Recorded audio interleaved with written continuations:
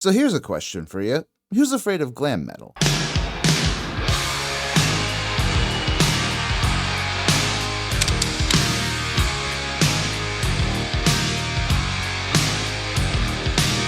It may seem ridiculous for us now, decades later, to look at the frizzy-haired, spandex-clad rock stars that sold millions of records while singing about sex, drugs, and rock and roll and see a threat in their music, but that's exactly how millions of people in America and elsewhere felt about 4 decades ago, even a bit to this day. That being said, those that despised glam metal in its heyday may have been plenty, but they were far from ideologically coherent. Criticisms of the nascent metal subgenre span from the left end of the political spectrum to the right. And before we get to talking about how it truly conquered the charts by the late 80s, I need to spend some time unpacking said criticisms so that perhaps we can later explore how bands within the genre operated, even changed in reaction.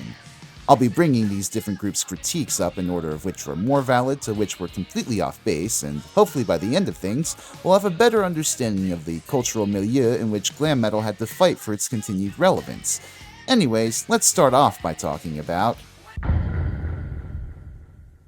Yeah, I'm sure a non-zero number of you just let out the biggest huff and started typing up an epic takedown in the comments. Go ahead, by the way, helps with my channel's engagement. But feminist academics and columnists regularly would and have continued to bring up the sexism within glam metal. Really, you can't deny that the lyrics of a lot of glam metal tracks, let alone 80s metal tracks in general, fail to depict women as little more than objects of desire or disdain. In the first place, so much of the music celebrates the male perspective of going out and fucking a beautiful woman, just completely objectifying them to the point of parody almost. In the videos that accompanied some of these songs, as many back then noted, women were often employed either as sexy eye candy to sell the music or sultry temptresses meant to lure men into danger. Power ballads, while a bit more tender and willing to depict women as a salve from the hardships of the male sphere, still fall into this trap of objectifying women and treating them like a thing that will complete the male subject. And plus, plenty of band members have since acknowledged the strategy of including ballads on their albums just to appeal to women, referring to them as panty wetters, so... A lot of musicians and fans have downplayed the sexism as mere fantasy, wish fulfillment, and marketing, but when you add to this the fact that glam metal musicians regularly did financially exploit their groupies, were dismissive of female talent, and some, worse still, dipped their toes into sexual harassment, it's a pattern that reveals a sort of boys' club reflective of what American culture was instilling in young men. That's not to say that all glam metal musicians were sexist pigs, of course, nor that the women in their audiences got nothing from their music. Feminist scholars like Sue Wise have argued that female audiences of popular male musicians see their musical idols as objects of desire and identification rather than merely as sex gods that make them go feral. I can especially see this in glam metal, whose musicians produced such intoxicating images of power and independence that it could appeal even to metalhead women.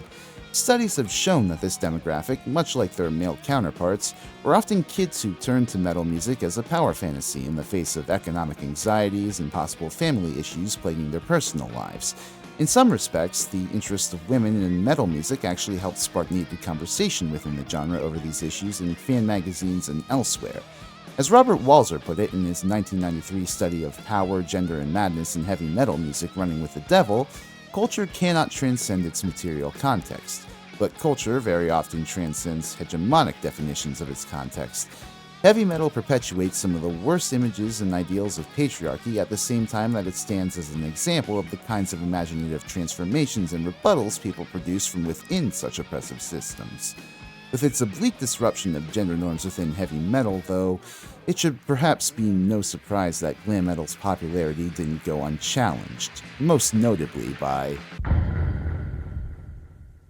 I need you to remember, this was the 80s, and heavy metal was still a unitary genre in the eyes of the broader record-buying public.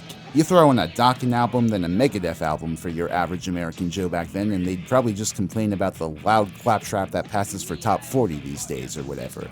Some of those who were into metal, however, began to feel increasingly wary of glam's intrusion into the genre the more women entered their spaces and men dressed in ways that directly challenged masculine norms of expression. As the 80s wore on and extreme metal subgenres like speed, thrash, black, death, doom, power, and so on emerged from the underground, more hardcore metalheads looked at glam metal and its more androgynous, commercial aesthetics and saw it as a musical aberration. Debates raged in metal magazines and rock clubs around the world over whether or not glam metal was true metal, if it was authentic, whether or not its leading musicians were posers. Basically, they were afraid that the more popular heavy metal got, especially through a variant as hedonistic and blasé as glam could be, the more the music industry, and not the fans, would control it, would sand down its edges. To be certain, they weren't entirely wrong. Glam metal is also called pop metal for a reason, and we'll absolutely get into how safe many glam bands and artists played it with their sound and image the further we get into the video. However, underlying all of this criticism was a smattering of homophobia. The early show on Broadway today was packed. Again, this was the 80s. The AIDS crisis was in full swing in America, and Ronald Reagan was doing jack shit to stop it, instead letting some of his close allies control the narrative by painting the virus as a gay disease which was sent by God to punish homosexuals for their sinful lifestyle. And the silent majority, who didn't know shit about gay people outside of the bits and pieces they got in the local news or in church, were generally suckers for this. Here's some fun Gallup polls for you. Between 1985 and 1986, Gallup found the percentage of Americans avoiding places where gay people frequent to avoid catching AIDS grew from 28% to 44%. In 1987, they also found that near half the damn country thought it was AIDS victims' faults for catching the disease, while about 43% of the country explicitly felt they were being punished by God for sexual deviancy.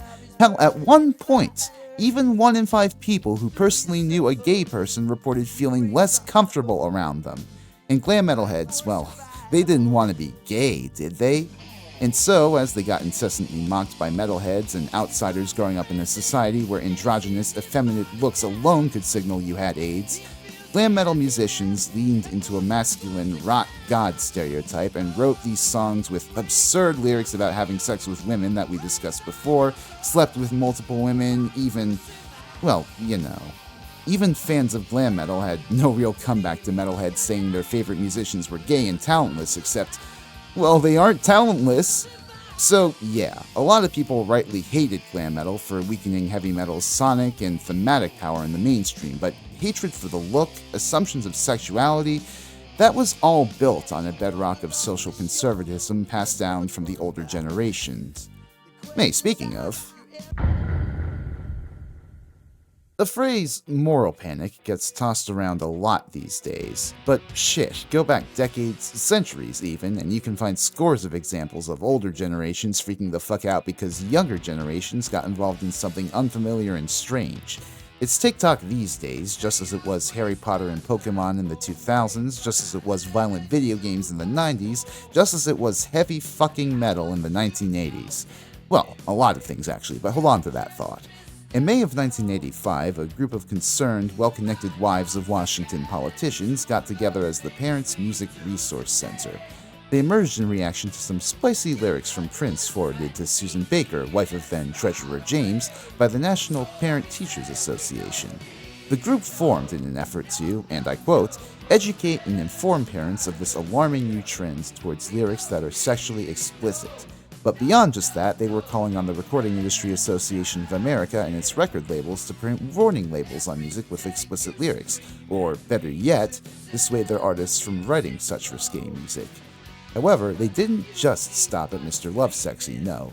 They quickly realized the rising wave of heavy metal was just as concerning, and of the group's Filthy 15 list of songs which they believed were the peak examples of their grievances, more than half were metal. Hell, some of the tracks we talked about last time, High and Dry, Animal, Bastard, all stellar cuts that do little to mask their id. Big mistake, apparently. Tipper Gore, wife of then-Senator Al, was the group's most public-facing advocate, publishing essentially a manifesto in 1987's Raising PG Kids in an X-Rated Society. In this book, she essentially debases heavy metal, painting it as bad for legitimating sources of identity and community that do not derive from parental models, as Walzer noted, pointing to the violence of metal concerts as proof of its negative influence, and implying a causal link between listening to metal music and choosing to end things. She does make a decent point in condemning the sexual violence and casual misogyny of metal lyrics and performance, but if you're gonna do that, why not rail against the systemic and institutional forces which instill the patriarchal sentiments which influence these absurd power fantasies? I'll tell you why. Because she wouldn't. Not with the allies the PMRC surrounded themselves with. As Walzer put it, Gore and her backers shared the notions that heavy metal is bad because of its perverse deviance in the midst of a successfully functioning society, and that insisting that healthy minds don't think negative thoughts will make people overlook the devastation caused by deindustrialization and disastrous social policies. You see, underpinning the PMRC's operation and national reach was the enthusiastic support of Satan was everywhere in 1980s America, at least if you listen to some sensationalist authors and dominant religious figures of the era. Allegations flew left, right, and center over supposed satanic ritual abuse, the links between Dungeons and Dragons and satanic murders, and so many little bullshit controversies involving rock music. A beef that had been going on, mind you, since Elvis. So when a group of a bunch of ostensibly liberal politicians' wives got together to raise concerns about what the youth were listening to, Christian conservatives leapt at the chance to get involved. The PMRC's initial financiers were Joseph Coors of Coors Beer fame and the Beach Boys' Mike Love, because of course Mike Love supported this shit. Both were huge Reagan backers, and Coors, in fact, also provided the initial investment in the Heritage Foundation, whose mandate for America was actively reshaping federal policy. The more things change, ... As the PMRC raised a fuss about lyrical obscenities, groups like Pat Robertson's 700 Club, Bob DeMoss's Teen Vision, and James Dobson's Focus on the Family would promote the PMRC's activities and distribute its literature among their membership. Now, the PMRC would deny affiliation with these groups, but come on, Susan Baker was on the goddamn board of directors for Focus on the Fucking Family, and one of the directors on PMRC's own board was a now-disgraced psychiatrist named Thomas Radecki, who'd go on to use a sensationalist fiction novel, Mazes and Monsters, as proof that D&D hurt kids. If there were no ties between the PMRC and its allies on the Christian right, then may God strike me down where I stand. Alright then. Thanks for the confirmation, Big G. It's not just that Christian conservatives wanted to uphold nebulous platitudes like common sense and family values like the PMRC. No, they legitimately saw heavy metal, even glam metal, as evil. Karl A. Raschke, a religious studies professor at the University of Denver, wrote in his 1990 book Painted Black, warning his readers about the corrupting influence of heavy metal on human nature, tying it to an unsubstantiated rise in Satanist-related crimes through the use of anecdotes and shoddy research. Jerry Falwell, who supported the PMRC, had only a few years prior to its founding gone on a rant in his 1980 book Listen America about how liberal loosening of moral standards, which metal's mainstream breakthrough represented, was, in fact, a communist plot meant to destabilize America. Some groups went even further and snuck some anti-Semitism into their educational materials about metal. All groups, however, were serious about metal censorship, about hard rock's censorship. Really, most genres of music apart from, like, easy listening and gospel. Man, whoever first said conservatism is the new punk rock really ought to get a Ouija. This was the context in which glam metal found itself in 1985. At the gates of the musical mainstream, sure, but beset on all sides by hostile onlookers who saw in the genre the degeneration of all they held dear. Glam metal's pioneers, particularly in Los Angeles, had beaten the odds and outlasted the new wave boom which had taken industry attention off their sound, but now they were being confronted with career threats they never would have imagined were possible when fully immersed in the bright lights of the Sunset Strip. As the decade continued to wear on and the critiques grew louder, glam metal bands presumably began to ask themselves, how the hell do we stay on this runaway hype train? And even more importantly, how the hell do we know when it's time to get off?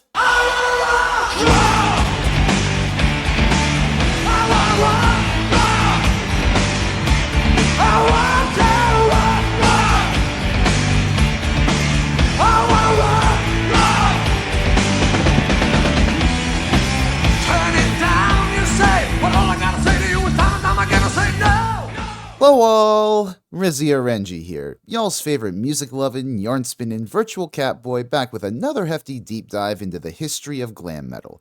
This is part 2 of a 3-part series, so if you haven't seen the first yet, I definitely recommend it as it'll give you a lot of necessary context for what's to come, but I'll try to recap bits and pieces here as needed.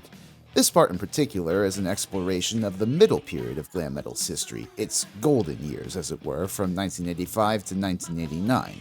Due to the sheer magnitude of glam metal albums released in that time period, I just want to give a disclaimer now that if I was unable to fit your personal favorite glam album or even band into my broader discussion of hair metal's growth and broader trends, I sincerely apologize. Trust me, as much as I'd love to keep doing the whole Scott the Woz month-by-month retrospective approach as I did last time for 83 and 84, I will never finish this video that way. All of that is to say, though, that in spite of its vocal critics, glam metal became unfathomably big in the latter half of the 80s. So big that the music and stage shows of its leading bands were attracting millions of music lovers globally. On the radio, on TV, on tour, on VHS and Laserdisc, on the silver screen, glam metal saturated itself into the American public consciousness to such an extent that it was utterly inescapable. So inescapable, in fact, that just like disco music 10 years before, it seemed eerily permanent. But, of course, glam metal would not have even reached that point had its stars not stood up for... You got it! The right to rock! We got it! Okay, so in the first place, it wasn't actually the PMRC that kicked off this whole wave of moral panic surrounding metal, but the National Coalition on Television Violence. Little over a week before 1985 began, the group published a study which painted most popular rock videos on MTV as excessively violent, and called for legislation to put warnings before violent music videos and even possibly counter-programming, whatever they meant by that. Directly in their line of sight were heavy metal artists, whose videos they found the most objectionable. Dio, Twisted Sister, Motley Crue, Def Leppard, Dokken, Rat, Kiss, Scorpions, Iron Maiden, Quiet Riot, and Wendy O. Williams were, in particular, singled out. Well, okay, let's not dismiss the NCTV out of hand just because their demands are a little extreme. After all, the moving image does have a powerful effect on the human psyche. So, who's the dude leading the charge?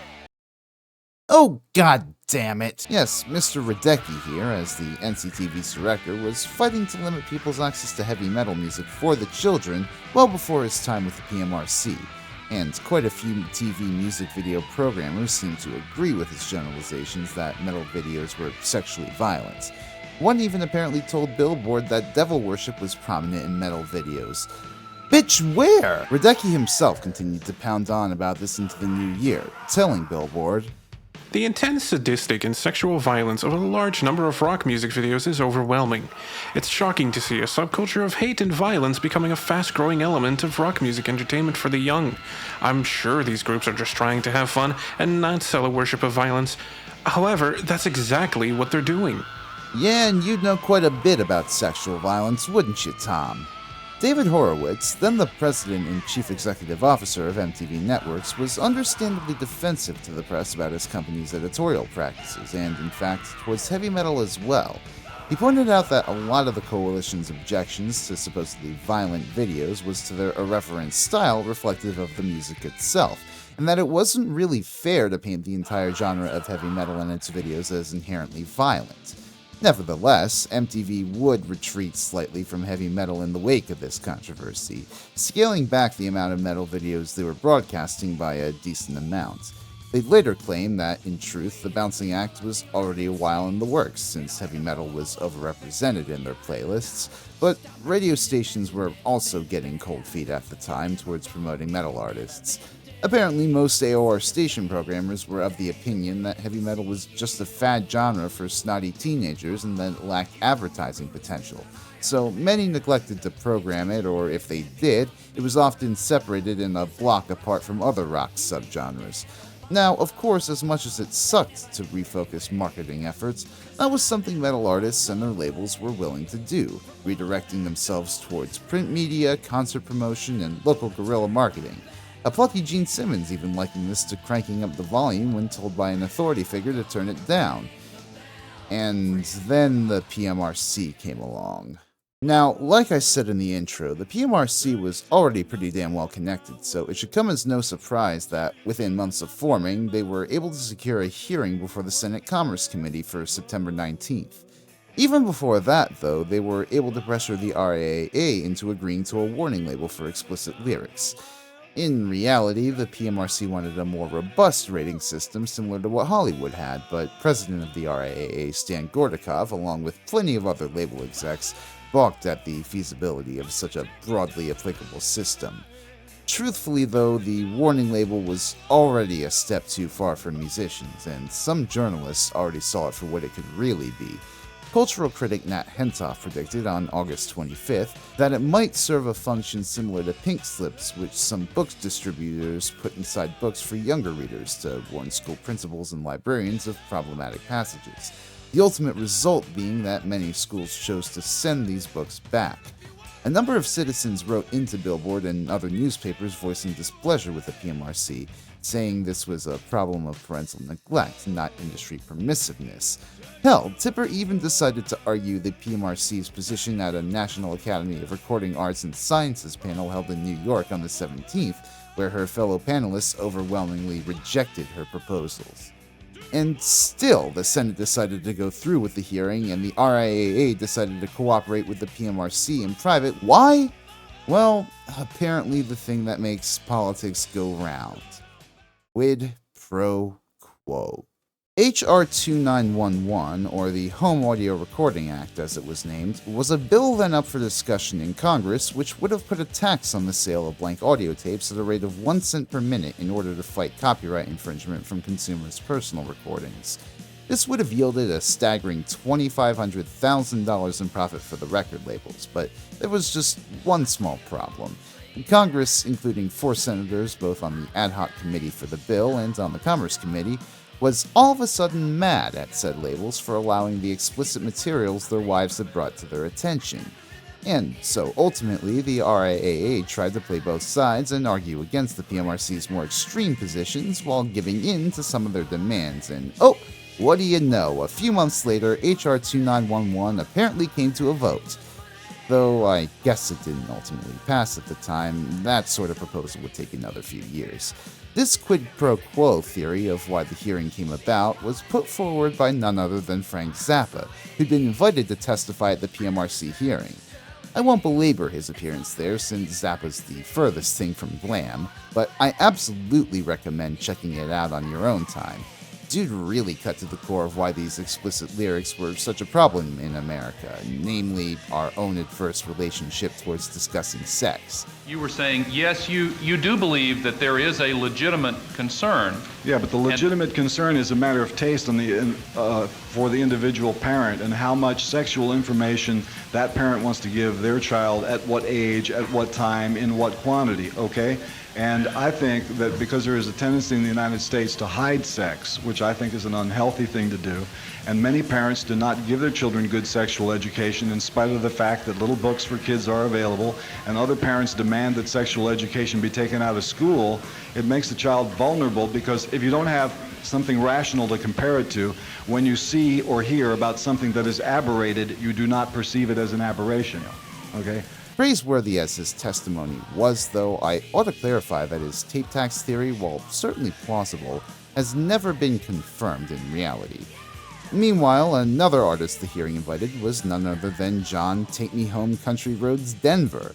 And while the PMRC may have assumed from his more wholesome persona that he would gravitate towards their side, he turned on his best country boy charm to also decry their proposals as a form of censorship. Discipline and self-restraint, when practiced by an individual, a family, or a company, is an effective way to deal with this issue. The same thing when forced on a people by their government, or worse, by a self-appointed watchdog of public morals, is suppression and will not be tolerated in a democratic society. Mr. Chairman, the suppression of a people or of a society begins, in my mind, with the censorship of the written or spoken word. It was so in Nazi Germany. It is so in many places today where those in power are afraid of the consequences of an informed and educated people. As massive as it was for musical titans like Zappa and Denver to take a stand against the PMRC, though, their music wasn't the concern of the hearing that day. It was glam metal. Sure, they may have taken shots at Prince here or there, but the bulk of the senators' complaints was directed towards what they called porn rock. Senators Ernest Hollings and Al Gore, both of whom were inarguably influenced by their wives, played up glam band's music and lyrics as both disgusting and dangerous.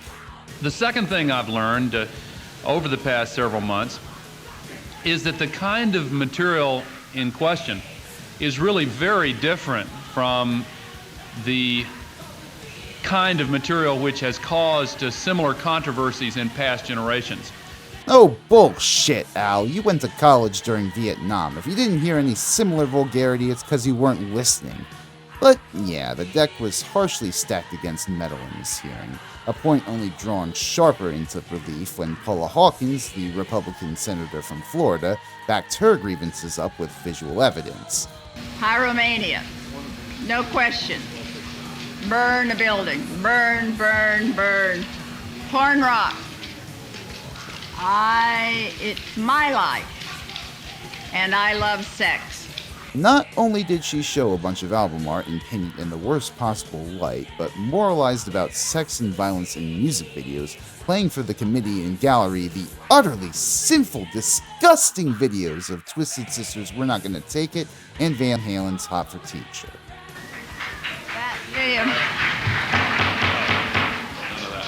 That video is called... Wait a second, Senator Hawkins, just a minute. No, this is a very large crowd today. We have allowed people in beyond the capacity of this room. We're not going to have any demonstrations, no applause, no demonstrations of any kind. Oh, yeah, by the way, the people who'd come to watch the hearing, most were there in support of glam rock. Immediately after Senator Hawkins came a panel of PMRC representatives, including Susan Baker and Tipper Gore. They laid out possible solutions for the committee, including a rating system similar to that adopted by the MPAA, as well as scaremongered a bit more forcefully about explicit lyrics by having a consultant of theirs, Jeff Ling, who they notably did not mention was a pastor from Virginia, give a slideshow presentation wherein he bashed explicit album covers as well as dramatically read from samplings of explicit lyrics. Again, for most of the samples he discusses, he's painting them in the worst possible light by leaving out context, which is definitely eye-roll worthy, but did lead to some funny moments like this. They think we're fools, want to make their own rules. It only gets us madder. They think they're hot, well I say they're not. They shoot us down for fun. If they don't want to play, then let's make them pay. Shoot them down with a fucking gun. Knocking down your door, gonna pull you to the floor. Taking what I choose, never gonna lose. Gonna drive my love inside you, gonna nail your ass to the floor. Listen, you little slut, do as you are told. Come with daddy for me to pour the gold. Golden showers, all through my excrements you shall roam. Bend up and smell my anal vapor. Your face is my toilet paper. On your face I leave a shit tower. Golden showers. Mr. Chairman, that concludes my remarks, and I thank you. I've not bothered to check, nor do I really want to, but I'd bet good money that was the first and only time the phrase anal vapor has ever been entered into the congressional record. Not to get sidetracked, though, Ling spent considerable amounts of energy shitting on glam bands in his slideshow, poking at the sexual violence in the lyrics of Motley Crue, Great White, Bitch, Wasp, and even Kiss. Yes, that's right, Kiss was being scandalized by mainstream America again. The makeup removal worked, baby! But also, even more consequentially, tearing into Twisted Sister. Not only did he blast the cover art for Stay Hungry for some reason, what's so objectionable about a man in drag eating meat, Jeff? But he went after a few tunes off Under the Blade, decrying not only the title track for supposedly depicting sadomasochism, but also taking Shoot 'Em Down as literally as possible, which, paired with the slapstick violence of the We're Not Gonna Take It video, gave the committee all they needed to see the band as nothing more than a bunch of violent reprobates.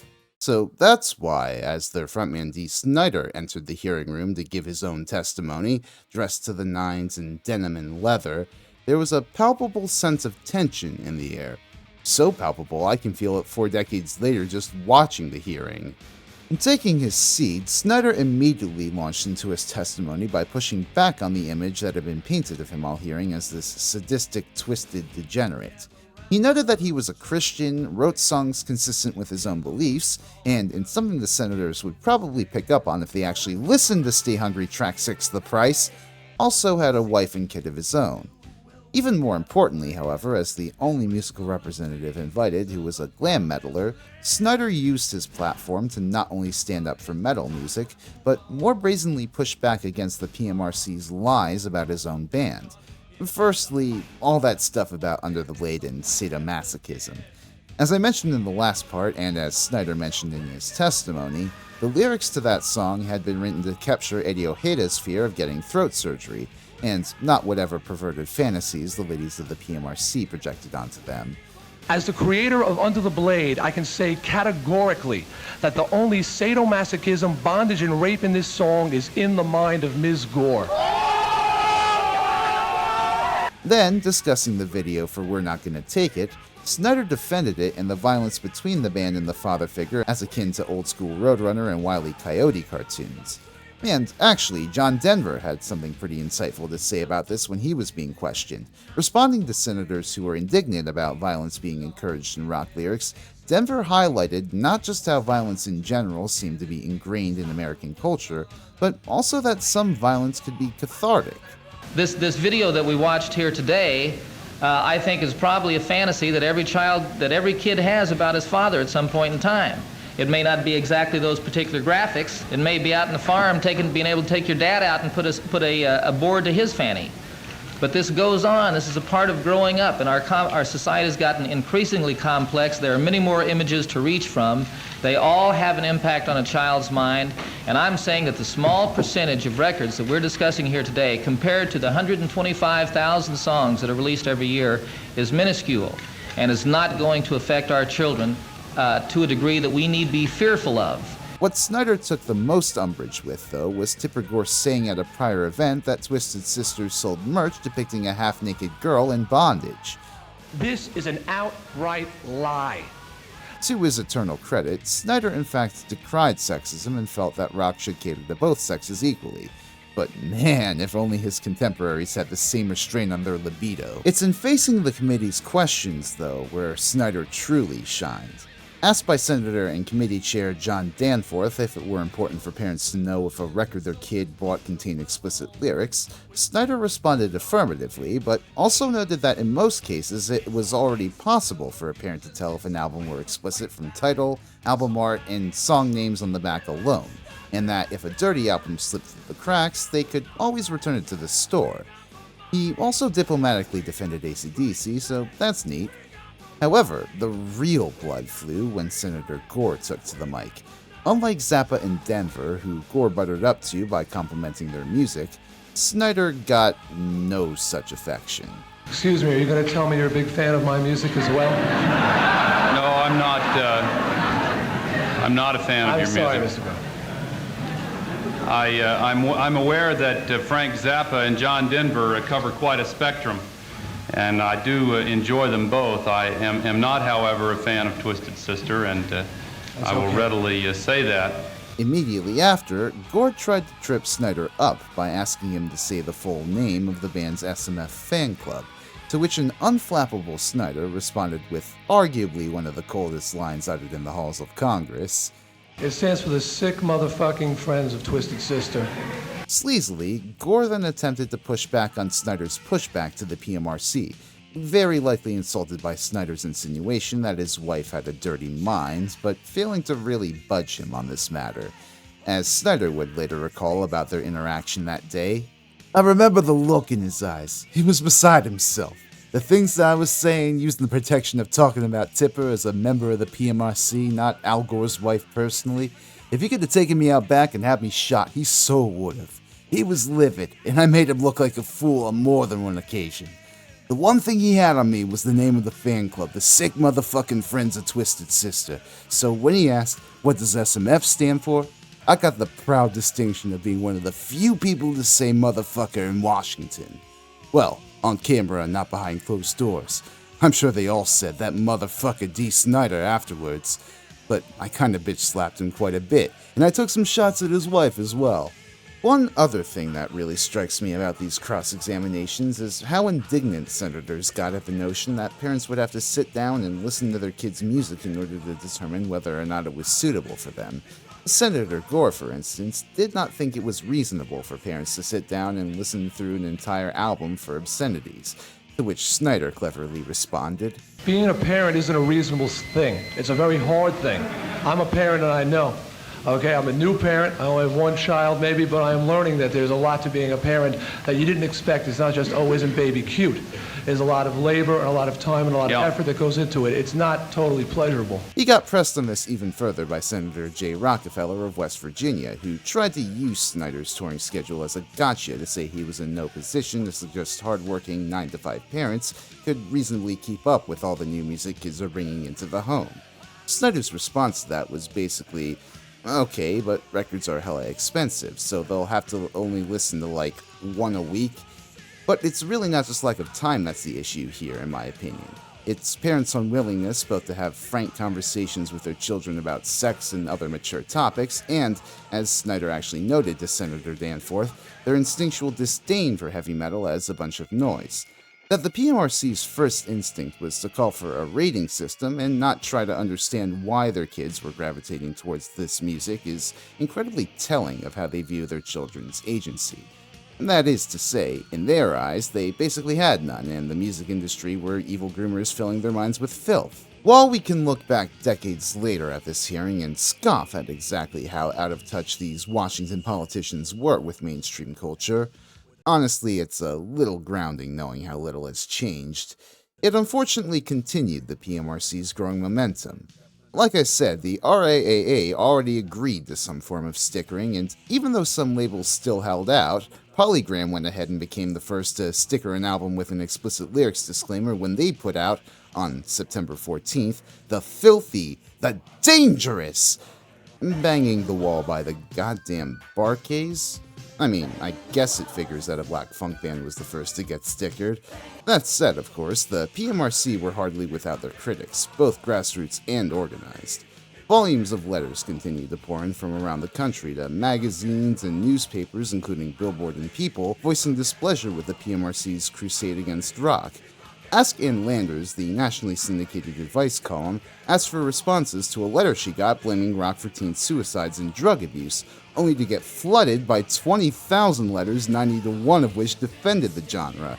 Organizations emerged in the latter half of 1985 to protest this wave of potential censorship, such as the Rocking Youth Defending Equal Rights, or Rider, and Musical Majority, a group founded by Don Johnson of Miami Vice and Danny Goldberg, president of MCA-distributed Gold Mountain Records and talent agency Gold Mountain Entertainment.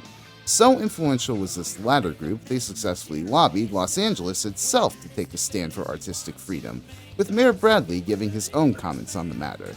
The fight would continue over the next few years, but for now, the broader music industry, but especially its newest golden goose, glam metal, stood in a deadlock with moral and political authorities coalescing around their latest cultural scapegoat for America's societal ills.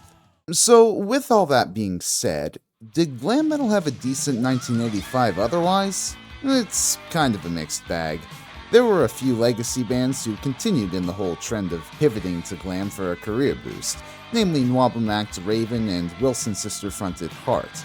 On the one hand, Raven's album Stay Hard, the first they released for Atlantic Records, was a considerable departure from their more aggressive speed metal stylings and began a trend which would ultimately alienate their core fanbase.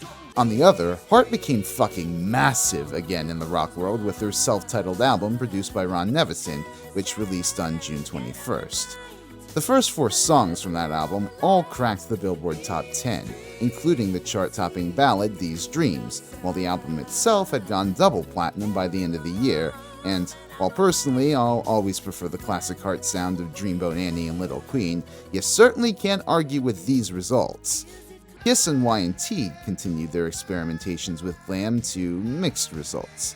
The former's Asylum from that year marked the official debut of new Kiss guitarist Bruce Kulick after, things didn't end up working out with Mark St. John, to put it simply, and it's a fine album, but it definitely leans a bit more into glam cheesiness with Tears Are Falling and All Night.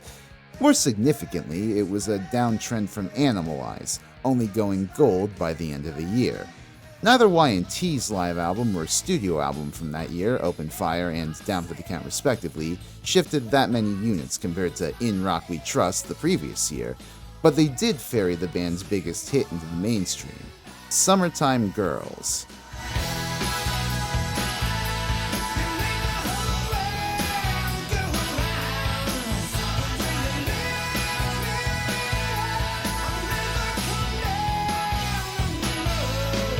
It's a decently catchy song, but honestly not really more so than anything else on the charts at that time. I can see why it only peaked at number 55. Old farts aside, what about all the hot new blood still flooding the airwaves from the past few years? Well, even their momentum began to lag a little.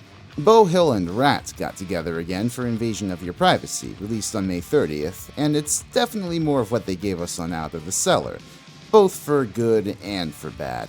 Crosby and DeMartini's guitar leads are still brilliant, Piercy's snide bite continues to accentuate his suggestive lyrics, and Hill's production continues to give the sound the reverberant power it needs. Give It All, What You Give Is What You Get, Dangerous But Worth the Risk, and of course the two singles Lay It Down and You're in Love are particular standouts here, but really the album doesn't move the needle that much from last time, probably banking on a doppelganger approach. However, though it reached the same number 7 peak on the album charts, it only managed to sell half of what Out of the Cellar had by the end of the year. Beau Hill also got to build on his growing glam metal production resume that year by working with Kix that summer on Midnight Dynamite, released August 8th. I think it's a fun album which improves on Kix's sound by essentially pretending Cool Kids never happened.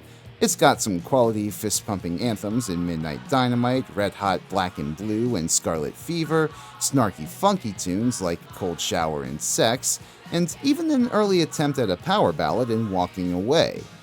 The problem with Midnight Dynamite is that it does kind of feel boilerplate in places, and with as many as 3 disparate outside contributors to the songwriting, including Judas Priest contributor Bob Halligan Jr., Crack the Sky frontman John Palumbo, and some kid from Denver that Hill knew named Kip Winger, I'm not surprised the results ended up relatively unfocused and generic. Consequently, even though in an interview with Metal Forces magazine, Donnie Purnell indicated that it was getting the most positive reception from their fans of any of their albums to date, Midnight Dynamite, like Kix's debut before it, actually didn't chart. Yeesh. Dokken, meanwhile, continued to struggle where their peers succeeded. As I mentioned last time, their major label debut, Tooth and Nail, though utterly kick-ass, was slow to catch on. It's only because of the single and video for Alone Again, released that March, that it managed to go gold. As a result, I think the band angled for more of a commercial direction on their follow-up, Under Lock and Key, released that November. That's not to say that they weren't still a metal band, of course. George Lynch is too goddamn good of a guitarist to waste him like that. But here they seem to really hit their pop songwriting stride.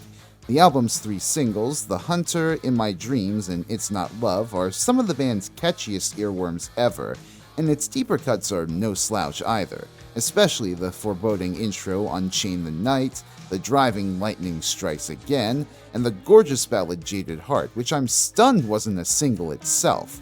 The cover art of the album was a deliberate attempt at leaning more heavily into glam metal aesthetics for marketability, featuring a group shot of Dokken's members with big hair and different colored leathers. Kind of an absurd move in hindsight, and the members of Dokken readily agreed, but to be fair, at least the album did go gold quickly. That is to say, roughly 2 months quicker than Tooth and Nail did. But hey, it also charted higher, so baby steps, right? As for Motley Crue, controversy hung over their heads that year, and not just because of the focus placed on them by the PMRC. Remember, just the year before, their vocalist Vince Neil had killed Hanoi Rocks' drummer Nicholas Dingley in a DUI.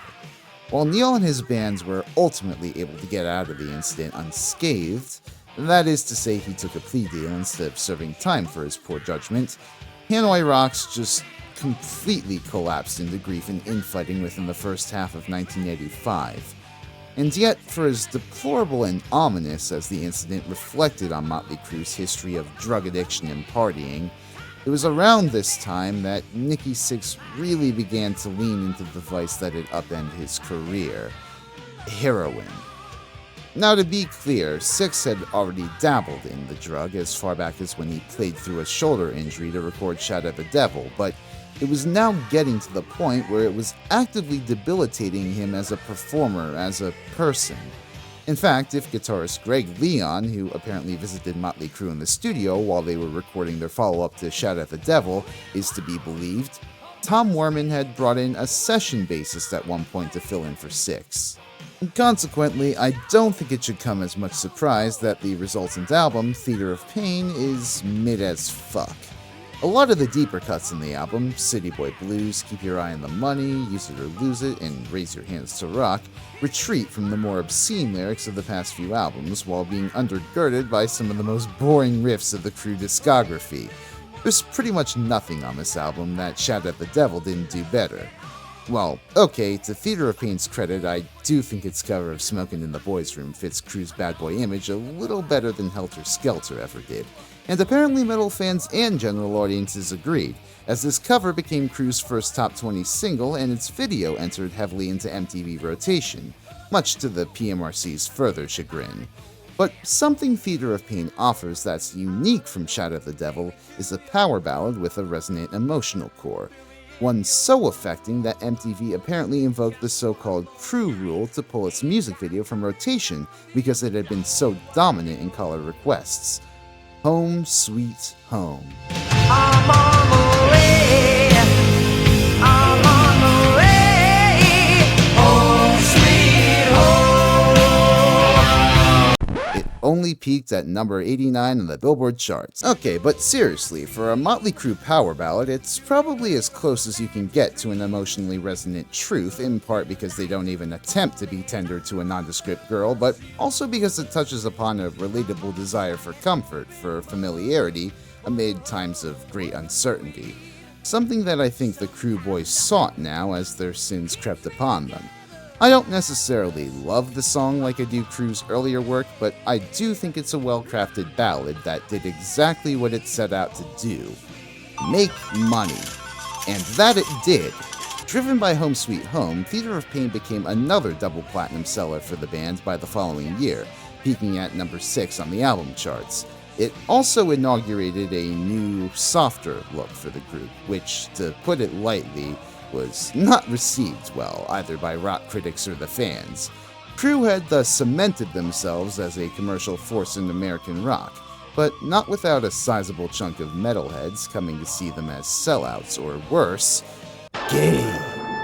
Not that the boys let it get to them. As Nikki Sixx told a reporter, "Hey man, I like to look good. I wear makeup. Shit, President George Washington used to wear wig and makeup. I mean, come on. If you can do it, I can do it too." God, though, all these big names and each seem to be less successful than in the last 2 years, or at least inviting controversy where before there was little. Has anyone checked in on Van Halen lately?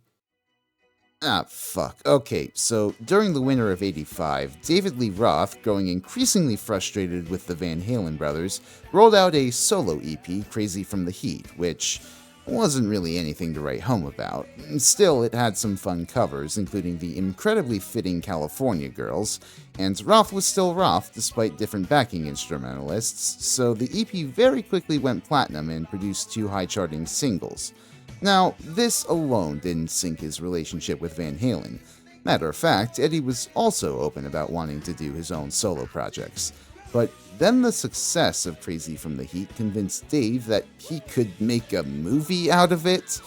When Van Halen met in March to discuss the future, Dave's ambitious plan stunned Eddie, but the virtuoso in turn stunned the frontman when he expressed a desire to scale back touring, which apparently Dave felt was a ripoff to the fans. Bro, they were gonna have to do that when you shot the thing anyway. So I guess Roth was expecting Van Halen to wait for him. He even straight up asked Eddie to score his movie, which the guitarist balked at. After that, it was over. Though the summer silently passed by, Eddie eventually came clean with the news of Ralph's departure to Rolling Stone in August, saying it came after 12 years of his life putting up with bullshit. As he later elaborated to Rolling Stone about the split, I cried. I was bummed. I slacked him in the press because I was pissed and I was hurt. The thing was, Dave is a very creative guy, and working with him was no problem. It was living with the guy. And that's what I meant by all the years of putting up with his bullshit. I didn't mean musically, but boy, it just freaked me out. He left us hanging. And so it was that personal conflicts derailed the biggest glam metal act of the time. But in truth, far more breakout acts were finding it hard just to navigate an MTV and rock radio landscape that was being pressured into retreating from metal. I've already discussed some of the biggest names on the charts, but in truth, there were far more glam acts that dropped either their first or second albums to little fanfare. Some fresh acts that debuted this year include Lizzie Borden, recent signatories to Metal Blade Records with a Maiden-esque sound, Rat Offshoot's Rough Cut, King Cobra, a new band founded by drum god Carmine Appice, the New York-based White Lion, who'd been sitting on their debut album for a year after getting dropped by the label that was originally going to release it, and finally, at long last, London. Good on you, Lizzie, you finally made your rockstar dreams come true. Now let's check how all these albums did, and oof. Artists who hit a sophomore slump commercially, meanwhile, included Icon and Autograph. While both of their sophomore albums aren't terrible, they were definitely not enough to stand out in an ever-expanding pool of competitors. Some up-and-coming bands, by which I mean Pantera, even dropped a third album this year to little fanfare, much like Kix. Although, to be fair, I Am the Night is the shittiest, worst produced Glamterra album, so it was never going to break them into the mainstream. I don't want to paint this all out to sound like these bands weren't seeing any success. Heavy metal has historically been a genre where bands built loyalty through touring and word of mouth, so in the grand scheme of things, dips in popularity, especially early on, can be managed. But this all still shows that glam artists could not afford to rest on their laurels if they wanted to jump from clubs to theaters to stadiums in this landscape.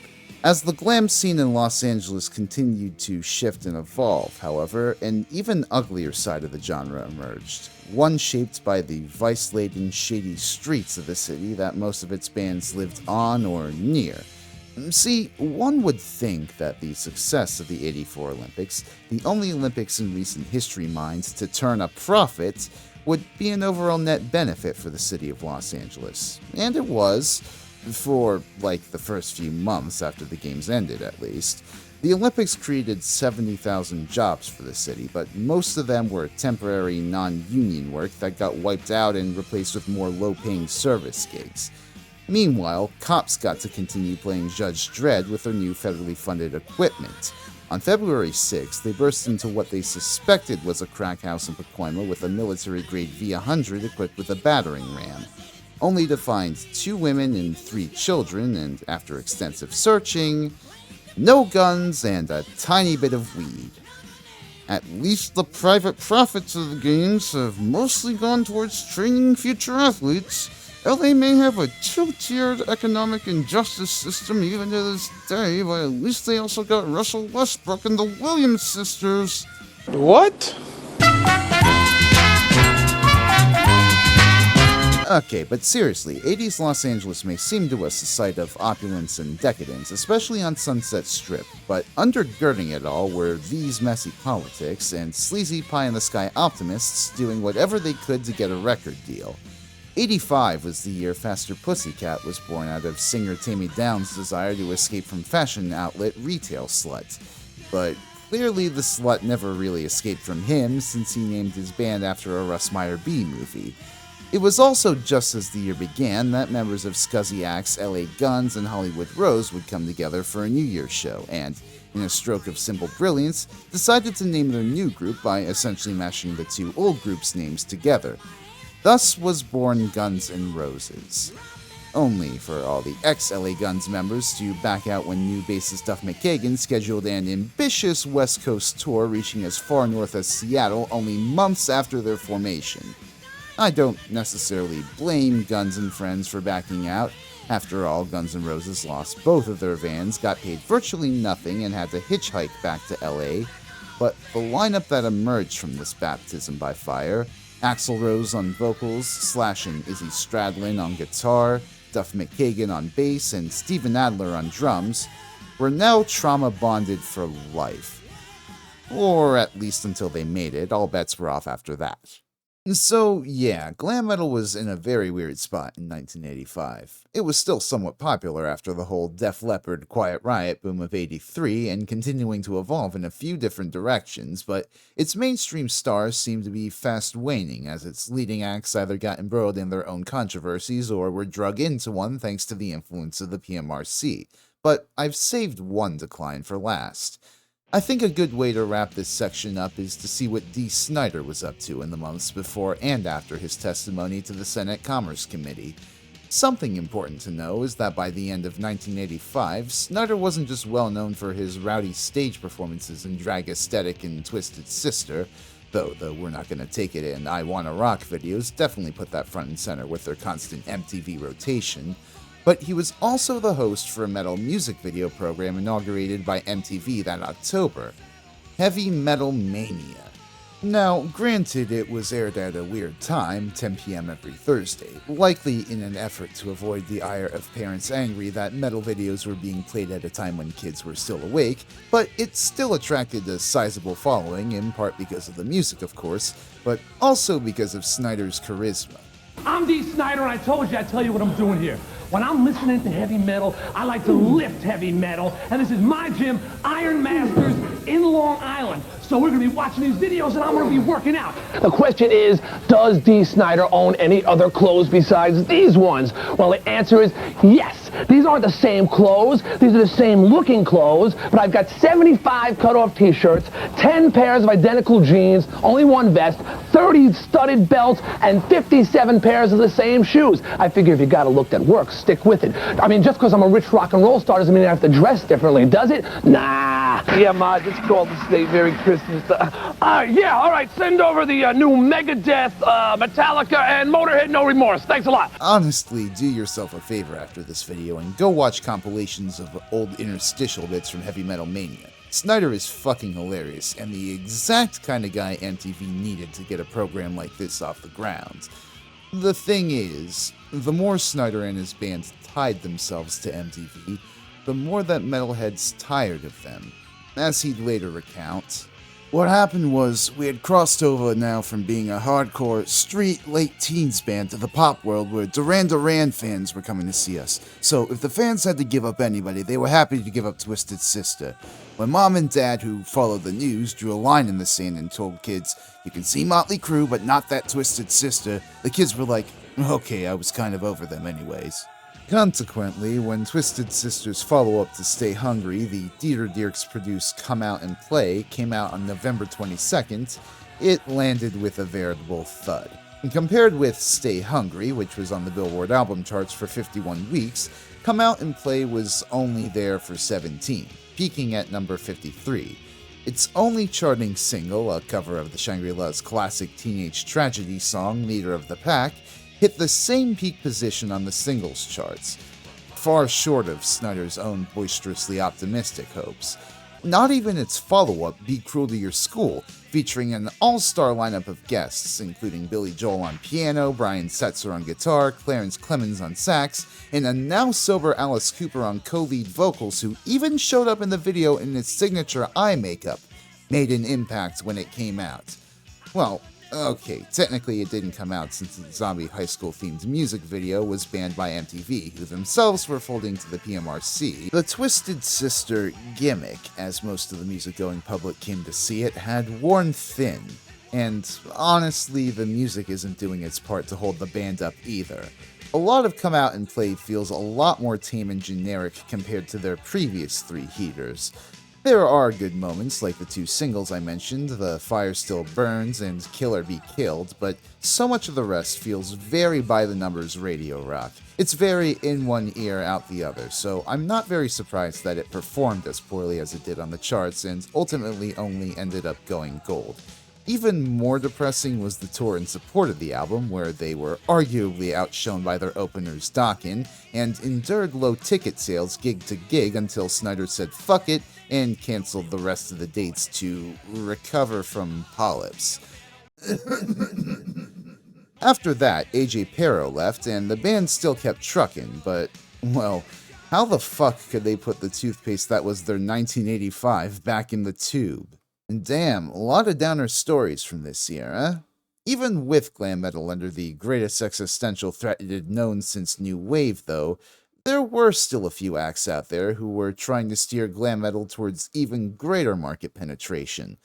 Well, that's putting it cynically. I'm sure the bands and producers I'm about to discuss had their own artistic desires and intentions that they inscribed into the works they made, but the impact that they would leave on the sound, on the image of commercially successful glam metal in the back half of the decade was inarguable.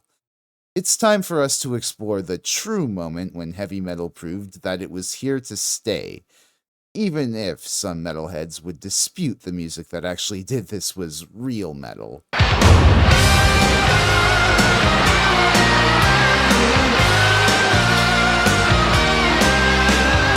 So here's another question. How do you get heavy metal to the top of the Billboard charts in a country that looks down on it? I mean, for a brief window of time, bands like Quiet Riot and Van Halen had done just fine with the traditional means of metal promo, but now that religious and parental authorities were raising a stink and encouraging state governments to enact their own measures against porn rock, it was a lot harder for these acts, as we saw in the last section, to climb the charts without some undue scrutiny. I mean, even if I vehemently disagree with them that this was a serious moral issue and think that they took a lot out of context, the PMRC wasn't necessarily wrong that glam metal could be a very sexual, violent genre of music thematically, so much that it would alienate normies who might not even themselves be religious fundamentalists or concerned neighbors. Still, it left room for these authorities to plausibly employ the worst superlatives against glam metal. It was perverse, it was dangerous, it was satanic. But what if you could shred for the Lord? Rock's Regime were a band out of La Mirada formed in 1981 by brothers Michael and Robert Sweet, who played guitar and drums respectively. After adding Oz Fox on lead guitar and later Tim Gaines on bass, they chummed it up for a while with fellow up-and-comers on the strip like Rat before the Sweet brothers, both raised in a deeply religious family, reconnected with their faith, grew increasingly upset at the more sinful messages propagated by their contemporaries, and decided to do something about it. And so, after they met with Greenworld distribution head Wes Hine to successfully audition for a spot on Greenworld's new subsidiary label Enigma, the band just completely retooled themselves. They covered everything in black and yellow stripes and religious theming and called themselves Striper. Why? Isaiah 35:5 states, "But he was wounded for our transgressions, he was bruised for our iniquities. The chastisement of our peace was upon him, and with his stripes we are healed." So basically, Striper were a dyed-in-the-wool Christian metal band. Perhaps not the first of their kind, but oh, were they the most visually obnoxious. It's funny, apparently the band completely hid their faith from Enigma until the point where they were already signed. And consequently, Enigma, which had no idea how to even market a Christian metal band, only printed 20,000 copies of their debut EP, The Yellow and Black Attack. Yet within 2 weeks, 15,000 copies sold.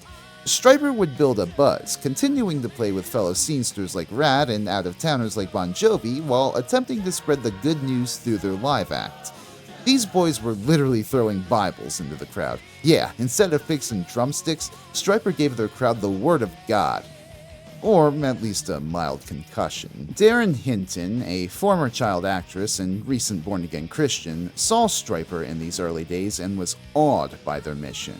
As she recalled, I saw them first at a Bon Jovi concert at a little place called the Country Club. I'd already prejudged in my mind that they were doing this as a gimmick and using God's name. But after seeing the show, and seeing and feeling the spirit, and seeing the reaction from the kids, I was totally turned around. Immediately, Hinton sprang into action and became the band's simultaneous manager and angel investor, pun fully intended.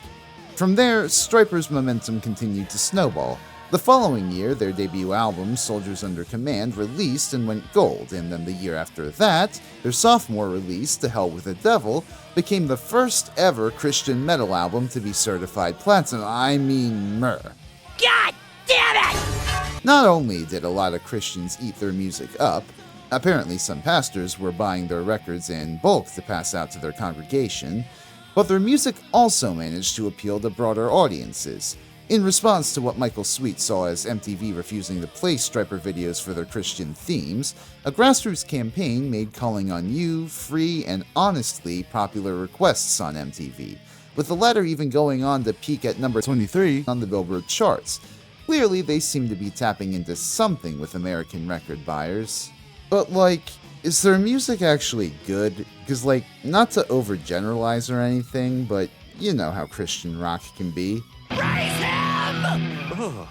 Can't you see you're not making Christianity better? You're just making rock and roll worse. Well, speaking as someone who's in no way Christian, let alone religious, I was pleasantly surprised listening through Stryper's early discography. Are their lyrics preachy and repetitive? Oh, absurdly so. There are only so many ways you can write, I was lost, but then I found Jesus, and if you also let him into your heart, you'll live eternally in heaven. But Michael Sweet's got a great voice, Oz Fox's leads rip, the guitar riffs and harmonies pair well together, and the rhythm really hits. These boys had chops. Some killer cuts off their first few releases I'd recommend include From Wrong to Right, You Know What to Do, Soldiers Under Command, Makes Me Wanna Sing, and those singles off To Hell with the Devil that I mentioned earlier, except Toss Honestly and Bump the Way instead.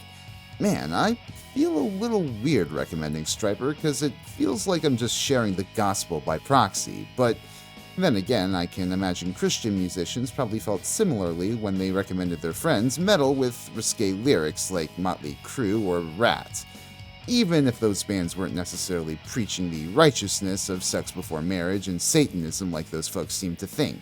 Even with a wholesome message for Christians and a meaty metal sound for non-believers, Stryper were still not quite able to slip into the mainstream unchallenged. The band could lead prayer onstage, backstage, in the back of their fucking yellow and black striped limo. They could make the point that they were actively avoiding sex and drugs to the press. They could echo some of the PMRC's concerns towards glam metal. They could even express gratitude to top televangelists of the day like Jim Bakker and Jim Swaggart. To skeptics from conservative congregations around the country, it all meant nothing. As long as Stryper still played distorted music with a strong beat, pastors and their lay people could brand them as Satanists in the lamb's clothing. Satan always goes too far in his greed to steal and to kill and to destroy. He gets too perverted, too damnable, too dastardly. So he changes course, and then millions fall for it all over again. And today it's called, listen carefully, Christian rock music. Adding to this was these folks' interpretation of the glam metal aesthetic. Because Stryper, and other metal acts for that matter, had long hair and makeup, they were likened to the demons from the Book of Revelation with the faces of men and hair of women. Many pastors, including Swaggart himself, denounced Stryper's music. Hell, Darren Hinton actually attended the Stryper gig at the country club as an assistant to a Californian pastor who conducted anti-rock crusades so that she could report back to him about their sinfulness, before she herself was converted to a Stryper fan. Following these authorities' example, Christians would picket Stryper concerts, boycott their music, verbally abuse them in person and through the mail, even try to throw hands. Of course, following Jesus' example, the members of Stryper did not let this get to them. They merely turned the other cheek and continued to proselytize.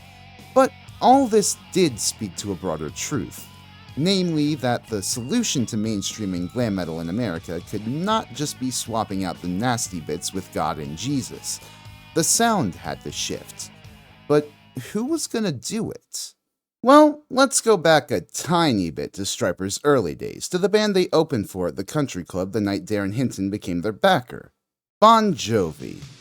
At the time, the Jersey Boys were still riding high off of Runaway's success and the release of their debut album, even if it barely missed the top 40 on the albums chart. 1985 was a bit of a hell year for the band, though, in comparison.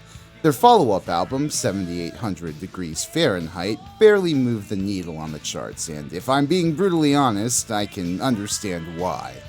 Right from the jump, the album announces itself as a Def Leppard clone with the bombastic harmonies of In and Out of Love, and doesn't do too much to differentiate itself for the rest of the album's runtime. And I mean, I guess that's a valid strategy, since the actual Def Leppard were still struggling to get their successor to Pyromania off the ground, more on that later. But now, 4 years post High and Dry, I don't know, the sound was kinda running its course. Instrumentally, the album is solid, but it hardly does anything that the debut didn't already do. So, what happened?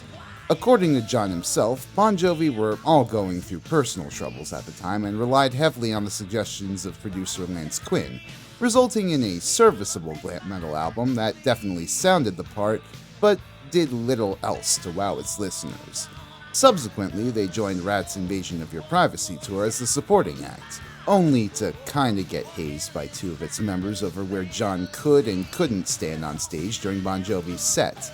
By the end of the year, none of the singles released off Fahrenheit even came close to the top 40.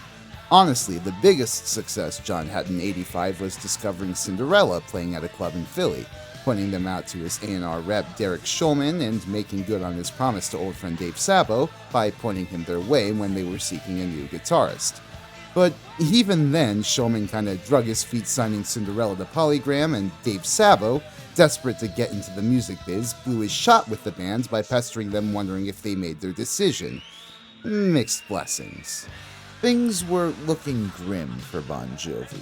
Apart from Runaway, they delivered for Polygram very little in the way of profit. There was seriously a rumor going around that Polygram might outright drop them, which John somewhat denied to the press, saying they were willing to give Bon Jovi whatever they needed in order to make their third album a success. And see, I could buy that to some extent, although John would later admit that the band were essentially being pressured into making the third album a commercial hit, which, to the label, meant bringing in a particular outside songwriter to help them out. Desmond Child. Those of you who followed me for a while might remember that Child was a frequent collaborator with Kiss since helping them go disco back in 1979 with I Was Made for Lovin' You. I'm not sure if he came to collaborate with Bon Jovi because he'd had a prior connection with Polygram A&R head Derek Schulman, or because Paul Stanley introduced him to the band when they supported Kiss on the Animalize tour, but whatever the case, Child met with John and Richie Sambora to bang out a few tunes with them for the new album in Sambora's mom's basement. Times was desperate, y'all. As for who would produce the new album, well, Bon Jovi just so happened to one day listen through Black and Blue's sophomore album Without Love, which dropped in September, and was blown away by its sound. Not only did the album have its share of catchy, if not so gutsy, glam metal tunes such as Rockin' on Heaven's Door, Miss Mystery, and We Got the Fire, but it was aided by its reverberant, lively production, brilliantly contributed by up-and-coming glam producer Bruce Fairbairn and its protege and engineer Bob Rock. Now, sadly, Black and Blue's album did nothing for the band's lagging commercial prospects thanks to the weak backing of their label Geffen, so their gambit of working with Fairbairn and Rock didn't really pay off for them. But it might work for us. And so, for 6 months in early 1986, Bon Jovi, Fairbairn, and Rock recorded an album at Vancouver's Little Mountain Sound Studios. John was nothing but kind to the press about Fairbairn's work, describing him as anal about details, but ultimately someone more able to connect with bands and make suggestions to them along their wavelength. Though still nervous that it might flop like Fahrenheit 7800, the band were feeling confident that what they had on their hands was an absolute barn burner as soon as they'd completed it in July. They'd even done a taste test on fans in their native New Jersey at a pizza parlor to unanimous enthusiasm. Probably the first time in ages I'm jealous that I wasn't in a Jersey pizza parlor. At last, the following month, on August 18th, Bon Jovi's Slippery When Wet was released. This album, geez, where do I even start? Well, I guess the music's as good a place as any, and holy hell, the boys weren't lying. For most of the album, even on deeper cuts like Let It Rock, Social Disease, and Raise Your Hands, they really bring the thunder both lyrically and instrumentally, only further aided by Fairbairn's stadium-worthy sonic landscapes. It's thanks to him that, more than at any point since Runaway perhaps, David Bryan's keyboards stand out in as prominent a role in elevating the band's rock sound as Sambora's crunchy riffs. Like, it reminds me, if not to as extreme an extent, of those early metal bands who used both overdriven organ and electric guitar to create an overwhelming wall of force to blow their listeners' minds, if not their eardrums. There are definitely moments on the album where the key textures get a little too cloying and twinkly for me. Without Love is a particularly egregious example. But for the most part, it's a solid package filled with bombastic metal that could very easily be confused for hard stadium rock. A big reason for that is the lyrical themes tackled on the album. Whereas his contemporaries usually discussed sex, alcohol, and other taboo subjects that concerned parents wouldn't want little Timmy to hear, Jon Bon Jovi was lyrical and a lot more subtle in his musings on love.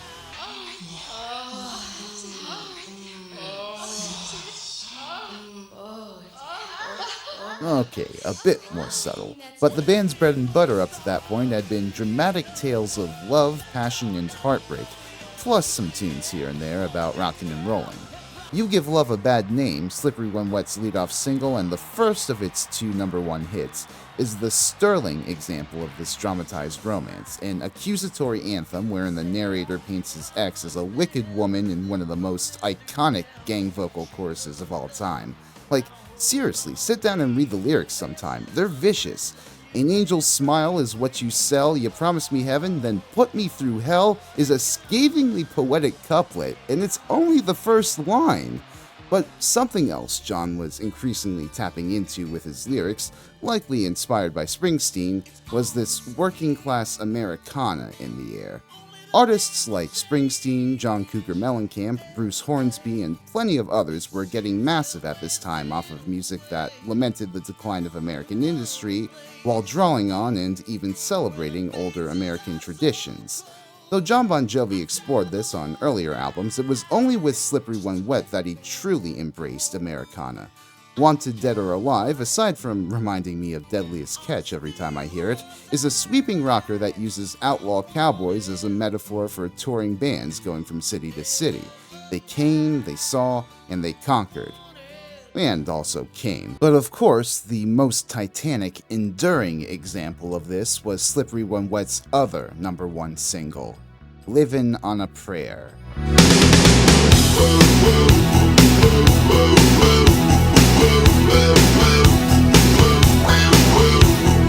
I likely don't need to explain this to you if you've listened to rock radio in the past 40 years, but Livin' is about this working-class couple named Gina and Tommy who struggle to get by but find a way forward through their love. As John would tell an interviewer about how the song came together, I wanted to incorporate the movie element and tell a story about people I knew. So instead of doing what I did on Runaway, where the girl didn't have a name, I gave them names, which gave them identity. I wanted to relate those stories to people I'd gone to high school with. Some got married right out of high school. Some joined the service. Now we're working somewhere. I wanted to tell their stories because they could have been me if I hadn't learned to play guitar. Tommy and Gina aren't two specific people. They represent a lifestyle. So, yes, laugh at and mock the song and its overplayed bombast all you want. Lord knows I have multiple times. But Livin' on a Prayer was inarguably tapping into something real that a lot of other glam metal was discussing either obliquely or not at all, even when the Sunset Strip was so close to a lot of that same working-class destitution. Sure, there was already punk rock and metal out there bringing attention to these issues and their after effects like increased suicide rates and political violence, but because they were filthy, immoral hoodlums, their voices were easily demonized by those in power. In another sense, though, I feel like the message of Livin' on a Prayer was only received as well as it was, more because it was a mirror reflecting back the poor material conditions of the day, rather than an instructional guide pointing towards solutions. Gina and Tommy are in this rough situation, hardly getting by off their meager wages, to the point where Gina's crying at night dreaming of an ideal future that's nothing but an abstraction. But it's okay, because they've got each other, and that's a lot for love. Honestly, it's a little bit like what Stryper were preaching in their music. The promise of a transcendent love that'll one day deliver you out of the hell that is your earthly struggles, but it's just a little more secular than that.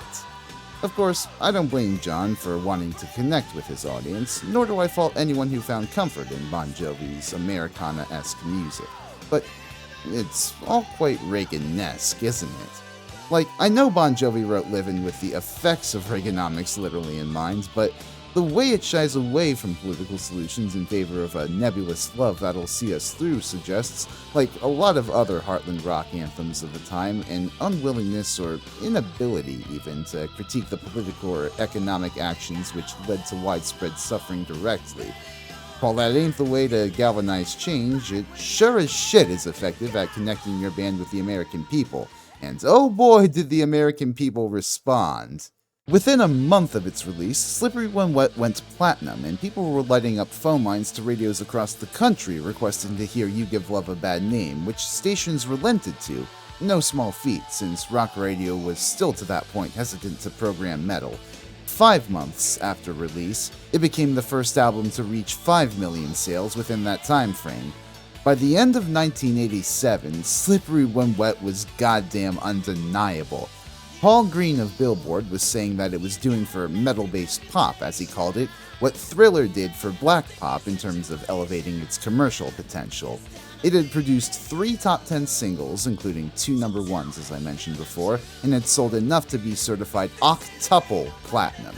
Oh, yeah, sidebar, I forgot to mention in the last part that in 1984 the RIAA introduced multi-platinum certification as a way to reflect the growing health of the music industry. Thriller and Purple Rain, of course, were the mega sellers of the time, and surprisingly Lionel Richie's Can't Slow Down was up there too. But plenty of glam bands got their retrospective multi-platinum due, namely Van Halen, Quiet Riot, Motley Crue, Def Leppard, and Rat. But Slippery When Wet was in another ballpark entirely. Plenty of new glam metal fans, women especially, got down with Bon Jovi's pop metal formula, enough to make glam metal undeniably profitable once again, PMRC be damned. Industry executives were once again salivating at their prospects of breaking the next Bon Jovi. So, who would that be? Well, let's see. When you bring in the women, they have a pop metal sound, they're from the East Coast. What have Poison been up to? Well, as they continued their gigging in LA in an attempt to get signed, Matt Smith left in '85 to settle down and become a dad, resulting in a round of lead guitarist auditions where by the end it was down to the band's ultimate pick, CeCe DeVille, versus goddamn Slash of all guitarists. Imagine that alternate timeline. Really, thanks to the efforts of their managers Vicky Hamilton followed by Howie Huberman, Poison's momentum began to snowball once CeCe was in the band, getting snatched up by Enigma Records, you know, the Stryper guys, for an advance of $25,000 to record their first album. Again, let me emphasize, no one really liked Poison for their music as much as their appeal to women, not the least being the goddamn producer on their first album, Rick Browdy. Apparently, he didn't think Poison were capable of anything stronger than lightweight bubblegum pop, so he and the band would regularly clash until, when it came time to record the vocals, Browdy was kicked out of the studio. They ended up having to bring Michael Wagner in to finish the mixes, who himself didn't even think highly of Poison. And after all that chaos, on August 16, 1986, Poison's debut, Look What the Cat Dragged In, finally came out. Aw, Jesus, what's up with this pin-up-ass cover? Well, budget-effective marketing, primarily, according to Bill Hine of Enigma. As Ryan Moore would later note, big hair and makeup was just the look which popped the most on early MTV. I mean, really, how shameless, dragging themselves up just for the publicity of it all. What's up? Is there something on my face? That being said, keep in mind, they looked like this since their days as Paris. Though hair metal musicians would embrace this wilder, more androgynous look for profit or indeed fun, in many cases it wasn't without grumbling or signs to more traditionally masculine dudes that it's okay, they were still one of the boys. Per C.C. DeVille, the whole androgynous thing was very cool, but you had to poke fun at yourself a little bit, because you didn't want to come off too strong. Because if you're growing up in Montana, and you have a tractor, I'm not too sure that they're gonna get it. But if you show a lot of boobs in the video, you make sure you show a lot of girls in the video, so that the guys that are chewing tobacco don't feel alienated. Okay, but see, my whole thing with that is, if y'all didn't want to alienate macho, manly man rock fans, then why the fuck is your debut album the most milquetoast kids glove ass glam metal album released to date? Okay, Rezzy, breathe. See, I have a confession. I used to love Poison back when I was a teenager discovering glam metal for the first time. A big part of that was just the fun party vibes their tunes gave off. Even now, when it comes to their debut, I gotta give it to tracks like I Want Action, the title track, and of course, Talk Dirty to Me, which work as cheeky driving anthems. Everything else, though, in spite of the solid rhythm section and CeCe's soon-to-be trademark flashy soloing, so much of the album comes off as basic retread ground from the past 5 years. Especially because, if you ask me, Bret Michaels is worse than your average glam metal vocalist. Like, holy shit, he is such a boring singer, y'all. His idea of a biting vocal is putting a bit of sassy twang on his voice, and he hardly explores his vocal range. Or he does, and his range is just small as shit. Not to mention, a lot of the lyrics are either cornball as shit, or, in the case of their vapid ballad, I Won't Forget You, utterly disposable. And yet, somehow, the album broke through. Cry Tough utterly bombed as the album's first single, and I get why, it's boring as shit. But Talk Dirty to Me kicked the door in, cracking the top 10 and exposing audiences nationwide to Poison. Though not quite on the scale of Slippery When Wet, Look What the Cat Dragged In would go double platinum, Enigma Records' largest success to date. To the chagrin of music critics everywhere, Poison had achieved their Pennsylvanian rock star dreams. And someone please check in on Kix's Steve Whiteman. And while you're at it, let him know I want a large pepperoni. Speaking of Pennsylvanian rock stars, though, Cinderella's signing to Polygram also bore fruit in this period. Now, unfortunately conditional to their signing was that they would need to replace guitarist Michael Shermick and drummer Tony Destra with new people, which Tom Kiefer ultimately accepted, though not without a bit of sorrow. That said, those two did immediately form another glam act in the Philly area with guitarist Dean Davidson and bassist Billy Childs called Brittany Fox, so they were nothing if not persistent.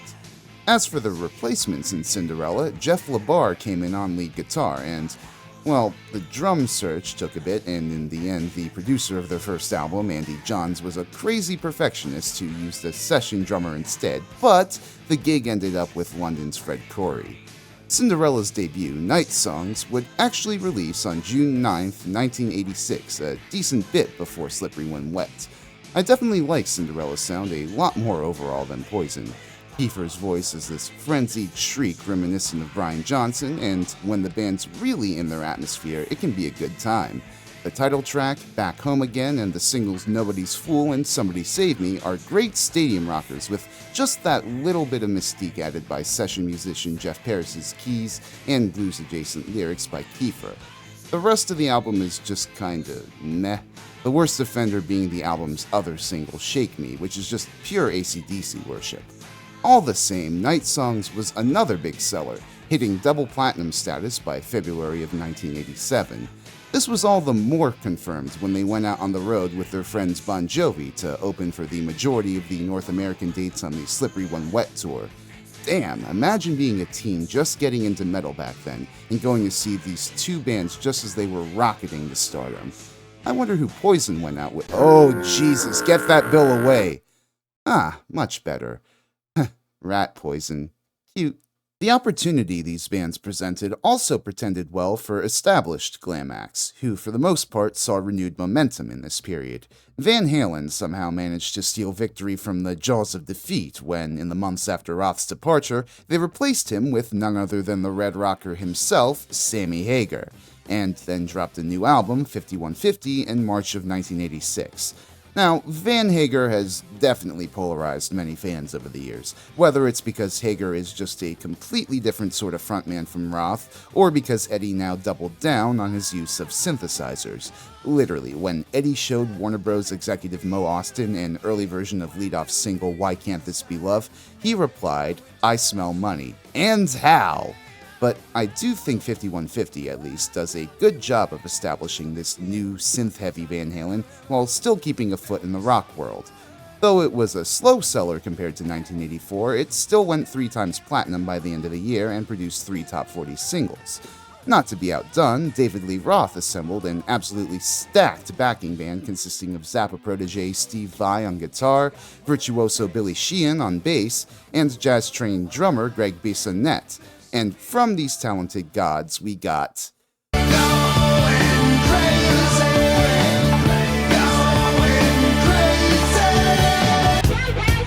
What? Well, let me roll up onto the sidewalk and take a look. Yes. Whoa! Basically a Van Halen album in all but name called Eat 'em and Smile, which came out that July. Hey, if it ain't broken all that. It's like Coca-Cola reintroducing their old formula to compensate for the bad publicity of New Coke, except in this case the New Coke ended up winning out in terms of sales. Also like Coca-Cola, did you know Eat 'em and Smile has a version for the Mexican market? 'Cause oh boy!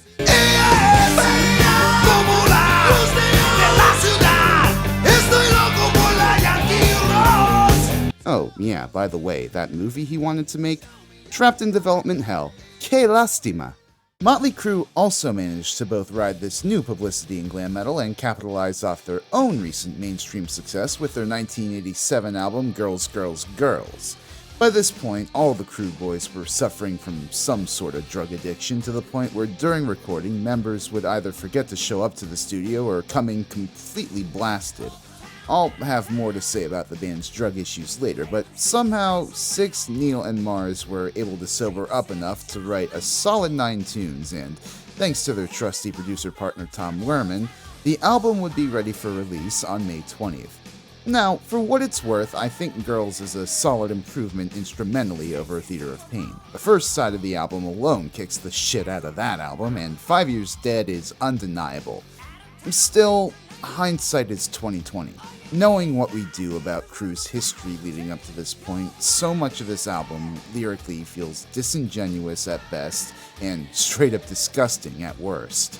She's only 15. She's the reason that I can't sleep. Right to jail, right away. Like, fuck's sake, the album ends with a live cover of Jailhouse Rock recorded on the Theater of Pain tour, which, as John Cordash observed, is probably one of the scummier moves from a band whose frontman recently got off light on the DUI.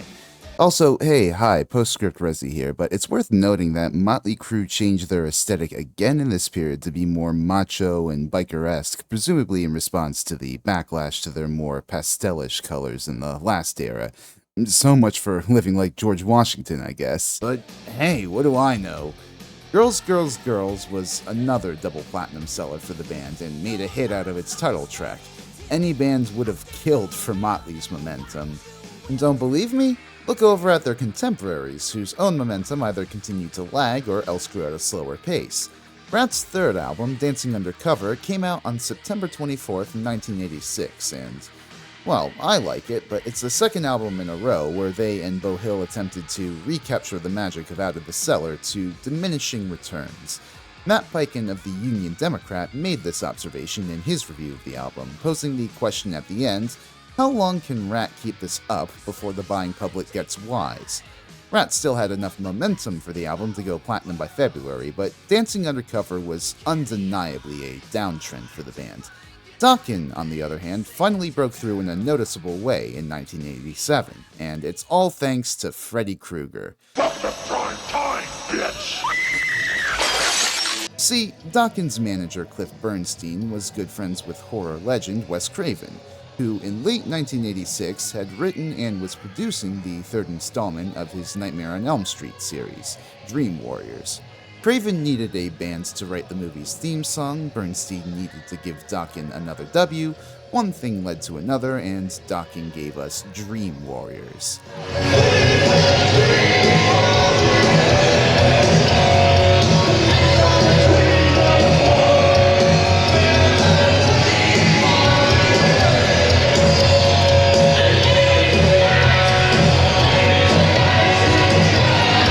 folks, they nailed the assignment. As far as 80s horror films with rock theme songs go, I dare you to find me a combo nearly as iconic as the third Nightmare on Elm Street in Dream Warriors. And shit, that music video featuring both Robert Englund and Patricia Arquette in character is tops too. Riding this momentum, the band re-entered the studio late in the summer with Neil Kernon and produced what I feel is their peak album, Back for the Attack. Not only does it have Dream Warriors, but it's better balanced between popular hits like Burning Like a Flame and Heaven Sent and heavier cuts like Kiss of Death and the Lynch showcase Mr. Scary. General audiences lapped it up, making it go platinum in only a record 2 months. Dokken weren't just back for the attack, they were back on the attack.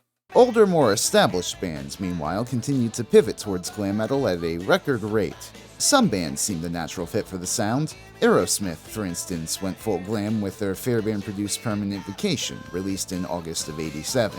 And while I'll never go to bat for Aerosmith's glam period like I would any of their mid-'70s winning streak, it was certainly a lucrative decision for them, reviving their career after years of internal struggles, drug abuse, and false starts.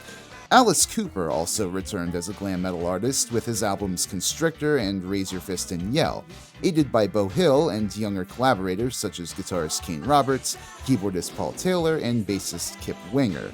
Much like Dokken, Cooper got heavily involved in soundtracking 80s horror films. He's Back and Teenage Frankenstein both accompanied Jason Voorhees' simultaneous return in Friday the 13th Part 6, while Prince of Darkness scored the John Carpenter film of the same name, in which Cooper also cameoed. His stage show at this time was similarly horror-themed, which revived his controversial reputation for a new PMRC-informed generation of parents. Less controversial was the glam pivot of British goth rock band The Cult, who were convinced by Rick Rubin to record their third album Electric as a hard rock record in New York when he asked them, and I quote, "Do you guys want to make English pussy music or do you want to rock?" Electric answered pretty resolutely with the latter, and set the Cult up for American crossover appeal with bangers like Wildflower and Love Removal Machine. Heart released their second glam metal album, Bad Animals, in 1987, which didn't go gangbusters like their previous, but still produced another #1 hit, the iconic power ballad Alone.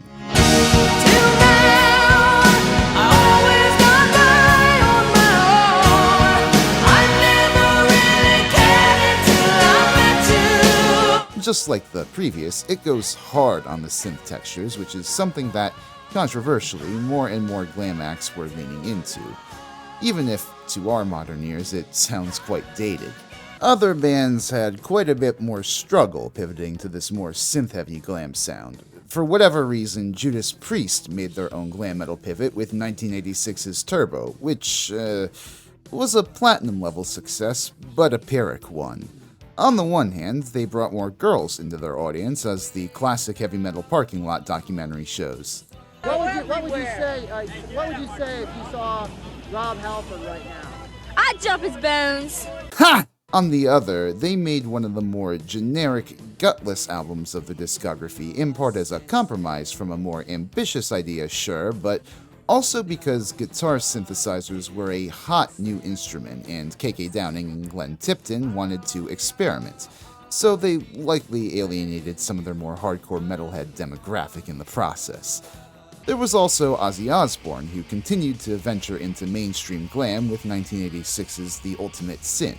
Despite the album's success, its overly produced Ron Nevison sound leaves the album sounding more like a product of its time than a Prince of Darkness album, even the classic Shot in the Dark. Honestly, the most unfortunate part of the album was that it would be the final one on which J.K. Lee would play, as he'd get canned by Sharon Osbourne at the end of the Ultimate Sin tour, which is especially a shame since he wrote all the damn music for Ozzy's album yet again. Sharon! Kiss also leaned even harder into glam's mainstream with the synth-heavy Crazy Nights, which came out in September of '87 to middling results. See, in a bid to give their lagging 80s career a shot in the arm, and also because Gene Simmons was distracted from Kiss with, his own stuff. Lads, can't you see the greatness in me? I'm female and male, man and woman. I'm better than you are!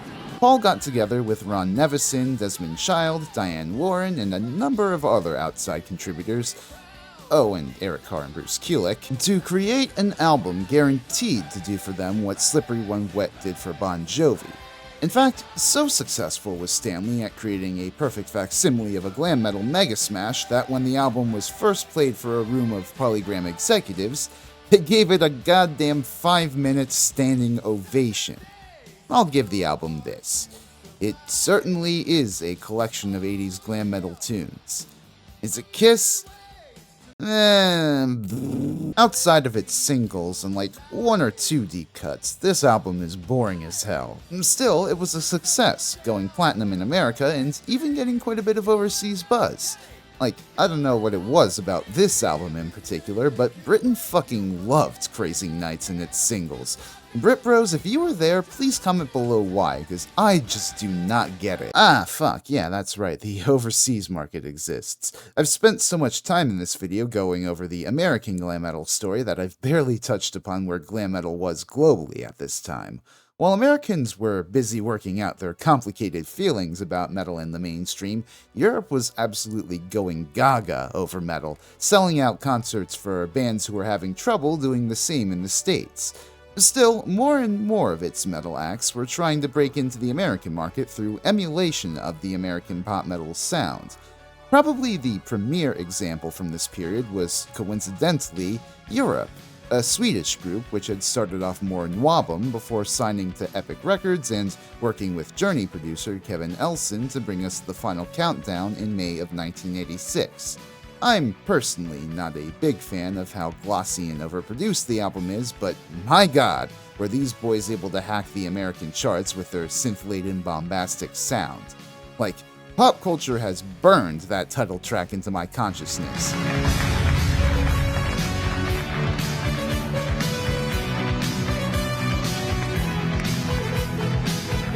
Britain's Whitesnake, whose glam pivot I already mentioned in the last video, truly broke into the genre's highest echelon with their 1987 self-titled album released that March. Though its recording was a 2-year arduous process during which David Coverdale burned bridges with and let go of his guitarist John Sykes, may he rest in peace, and bassist Neil Murray, the end result is undeniably a peak glam metal album. Sykes' guitar work on this album rips, David Coverdale sounds husky and mean, and the synth-layered pop sensibility is on point. I mean, really, who can fucking deny Here I Go Again? Certainly not the American public, who went on to send the album to number 2, certify it quadruple platinum by the end of the year, and make Here I Go Again a number 1 hit. A bunch of other smaller glam metal acts also arose out of Britain, Scandinavia, and Germany at this time, including TNT, Pretty Maids, Kingdom Come, Wrathchild, Torme, and Tiger Tails. Though, with the exception of Kingdom Come, all would fail to really catch on in the States. And even then, that first Kingdom Come album had a limited impact on the charts, all things considered. These European glam bands could also grab support slots on North American tours here or there, sure, but if they really wanted to become the biggest name on the marquee, they were gonna have to speak American. And this maxim would only go double for Japanese glam metal acts, which were not only sprouting up more frequently within their home country, but attempting to cross into a market where feelings towards Japanese success were already quite fraught. Loudness and Vow Wow, the pioneers of Japanese glam which I discussed last time, were probably the closest to mainstream Western success, albeit in different hemispheres. The former moved over to the US in 1984 and released a rapid succession of albums under Atco Records, while the latter tried in 1986 to reintegrate themselves into the UK market, but both earned the respect of their musical contemporaries, if not necessarily their respective markets. Loudness's first few records for Atco, Thunder in the East, Lightning Strikes, and Hurricane Eyes, are all absolute heaters, which, yes, are a bit less dark than what they'd made to that point, but contain their strongest songs to that point, including Crazy Nights, Let It Go, and Run for Your Life. Even though their acclamation to America came with a lot of culture shock, they weren't quite ready for crowds drinking booze and smoking pot, Loudness enjoyed their time in the States and built quite a reputation, not only opening for bands like Motley Crue, Poison, and Stryper, but even getting the video for Crazy Nights into MTV rotation and landing on the Billboard charts. Still, in spite of Loudness's desire to, as Akira Takasaki put it, show the kids in America that Japan isn't only Tokyo and Sony and geisha girls, Japanophobic voices in Congress and the White House over US-Japan trade deficit and the racist sentiments they inspired served to put a hard cap on the reach Loudness, or really any Japanese act from this time, could have in America. Bow Wow sadly didn't have much better luck in the UK, which was ominously foreshadowed when bassist Kenji Sano quit not just the band, but the goddamn music industry along with it. The Brits did give them quite a few golden opportunities. For instance, Sano's replacement was none other than Neil Murray, recently departed from Whitesnake. Their album V was co-produced by John Wetton of King Crimson and Asia fame. They got to compose jingles for Tommy Vance's Friday Rock Show, and they even got to play the Reading Festival again in 1987. Unfortunately, it would take them some time to catch on with UK crowds. If their JP Wikipedia page is to be believed, Bow Wow had to win over the crowd at Reading, who greeted them with boos. Murray has speculated in hindsight that audiences in Europe saw them as a gimmick for being from Japan alone, and that Genki Hitomi's delivery of the band's English lyrics was alienating to audiences, even in their native Japan, surprisingly. Now, I will agree that Hitomi can be a little shrieky, but the music is damn solid otherwise. 3 and V are both solid, synthy glam metal albums, which I'm surprised didn't catch on more, at the very least in Japan. Then again, by this point, Japan was witnessing a veritable glut of metal acts taking off domestically. Earthshaker and 44 Magnum were still incredibly active alongside latecomers Anthem. Girl group Shoya were pivoting harder into heavy metal thanks to their introduction to Cinderella producer Andy Johns, and glam aesthetics were getting even wilder in bands like Dead End, X, and Flatbacker, who got imported into America by Gene Simmons as Azo. Billboard, in fact, identified Japan as a strong market for metal in 1986 alongside Europe, a market even where Western rock journalists were contributing to Japanese metal magazines, and where Western glam acts like Rat and Motley Crue went on well-attended concert tours. Truly, by the end of 1987, the sun never set on glam metal's global fortunes. And yet, for all of these positive stories of success, there was still plenty of failure to go around. Both Quiet Riot and Twisted Sister continued to decline around this time after dropping albums which seemed more obligatory than group efforts.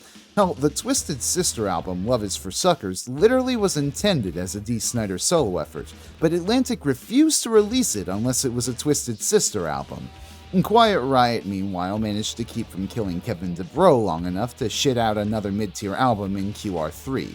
Not even the Wild and the Youngs video pandering to metal kids' fears of PMRC censorship was enough to save the album from commercial failure, which led to Kevin DeBro's unceremonious firing from the band for his loudmouth and drug addictions.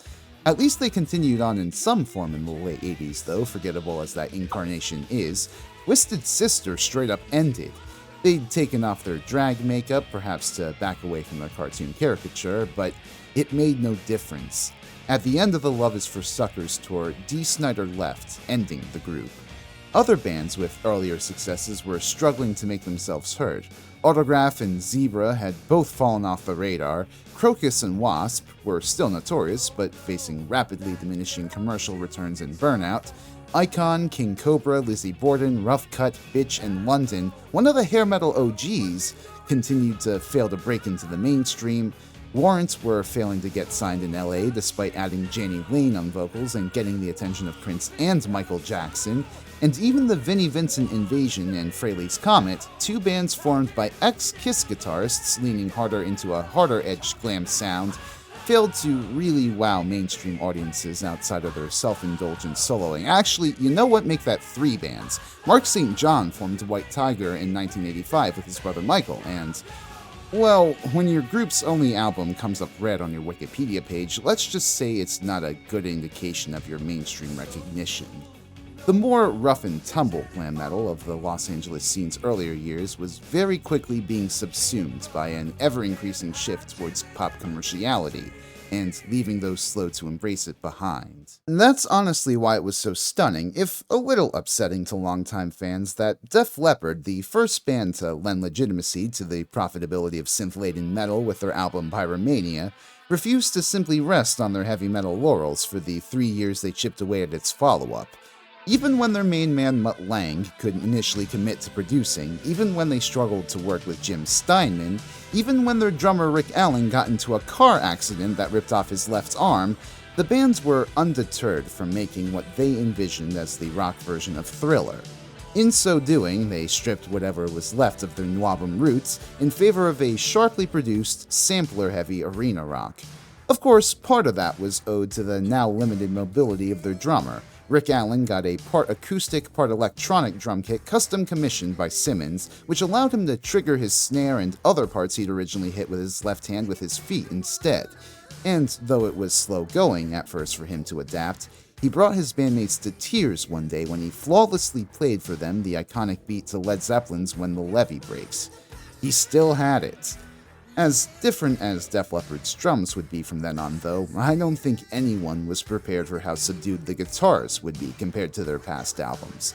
And that's not to say they completely dropped crunchy riffs and blazing leads, but much of their playing would be far more clean, considered, and layered than on past albums, to the point where Phil Collen and Steve Clark ditched recording through unwieldy amps in favor of the Rockman portable amp invented by engineering wizard and Boston guitarist Tom Scholz.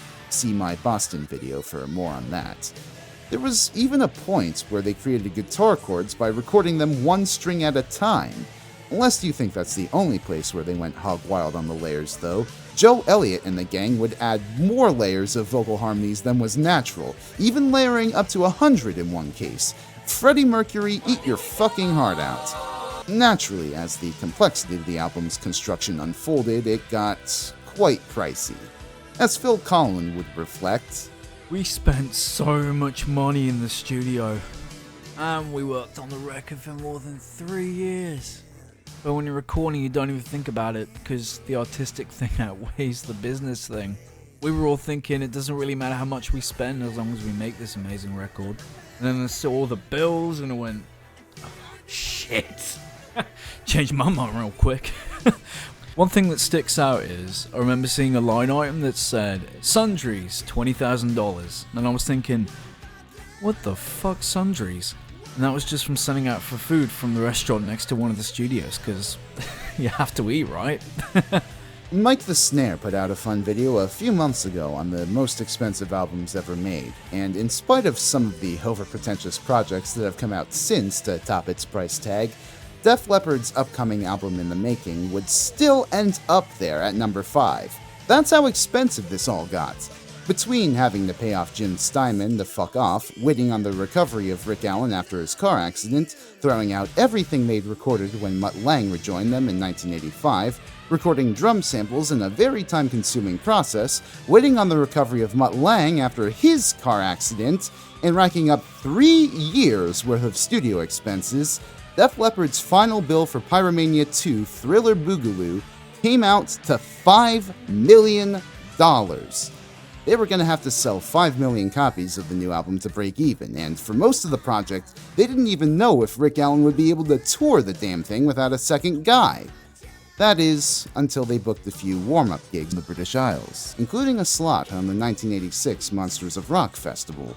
After the second drummer they'd hired and rehearsed with missed most of the first gig, Allen said fuck it and went ahead as the sole drummer that night.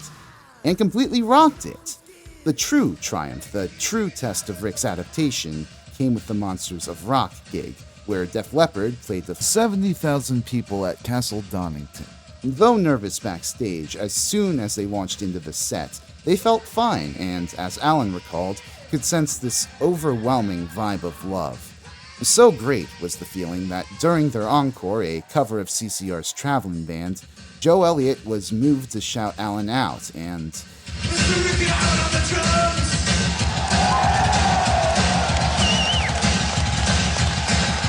Allen burst into tears of joy, of relief on the spot.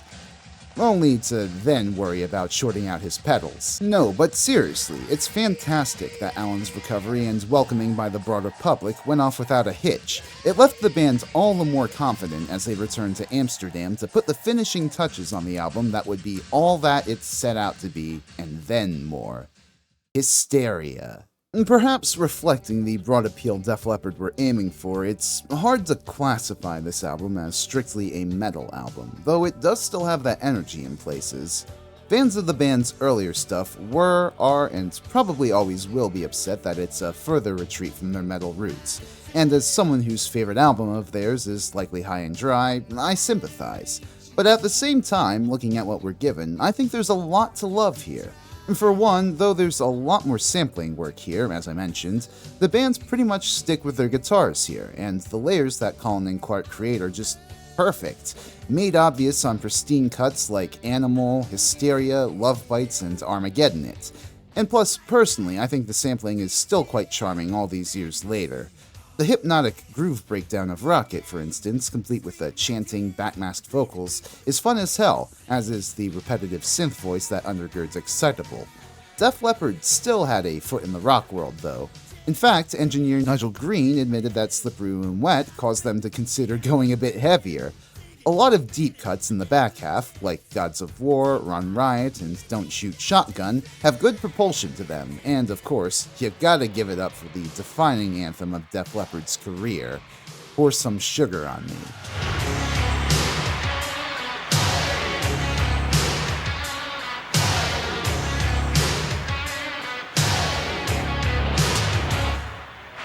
Again, for as overplayed as the song is on rock radio, believe it or not, this song was a last-minute addition after Lang overheard Joe Elliott noodling on a guitar with this riff idea he had and thought, this could be something. And then when the album threatened to underperform in the States when its lead single, Their Woman, did poorly on the charts, it was Pour Some Sugar on Me that saved the album after, and I shit you not, the band released it in the States at the overwhelming request of strippers who wanted to dance to it. Thanks, ladies! It went straight to number 2, surpassed only by Richard Marx. And from there, it was off to the races for Def Leppard. Hysteria went double platinum by the end of the year and would go on to sell much, much more and live a prolonged life on the American charts for the next few years thanks to a series of top 10 singles. And unlike Pyromania, it wasn't just a hit there. Europeans fell head over heels with Hysteria right from the jump thanks to the single Animal. The bands booked arena after arena in triumph, sweeping across Europe and the United States multiple times with an extravagant in-the-round style stage show, while indulging in excesses which would make Hugh Hefner blush. At this point, glam metal, even if it was considerably softened in order to achieve greater market penetration, was on top. Though Slippery When Wet opened the door to glam's greater commercial prospects, and ended up being the more successful album in the long run, it would be Hysteria that would truly steal the show in 1987. Welcome to the jungle. We got fun and games. Truly, with Hysteria's enormous crossover appeal, Def Leppard had achieved their goal of making the metal version of Thriller, cementing themselves as the true faces of glam.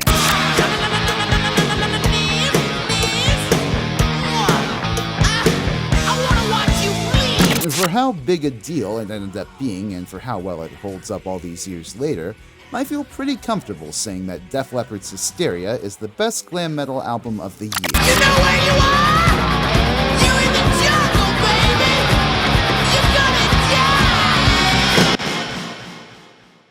die. But first, before we get to them, a little housekeeping. Thank you for making it this far into the video. It's always a bit scary when I'm working on one of these giant videos for months at a time because I'm scared the YouTube algorithm might bury my channel, but just the fact that one person is there to watch the end product and hear what I have to say about music, let alone the thousands these videos usually attract, makes it all worth it. Unlike some of my peers, I'm not in this for money, but to speak my truth as thoroughly as possible. So really, if you like what you see here, like the video, leave a comment, and maybe even subscribe and poke around my channel if you want to see more deep dives into rock music history. I'm trying to get to 10,000 subscribers this year so that I can finally deliver on this deep dive series on 90s Kiss I've been promising since 2023. So if that's up your alley, your subscription is greatly appreciated.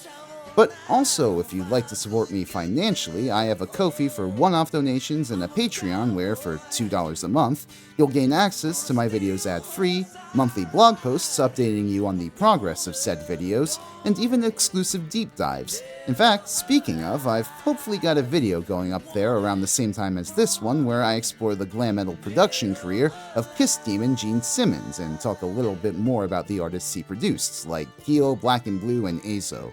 If you like this video, you'll definitely dig that. I've even got a $6 tier where you can vote on polls to help me decide new content and ask me multiple questions whenever I do a Q&A stream in the future. So many different ways you can support me if you feel inclined, but honestly, like I said, just y'all watching means the world. And anyways, where were we? Ah yes, the point where a bunch of drugged up glam punks from Los Angeles took one look at the glam metal that was nice enough to take home to mother, scoffed, and spat right in its fucking face.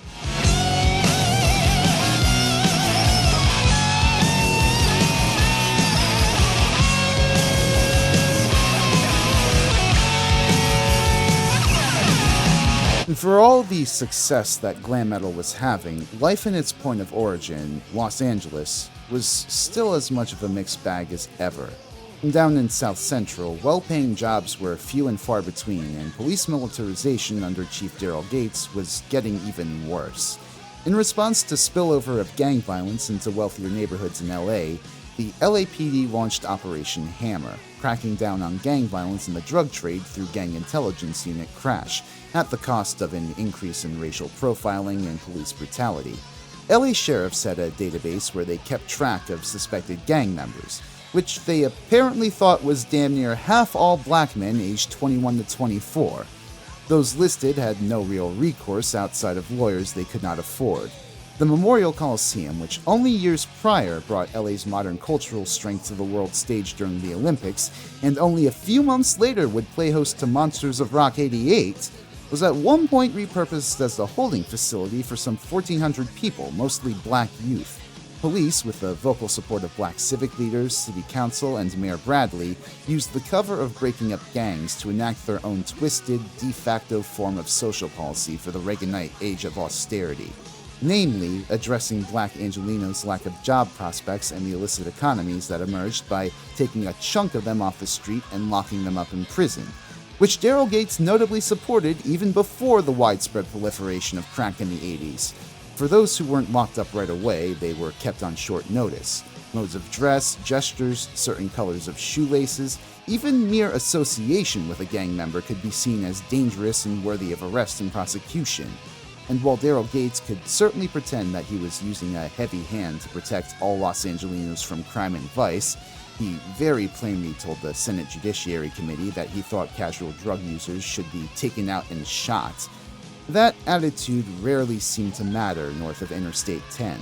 Right around when the LA drug war intensified, see, was when hair metal was arguably at its hard partying apex on the Sunset Strip.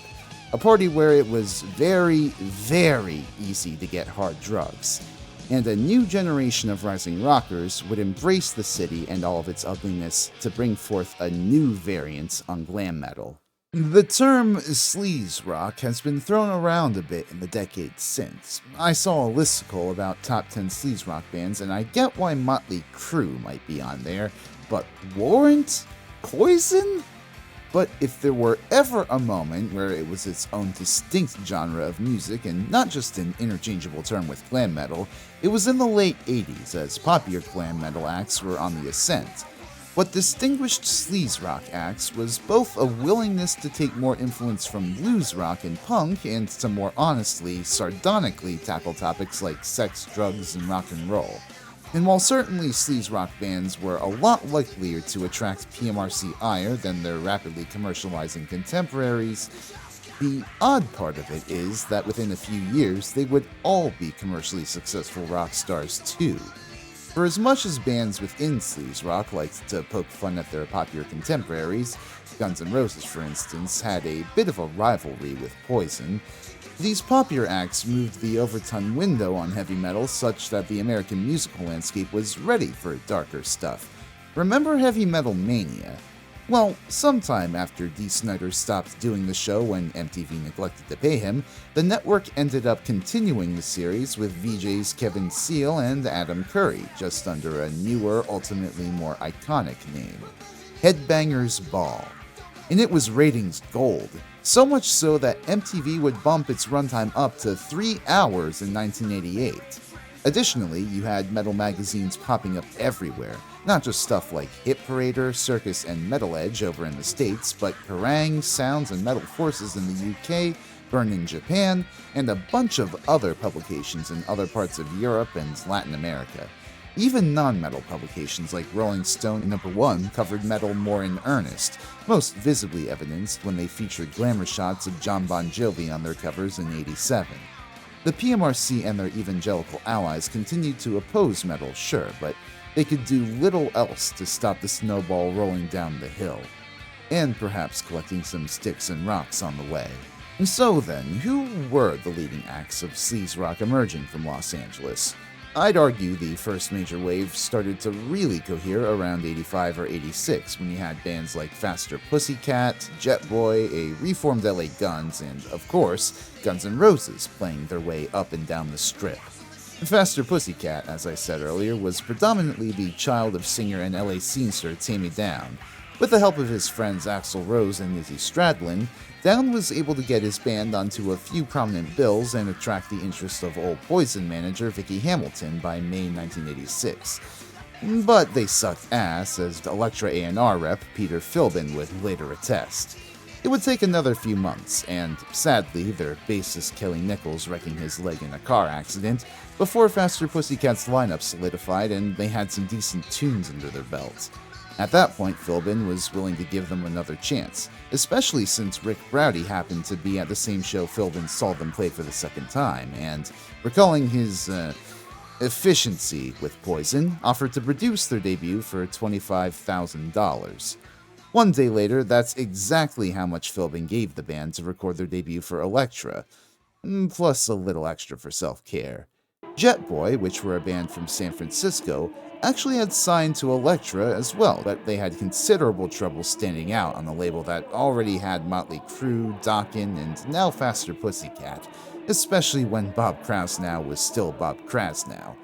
Meanwhile, LA Guns were formed after Tracy Guns, now split off from the second band he gave his last name to, gathered together British guitarist Mick Cripps, drummer Nicky Beat, vocalist Paul Black, and fresh out of urgent care, bassist Kelly Nichols to try and create his own buzz again. And apparently all these bands were in quite the scene. It was small, it was scuzzy, and it notably drew heavily from the glam punky influence of Hanoi Rocks. Even if those Finns never broke through in the States, even if they endured tragedies which prematurely ended their rise, the impact that they left on their children, so to speak, absolutely cements their legacy as glam metal gods. And that brings us to perhaps the wildest, most notorious band on the scene, Guns N' Roses. I know that many of us have a conflicting image of Guns N' Roses built up after years of fuck-ups, let's say. Trust me, we'll get to those later. But even back from the jump, these guys were nuts. Shortly after returning from their baptism by fire up the West Coast, the band rented out a one-room, 12-by-12-foot storage space in West Hollywood for $400 a month, which, I must emphasize, was not meant to be lived in. It had no kitchen, no beds, no AC, and bathrooms. Well, let's just say if you wanted to take a shit, you had to travel 50 yards to a communal bathroom, or else just throw it in a box and then the trash. Still, it became a practice space for the band, a living space for Slash and Axl, and a notorious party space for practically the entire Sunset Strip. Like, no joke, though the band skimped and saved in the early days, since only Duff McKagan had a job, they quickly realized the back alley behind their building was a great spot for people to go after clubs and bars closed down, and so they made rent off selling marked up beers. But holy hell, the messes they made! Much like with Rat and Motley Crue in their early days, Guns N' Roses parties left their space trashed. Not only that though, they themselves were trashed. They'd regularly show up to gigs drunk and or strung out and earn themselves a reputation for drunken buffoonery, panhandling, and drink bumming, and even, in Axl's case, getting aggressively violent. But shit, LA crowds were loving it. Especially since, when the boys were on point, they were delivering some of the most no-nonsense electrifying rock music on the Strip. They played the Troubadour, Madame Wong's, the Stardust Ballroom, and a bunch of other buzzing clubs on the circuit, and built up such hype that, by March 1986, they had 2 offers on the table from Geffen Records and Chrysalis Records. They ended up going with the former because, even though Geffen offered them less money, they did offer full creative control, which the band were super keen on. Though born and raised in hell only a year prior, Guns N' Roses were finally given a golden opportunity to ascend to heaven. And so they shot out a fake live EP by the end of the year whose title would likely hurt this video's chances on the YouTube algorithm. I mean, to be entirely clear, the EP isn't horrible musically, but I think it's so corny, no matter how good a performance, to record your band ripping live in the studio and then throw in some canned cheers after the fact. Apparently, they did this because they were told that it'd be too expensive to record an actual live album. So why not just record a studio EP? But naturally, a little 4-track thing would only sustain audience interest for so long, so the band began seeking out a good producer for an album. They ran through a number of candidates: Spencer Proffer, Nazareth's Manny Charlton, Mutt Lange, hell, even Paul fucking Stanley was in the mix at one point. Ultimately, though, they settled on Triumph producer Mike Klink and headed into the studio in early 1987 to record their debut album. The process was slow and tedious. Great White manager Alan Niven had taken over for managing Guns N' Roses at this point from Vicky Hamilton. Damn, where wasn't that girl in this scene? And was witness to these sessions. As he'd later recount, "It was chaos all the time. We put them in a building that used to rent out apartments by the month. They destroyed it. I got them a cheap rental van. They destroyed that. I turned up to one of the studios we were doing overdubs in to see how Slash was doing with his guitars. I pulled up to park and there's a Gibson SG through the windscreen of the rental van. That's a message that even somebody as slow, dumb, and stupid as me can comprehend fairly quickly. Oh, he's having problems with his sound." So it did not run smoothly, and it took a hell of a long time, and a ridiculous amount of money was spent on the record. It cost $365,000. To have a debt of $365,000 before you spend a dime on a video or ask for tour support. And on top of that, I'm looking at a band that is so against the grain that I know they're not going to get airplay. I developed insomnia during the recording of Appetite for Destruction. I would lay in bed at night going, how the fuck am I going to dig my way out of this royalty hole? Whereas the Great White record I was working on at the time, Once Bitten, I turned it into capital for, I think, $115,000. The label was blown away. At long last, after much chaos was whipped into order, on July 21st, Guns N' Roses' debut album, Appetite for Destruction, was unleashed onto the world. I admit, I've got incredibly conflicting feelings about this album. On the one hand, the instrumental vibes on this thing are immaculate. The guitar layering between Stradlin and Slash is top-notch, and their playing, paired with McKagan and Adler's hard knock rhythm section, produces some of the greatest blues-inspired rock since Aerosmith's mid-70s run in stuff like Mr. Brownstone, It's So Easy, Out to Get Me, and Night Train. Their punk influence also comes through clear in songs like My Michelle, You're Crazy, and a reworked version of Hollywood Rose's Anything Goes, which are all imbued with a snotty, give-no-fucks attitude. It's in the hits where the album truly shines, though, and where the story of its success really becomes interesting, because you see, Appetite was completely ignored upon release. It's So Easy didn't chart at all, nor did, for a time, the iconic opener and second single, Welcome to the Jungle, both a cheeky callback to Hanoi Rocks' Underwater World, as well as a brutal ode to the harsh realities that await those who wanted to move to LA to start another glam band. In fact, the only reason we have the video for it the way that it is was because it was coattailed onto the shoot for Great White's Lady Red Light video, according to Alan Niven.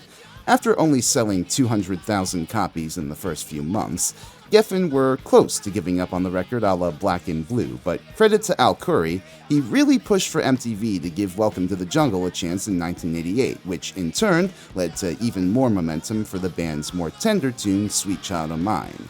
From there, audiences really took notice and fell in love with this wild band from Hollywood Heights, and by the end of the year, Appetite for Destruction had sold 6 million copies in the States, peaked at number 1 in America, cracked the top 10 in multiple other countries, and produced 3 top 10 singles, including a number 1 with Sweet Child and 2 other top 10s in Welcome to the Jungle and perhaps the band's signature anthem, Paradise City. Take me down to the paradise city where the grass is green and the girls are pretty. Oh, won't you please take me home? Seriously, as overplayed as it is, Paradise City is a showcase of what makes Guns N' Roses great. Swanky rhythms, crunchy riffs, sardonic commentary on living in Los Angeles, a fantastic guitar solo to close out the song, and, of course, the venomous, shrieky vocals of, Axl Rose. Okay, so, full disclosure, if there's any rock star I've acquired any real disdain for in the course of doing these videos, it's probably Axl Rose. The man has historically been a world-class asshole and has continued to fail upwards in spite of that. Now, look, I will give the man his flowers before I tear into him. His biting lyricism is among some of the most harsh and direct when it comes to describing daily life as a struggling, drug-addicted musician living in LA at this time. Just check out Welcome to the Jungle, Paradise City, and Mr. Brownstone for evidence of that. As well, his high-pitched belt, even if some might liken it to a dying cat, definitely works when deployed effectively in the context of adding energy to a driving verse moment. I can't deny the dude has insane vocal range, as demonstrated on It's So Easy.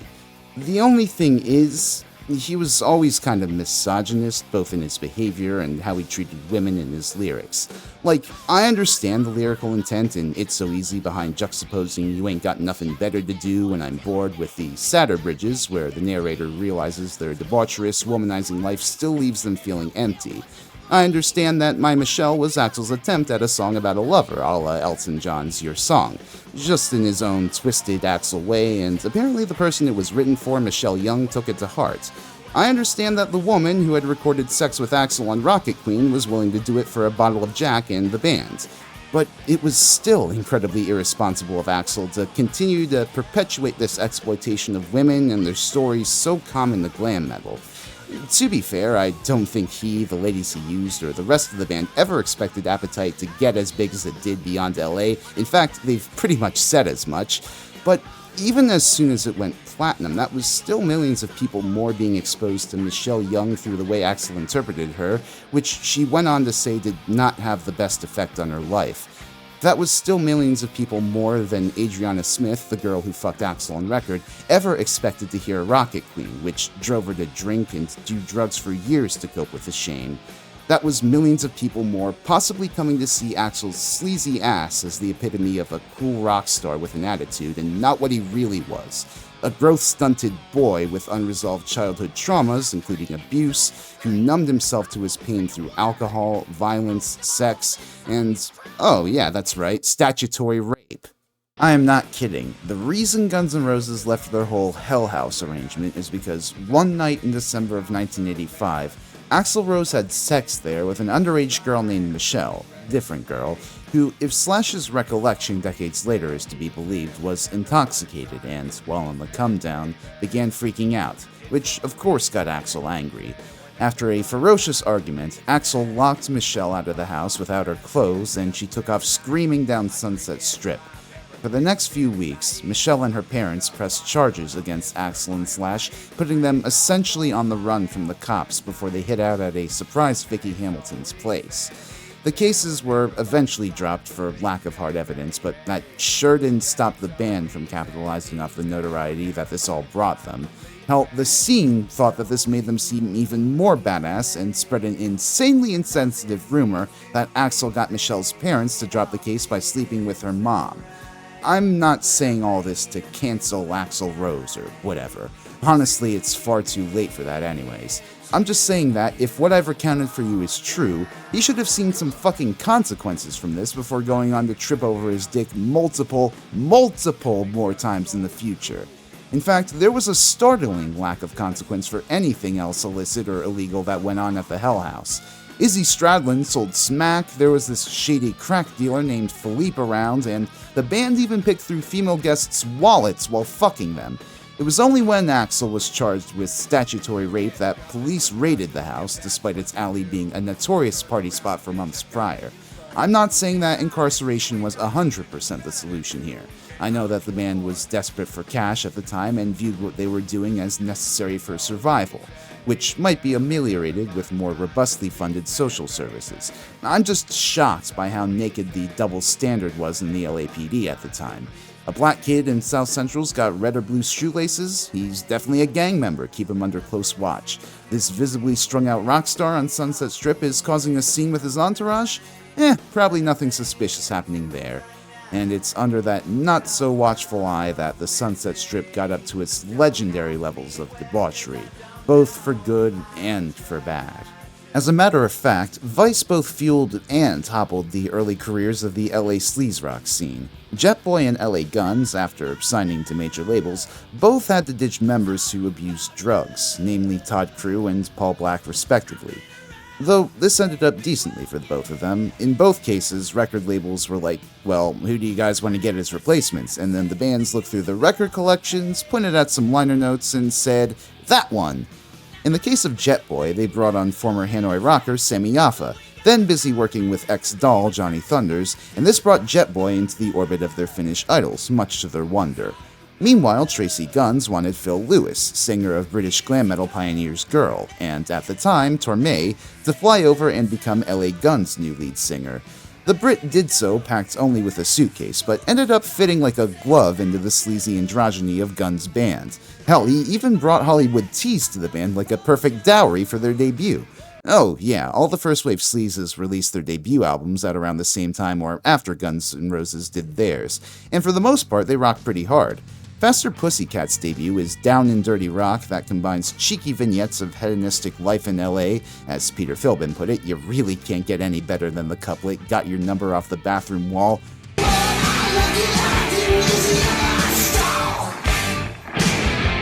Along with more sobering assessments of the city's vice in City Has No Heart, Bottle in Front of Me, and Babylon, a literal biblical invocation Down makes in reference to LA that's so fitting I have to wonder if the man spun some reggae in his spare time. LA Guns' debut, which released a few months later in January '88, is a snappy 36-minute package with absolute rockers like Sex Action, One More Reason, the aforementioned Hollywood Tease cover, and Electric Roma Slur. Hey, at least it wasn't a notable hit of theirs like Fleetwood Mac. Both Faster Pussycat and LA Guns had solid debuts. Not too successful right away, granted, but that had changed with supporting slots and MTV exposure. Jet Boy, by contrast, never really took off. Their debut album, Feel the Shake, finally released in 1988 after conflicts with Bob Krasnow landed them at MCA, and, well, it's okay. I don't really like Tom Alam's glossy production or Mickey Finn's generic rock voice for these songs, but for what it's worth, there's some decent instrumentals. I'm not really surprised this album only peaked at number 135 on the Billboard charts, in spite of Rose's insistence that it was totally the delay in releasing the album that killed it, we swear guys! With the sleaze rock bands now seeping into the American mainstream, the LA glam metal scene, which granted to this point was already quite buzzing, became supercharged. Director Penelope Spheris, who was then enjoying a modestly successful career off the back of her seminal SoCal punk documentary, The Decline of Western Civilization, and a few punk-themed feature films she made afterwards, noticed a marked shift in the air in the city from those more violent, anti-establishmentarian days. As she'd later put it, I did the first decline, about punk rock, and there was a certain, what shall I say? Well, you know what punk rock is. It's just that whole aggressive, everything sucks attitude, and I was really attracted to that music at that point. And then time went by and everything went from, you know, no hair and combat boots, to cowboy boots with jewelry on them and hair down to your waist.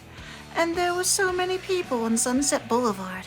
Like, you couldn't even drive right around the Roxy and the whiskey. And I thought, what the hell is going on here? I'm actually more interested in documenting social behavior than I am the music. But I used the music as a backdrop. And so, in mid-1987, Spheris began actively planning another Decline documentary and putting out casting calls, so to speak, for bands in the area who wanted to be featured in it. Only a year later, the fruits of our effort, The Decline of Western Civilization Part 2, The Metal Years, premiered in theaters across the country, but most notably at a big screening at the Cinerama Dome in Hollywood, where a bunch of big-name rock stars and smaller scenesters alike attended, and then went to a celebratory after-party when it ended. In contrast that a few years prior with the premiere of Spheris' first Decline documentary, and the difference is night and day. There was a literal riot at that premiere as punks clashed with cops, and at the end of it all, Daryl Gates demanded the film never be screened in the city again. What was before a music scene above the 10 that had explicitly challenged the growing authoritarianism in LA's police force had given way to a full-on hedonistic party where bands, though cognizant of their sleazy surroundings, believed that if they came up with the right riff, solo, or chorus melody, they too could be rocketed to fame and fortune and escape the doldrums of LA. But beyond what its premiere can tell us, how's the documentary itself? It's been rightly hailed as a seminal piece in music history for a long time now in countless a VH1 Behind the Music episode, but if I'm being entirely honest with you guys, I've never seen it for myself until this video. What wisdoms can we, in the year of our Lord 2025, glean from Decline Part 2 almost 40 years on? Well, I think the first thing to note is that, stylistically speaking, there's very little different between this documentary and its predecessor. Penelope Spheris brings back the talking head scenester interviews, the charming supercut montage of all the performing bands reading out their filming notice to their crowds. Hello, suckers. Please be advised. Be advised that you might. Be advised that I fucking up. The rock star making breakfast scene, and invigorating scenes of live gigs intercut with band interviews, only this time things feel a lot more massive. Sure, that might be in part attributed to the fact that Spheris received more enthusiastic financial backing on this one, with a budget of $500,000 and the film even getting picked up by New Line Cinema for distribution. But the gig sequences in this film are, in my opinion, far more visually engaging and theatrical than Part 1's. As cool as it was to see Black Flag and the Germs in their prime, the most visually striking thing about the performances in that film were the moshing teens in the crowd. In this one, you got moshing, you got this striking stage lighting, you got all these bands with long hair and flashy outfits, you got long cuts focusing on guitar solos. It's really quite stunning to witness the theatricality, the artifice of LA metal compared to the punk scene a few years prior. And yet, for as fun as these concert scenes are, the real substance of the film, as before, is in its interviews. From August 87 to February 88, not only did Spheris assemble an all-star lineup of successful metalheads for interviews, Ozzy, Kiss's Gene Simmons and Paul Stanley, Alice Cooper, Aerosmith's Steven Tyler and Joe Perry, and all of Poison to name a few, but a ton of small-time LA glam acts trying to break into the mainstream. Perhaps the most prominent band on the lineup at the time was Faster Pussycat, and that's only because they'd just been on the road in Europe with Guns N' Roses. Other than that, there's Lizzie Borden, two smaller bands in the scene I've not yet mentioned in Odin and Detroit Transplant Seduce, and fucking London. These dudes were verging on 10 years without a major commercial breakthrough as the scene's bicycle, essentially. Yeah, well, this is like the training school for rock stars. Yeah. It seems like we get somebody in the band, and as soon as they leave, they become rock stars. So, one can assume Lizzie Gray saw this film as his band's meal ticket.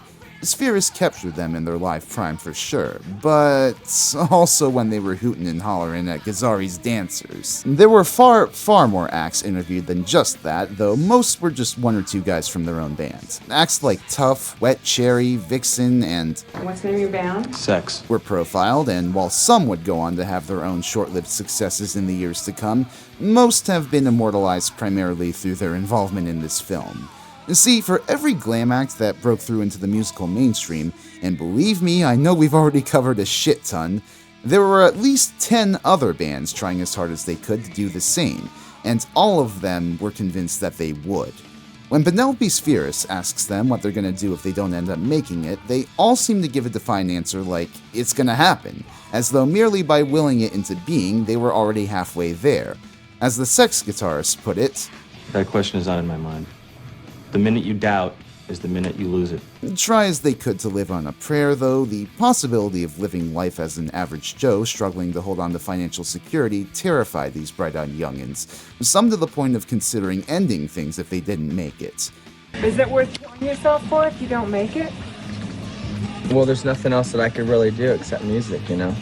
And that's how I feel. That's all I really want to do in my life is music. And if I can't do that, then fuck everything else around me, really. Indeed, to many of these kids, music was all they really knew, all they really had passion for, but sadly, they were born into a country that did not have adequate safety nets and was engaged in a decades-long project of dismantling them.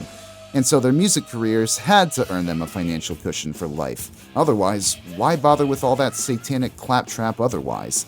They may as well work a trade until their back gives out like the rest of us. Believe me, I'm more than sympathetic to these bands and their struggle to do something with their life that isn't just becoming a cog in someone else's profit-driven, unfeeling machine as globalist neoliberalism was on the rise. That said, they were still Americans raised on a diet of Cold War propaganda. So instead of decrying our economic systems and calling for change like the hardcore punks, they went and did shit like this. You know how they say the Russians are coming over here? They got shit! Haha! Surprise! This song is for the Russians! Funny that Nader here is whipping up such a reaction against Soviet socialism when London and, indeed, many other glam bands were enacting their own wealth redistribution. That is, from their impressionable groupies right into their own wallets. Here's what London is. Our dicks get real hard for gold cards. They do. Yeah, something else Decline Part 2 makes perfectly clear is just how exploited women were in the scene. There are plenty of queens interviewed in this documentary that rightly point out the casual sexism they've encountered within the scene, not just towards women that go to shows, but the sexy dancers which regularly participated in competitions at Gazzari's for money. Spheris actually went to Gazzari's to film one such contest, emceed by the eponymous Bill. I liked 18-year-old girls when I was 18. I love them now. Why should I stop? Gazzari, which is just as lurid as you might expect.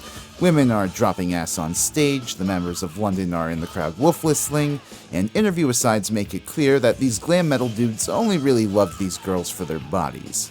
They just looked at a sex object. Because afterwards the guys make fun of them anyway.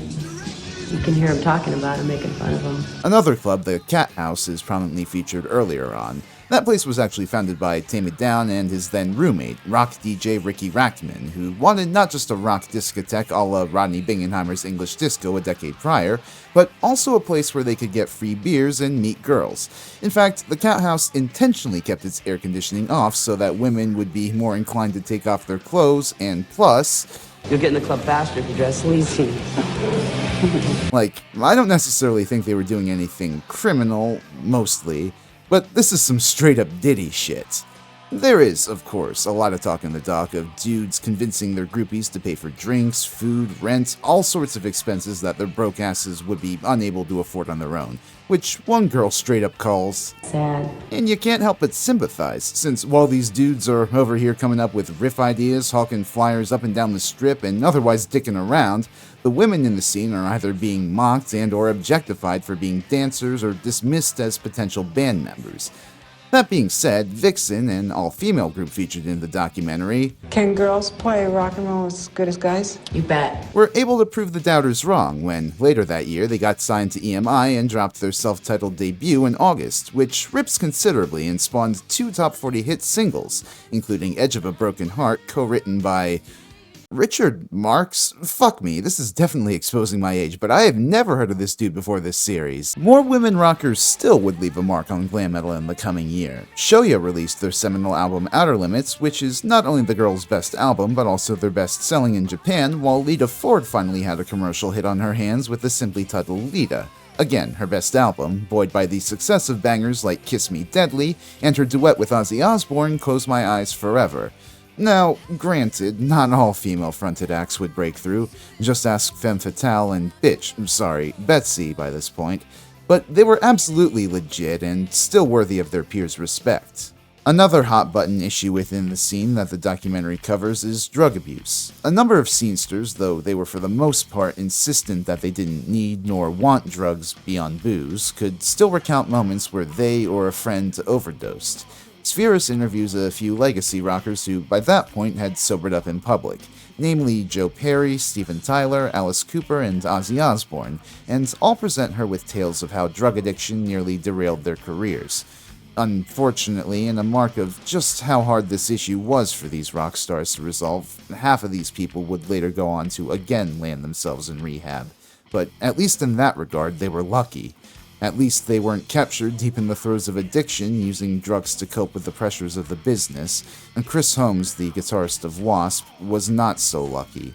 At one point in the documentary, Spheris trains her lens on a wasted Holmes floating in a swimming pool and toying with a vodka bottle, his mother looking on in a mix of concern, embarrassment, and grave disappointment. Holmes, struggling to form the sentences, opens up about his self-hatred, and it is harrowing. Do you think that maybe this kind of, rock and roll lifestyle is hard on you and maybe that's why you drink? Well, I'm a full-blown alcoholic. And why I drink is because, what? What? But why do you get so loaded, though? Well, because it's the only thing that lets me get free, You think you might be covering up some pain?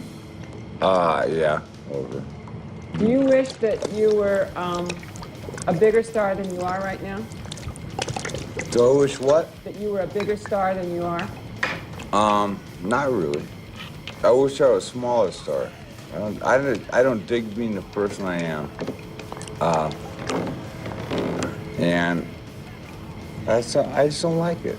Years later, Holmes would admit that a lot of these feelings were fueled by his time in Wasp. Blackie Lawless apparently grew into a control freak and attempted multiple times to throw Holmes out of the band, which drove the guitarist to drink to cope. An understated truth brilliantly presented by this documentary is that making it as a metal musician was never going to be the all-curing salve to a shitty life that the LA scenesters thought it to be. As a matter of fact, even beyond the tales of drug addiction closer to home, scenesters were constantly being hit with tales of larger metal acts losing nearly everything to drugs themselves. Nikki Sixx suffered near-fatal heroin overdoses twice, once in London in 1986, where he was left for dead in a dumpster by his dealer, and again on December 23, 1987 in LA, where he was literally pronounced dead for 2 minutes. And it was only with the last time that Motley Crue's management forced not just him, but the rest of his intoxicated bandmates to enter rehab for the good of their careers. Steve Clark of Def Leppard began heavily drinking to cope with the pressures of the road so much that, in 1989, his bandmates staged an intervention begging him to go to rehab.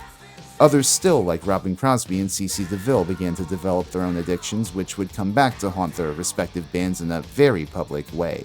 And I could go on and on. Point is, the so-called rock star life that the LA scene venerated often involved copious amounts of intoxicants to hold together and was far from sustainable. That's why it's an especially effective tonal shift in Decline Part 2 when Dave Mustaine of Megadeth is asked, What do you have to say to kids who want to make it as a rock star? Don't. And that's the final big thing that the documentary really highlights, the growing gulf between glam metal's commercial, hedonistic ambitions and the profanity, the technicality, and the aggression of thrash metal. I've hinted at bits and pieces of it here or there, but just as glam metal was on the rise in Los Angeles, so too was thrash through early bands like Metallica and Slayer. Though Metallica would later move up to the Bay Area thrash scene, then the New York thrash scene before unceremoniously jettisoning a heavy-drinking Dave Mustaine back to LA, where the pissed-off Ginger formed Megadeth. All these bands followed more in metal's extremes than the catchy raunchiness of glam metal, regularly not just playing at blazing fast tempos, but also tackling serious matters like war, political corruption, discrimination, and much more. No wonder these groups eventually managed to curry favor with hardcore punks to the point where the two genres eventually crossed over. And they fucking hated glam metal. Pretty much everything that glam metal was, that's what thrash bands wanted not to be. We don't want to sit here and talk about all kinds of perverted sexual games we do on tour. We don't sit here and talk about drugs. We don't talk about a lot of the same old rehash stuff that bands keep doing over and over again in this business. Thrash musicians, such as Anthrax's Charlie Benante, went on the record decrying synthesizers as effeminate and weak, and such as in the case of Metallica's early feud with Motley Crue, often took pleasure in mocking glam musicians and fans, with some of their comments sadly verging into homophobia. To me, glam rock stands. Glam means gay LA music. A lot of thrash fans shared similar ideas, even women. A headbanger is somebody who likes thrash, nothing but, who doesn't accept glam in any way. I don't think their bigotries were wholly conscious for the most part, but there was absolutely an element of elitism, of gatekeeping the thrash metal fans. What's more, by the late 80s, thrash was beginning to catch up commercially with their glam peers. Not to the mega success levels of A Slippery When Wet or Hysteria granted, but Headbangers Ball, metal magazines, and certain rock radio stations were playing a role in bringing it to people's attention as a more serious metal alternative. Now, let's keep it a buck. A lot of these thrash bands suffered from the same sort of drug and alcohol problems that the glam scene did. Hell, in that clip of Dave Ellefson I played for you, he was likely strung out on heroin. They just preferred to let their music speak for them more than their excess. Sleaze rock bands, Guns N' Roses even, could be as legit as they came in how they played their instruments or shed light on LA's dirty underside, but ultimately they too still pulled their punches compared to what came on thrash records. I'm sad Penelope Spheris didn't get to capture more of the growing hype around thrash. Were Slayer too busy? But what she does show us is a possible future for commercial metal dominated not by flash and scandal, but ability and thematic depth. Fascinatingly, and this is a bit of a sidebar, forgive me, thrash metal and hardcore punk found common cause not just in the themes they tackled and the tempos at which they played, but in the mainstream music they burnished. Punk rockers also didn't like the commerciality of glam metal at all, and that's no better demonstrated by the harsh reception that punk bands Discharge and T-Soul got when they made a pivot into glam metal territory themselves. Though operating in punk scenes thousands of miles apart, Discharge in Stoke-on-Trent, T-Soul in LA, their stories are fascinatingly identical. Discharge are actually kinda considered influences on thrash with their harsh, fast early sound and deeply political bellowing from their lead singer Cal Morris. But by 1986, their guitarists were more metal influenced and Morris was listening to a lot more Led Zeppelin. And so they thought it a good idea to record the most annoying sounding Def Leppard ripoff this side of Joe Elliott's clamped nutsack Engraved New World. Holy fuck, why did Cal think it was a good idea to sound this whiny throughout the entire thing?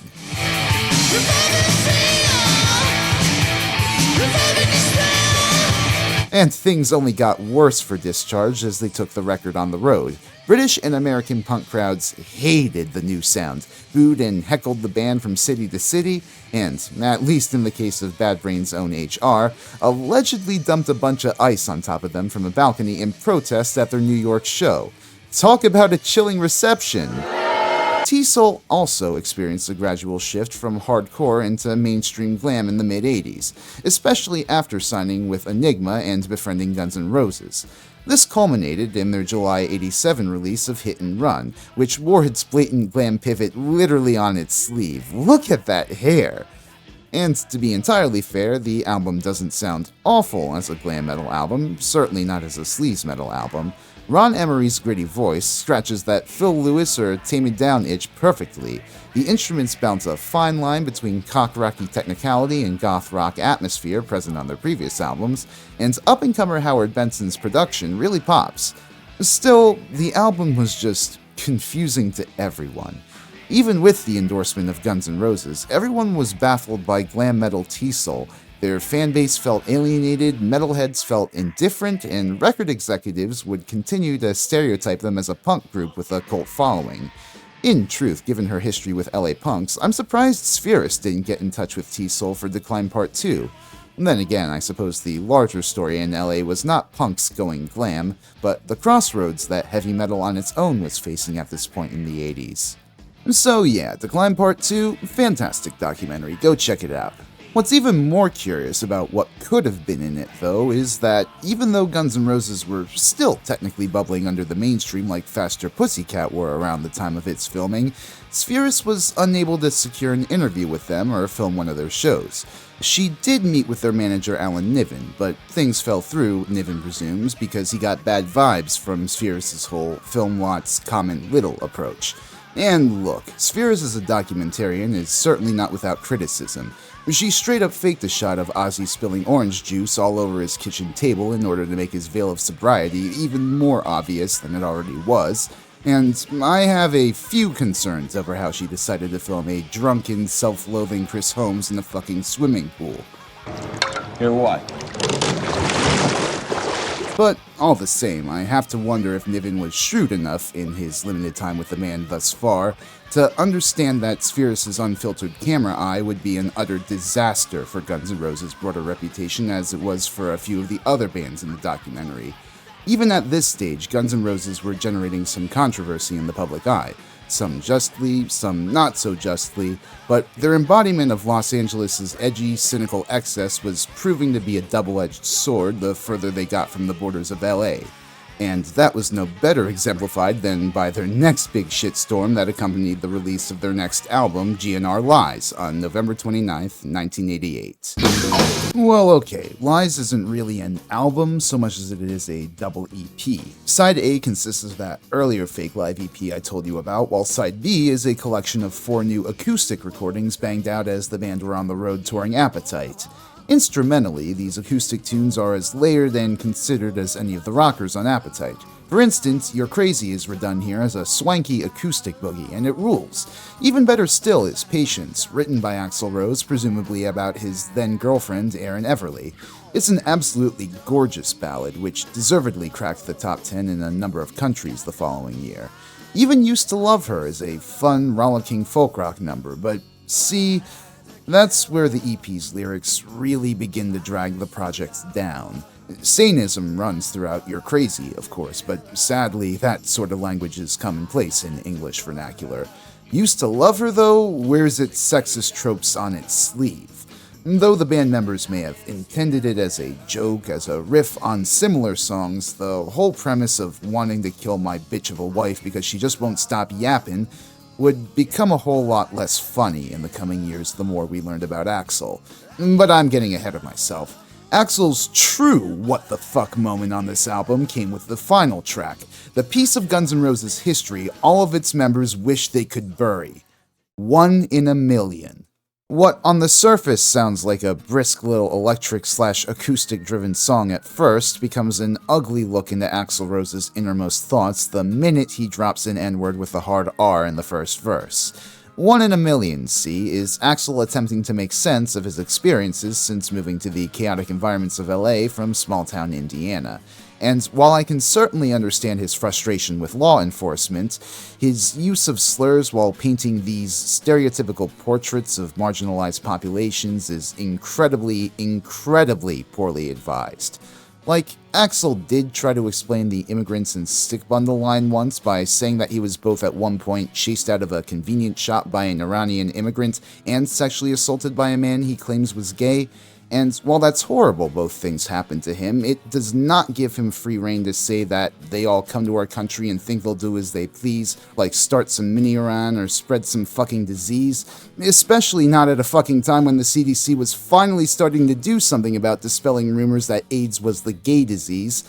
As for his use of the N-word, Axl, this is me speaking to your 1988 self directly.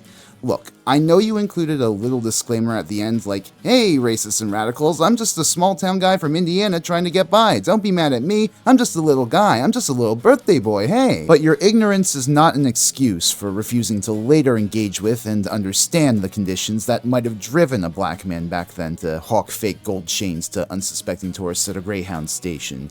You may have had a rough and tumble life trying to hit the big time since moving to LA, but by painting black people whole cloth as scamming thugs, you're advancing racist stereotypes that influence city council to refuse investment in black communities and police to just toss them in jail.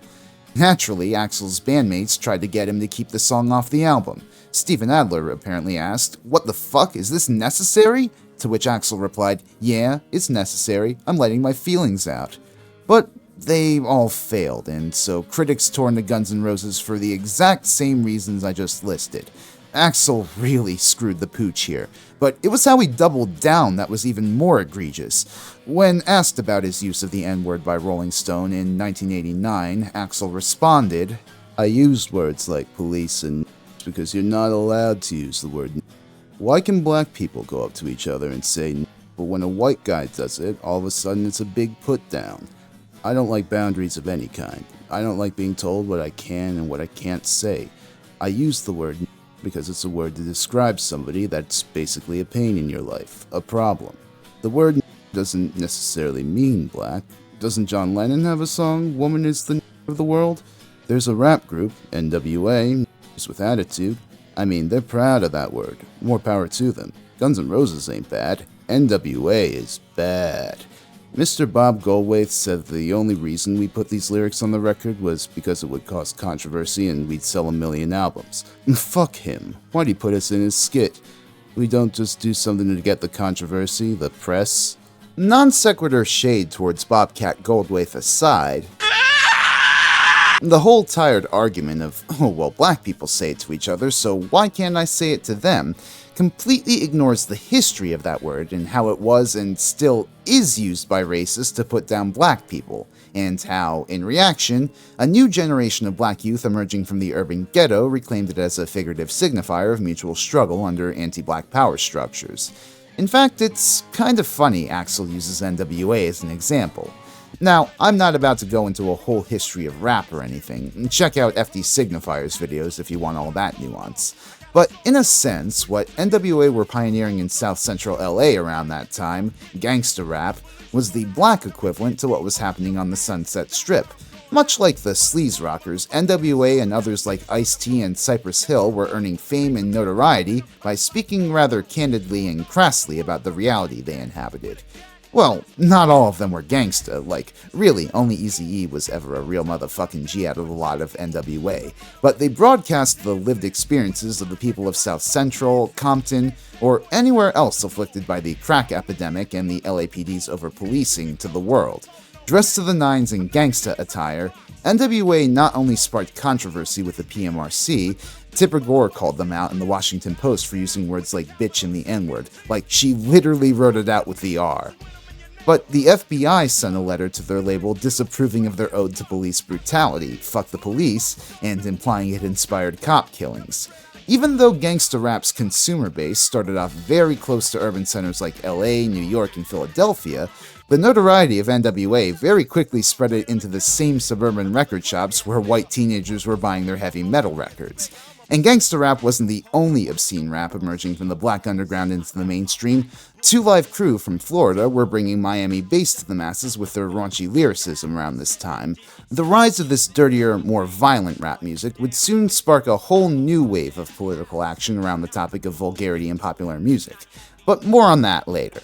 The important point here is that this black art form was once again sparking more mainstream, acted upon controversy than glam metal when the shoe dropped. I mean, PMRC anger aside, the fucking FBI sure wasn't sending Geffen a letter with concerns 1 in a million might stoke white supremacist violence. Whew, that was a lot for an orange cat like me to process. So yeah, sleaze rock as it emerged from LA is pretty damn solid musically, and lyrically it's absolutely vivid and honest. From a certain point of view, at least. All of its bands had their own struggles with conformity, with costs of living, with drug addictions and other vices, but they were still very much living in a hedonistic bubble where real politics of any consequence seemed to matter little, apart from the grind for the almighty dollar. That said, interestingly, much like gangsta rap, sleaze rock was another explicit genre easily transferable to other urban centers.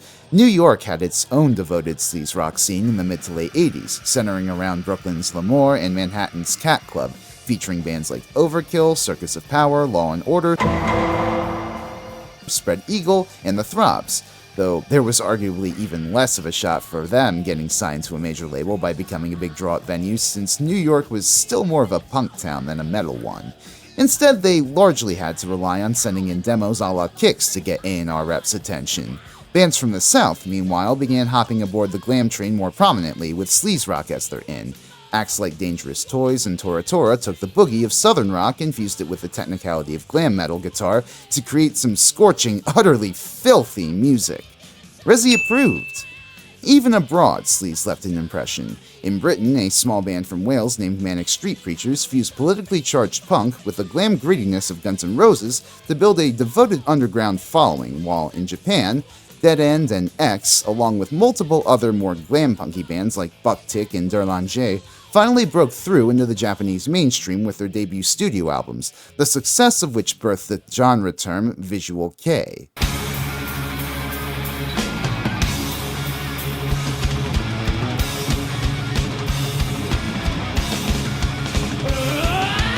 More specifically, it came from a slogan on the front cover of X's second album, Blue Blood, which read, "Psychedelic violence, crime of visual shock." Originally, due to their wild look, X were referred to in the Japanese music press as okisho-kei, or makeup style, but borrowing from the slogan, Seiichi Hoshiko, the founding editor of Visual Kei magazine Shocks, sparked some lightning in a bottle by using the term visual shock kei, which was later further contracted. That whole visual shock aspect, more than the band's actual musical style, was the driving force behind the Visual Kei movement. But at least in X's case, they were no musical slouches. Seriously, go and give their first two albums a listen sometime. They combine not just elements of glam metal, but some classical influence, some punk, and even a bit of power metal. Vanishing Vision is a compact listen, and despite its rough self-production job, it buzzes along at incredible speeds on powerful numbers like Vanishing Love, Phantom of Guilt, and a reworked version of the first single, I'll Kill You. Blue Blood, by contrast, is far more complex and sprawling, incorporating choral and symphonic arrangements into songs like the gorgeous ballad Endless Rain, thanks to the classical training of their primary musical composer, drummer, and pianist Yoshiki, while also perfecting their speed metal attack on tunes like X and Kurenai. With their wild appearance and hyperactive metal attack, it's unsurprising that X built the buzz they did among Japanese metalheads. Vanishing Vision, released under Yoshiki's Ecstasy Records, became the first independently released album to land on the Oricon charts, peaking at number 19 after selling out its 10,000 copy first pressing in a week. Then, when the band signed to CBS Sony and put out Blue Blood the following year, it easily reached number 6 on Oricon and sold over 1 million copies. Within just a few short years, they'd gone from getting banned from small clubs for their outrageous hair and behavior to selling out the goddamn Nippon Budokan. X and their iconic one-named members, the aforementioned Yoshiki, vocalist Toshi, guitarists Pata and Hide, and bassist Taiji, became musical icons in Japan equivalent to something like Kiss, but for a new, more headbanging generation. By 1989, then, heavy metal was in a really weird space globally. In the past few years, what was before a genre with only a handful of distinct subgenres had evolved into a multi-headed beast whose heads couldn't help but nip at each other to vie for dominance. Now, more than ever before, glam metal was not just a dominant commercial force, but one with options and even, if you're so inclined, alternatives. But even then, those were limited, and so a lot of mainstream rock that grew in popularity at this time didn't have much to differentiate itself from the competition.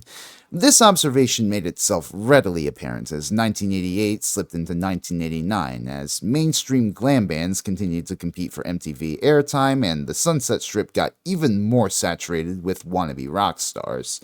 The more glam bands got signed by major labels and put out albums and videos which were costing increasing amounts to produce, the more some of the more cognizantly minded musicians within the glam scene were beginning to wonder if it was too late to change lanes.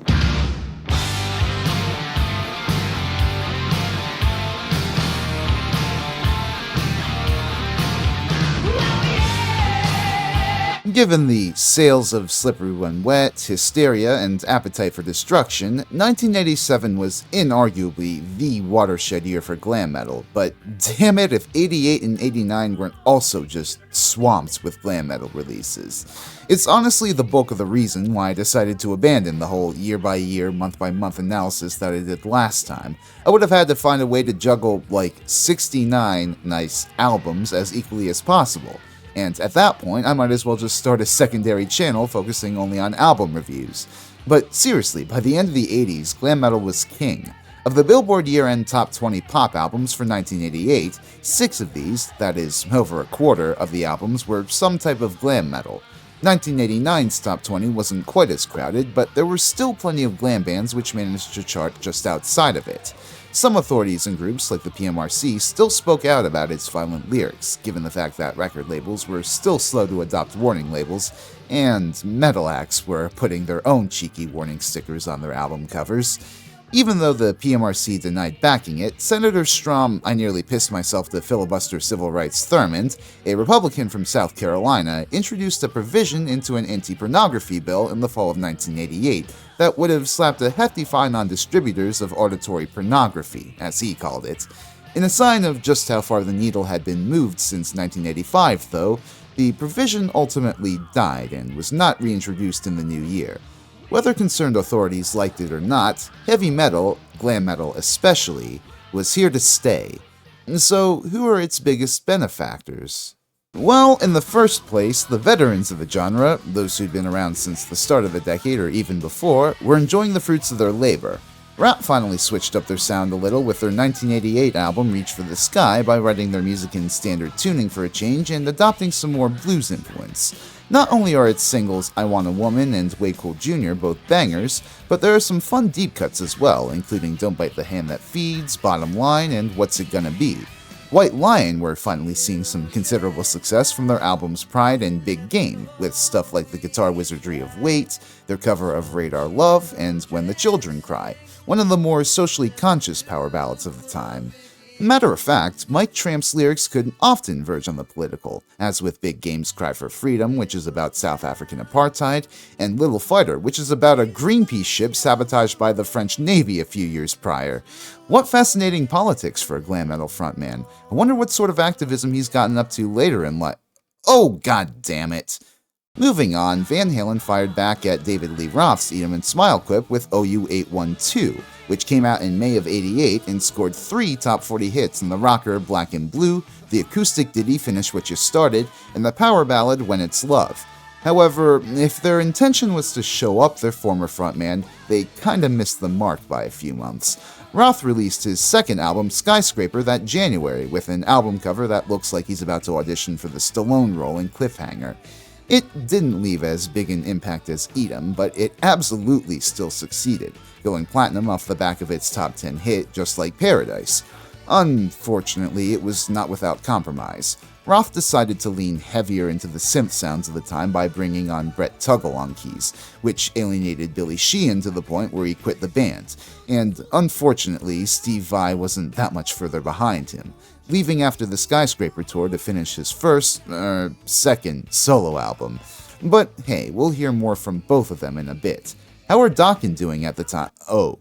Yeah, the immovable force versus unstoppable object conflict between Don Dokken and George Lynch finally caved in on itself as they ran into the issue of contract renegotiations with Elektra, which is a shame because their 1988 otherwise went decently. They had a great Japanese tour in April, from which we got their Grammy-nominated live album Beast from the East, and they got to go on the Monsters of Rock tour in America that summer. Unfortunately, that latter tour started a domino effect. You see, for the Monsters of Rock shows, Dokken went on after Metallica.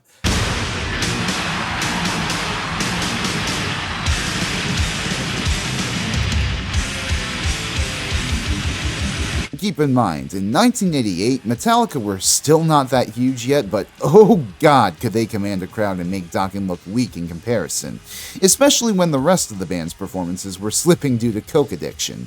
Don Dokken has noted that this had a demoralizing effect on him, driving him to drink and drug himself to cope. By the end of the tour, he demanded in a meeting with management and Elektra executives that George Lynch leave. Lynch remembers it differently, saying that Dokken was sick of the band splitting royalties evenly, demanded more for himself, and threatened to rehire everyone as paid employees. Whatever the case, Jeff Pilson and Mick Brown stuck by Lynch, essentially ending the band right there and forcing its members into solo careers. And so Dokken died as they lived, held back by personal beef in a sea of fierce competition. In more positive news, Motley Crue managed to make a sterling comeback from the drug issues which had been plaguing them since their earliest days. After leaving rehab, they shipped up to Vancouver to begin on a new album with Slippery When Wet engineer Bob Rock as producer, and realized right away that, oh my god, sobriety is so fucking tough to keep. Rock didn't really get along with the band as a unit, and so brought them in to record their parts individually. He was a real hard ass too, apparently, pressing them to do take after take to get things just right. This, plus the sobriety, left the Crew boys utterly exhausted and snippy with each other, though ultimately, after a grueling 6 months, Motley Crue had finished their 5th album, Dr. Feelgood. Released on August 28, 1989, Dr. Feelgood became Motley Crue's biggest album ever. It went to number 1 on the Billboard charts, cracked the top 10 in most of Europe, produced 4 top 40 singles, and went double platinum by the end of 1989. God damn, they must have really produced a heater here, huh? Well, hot take, I still wouldn't listen to this one over Too Fast for Love or Shout at the Devil. Nothing against Bob Rock, but his production just feels a bit too gargantuan and boomy for Crue. I've always preferred the comparatively raw feel of the first 2 albums. Plus, I'm not a fan of some of the more eye-rolling innuendo tunes like Slice of Your Pie and Sticky Sweet, nor the cornball attempts at power ballads in Without You and Time for Change. That said, hot damn, when it's on, it's on. Both the title track and Kickstart My Heart, the 2 Nicky Sixx wrote about his near-death experience, are rock radio staples for a reason. They fucking rip. Other tracks like Rattlesnake Shake, She Goes Down, and Same Old Situation work in that they mostly dispense with their lyrical cheekiness for straight sleaze and great Mick Mars guitar work. So yeah, I definitely understand why Motley Crue had the success it did with this album. Where Shout at the Devil perfectly embodied the grittiness of early glam metal, Dr. Feelgood was the perfect embodiment of the glossy hugeness the genre had pivoted to in the wake of Slippery When Wet, with a bit of Appetite for Destruction sleaze mixed in. That being said, Dr. Feelgood, interesting as its creation was, wasn't the most interesting success a glam metal pioneer had at this time, in my opinion.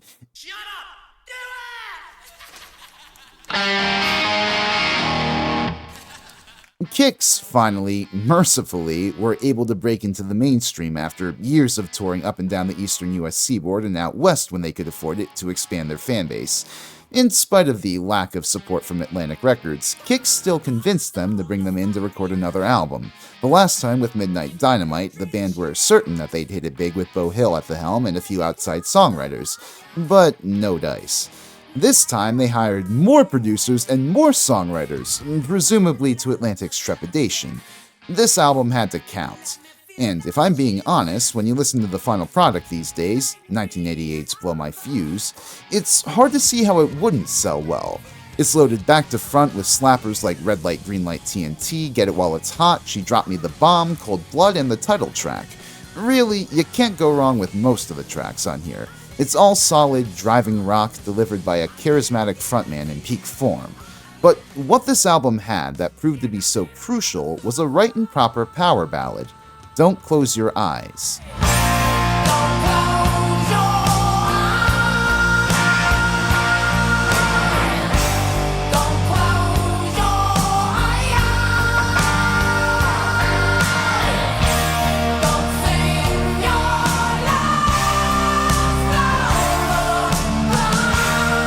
What's funny is that this song, like Walking Away before it, almost didn't get released as a single.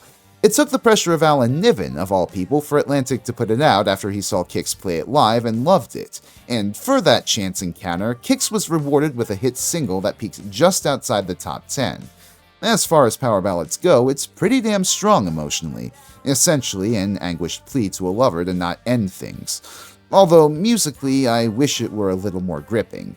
Still, its success allowed Kix to tour Europe and Japan, headline amphitheaters and coliseums, and basically leave a legacy within hair metal beyond band that other East Coast glam bands opened for before going on to become larger. Definitely check out Blow My Fuse if you've never listened to it before. For my money, in spite of its success, it's one of glam's more underrated releases.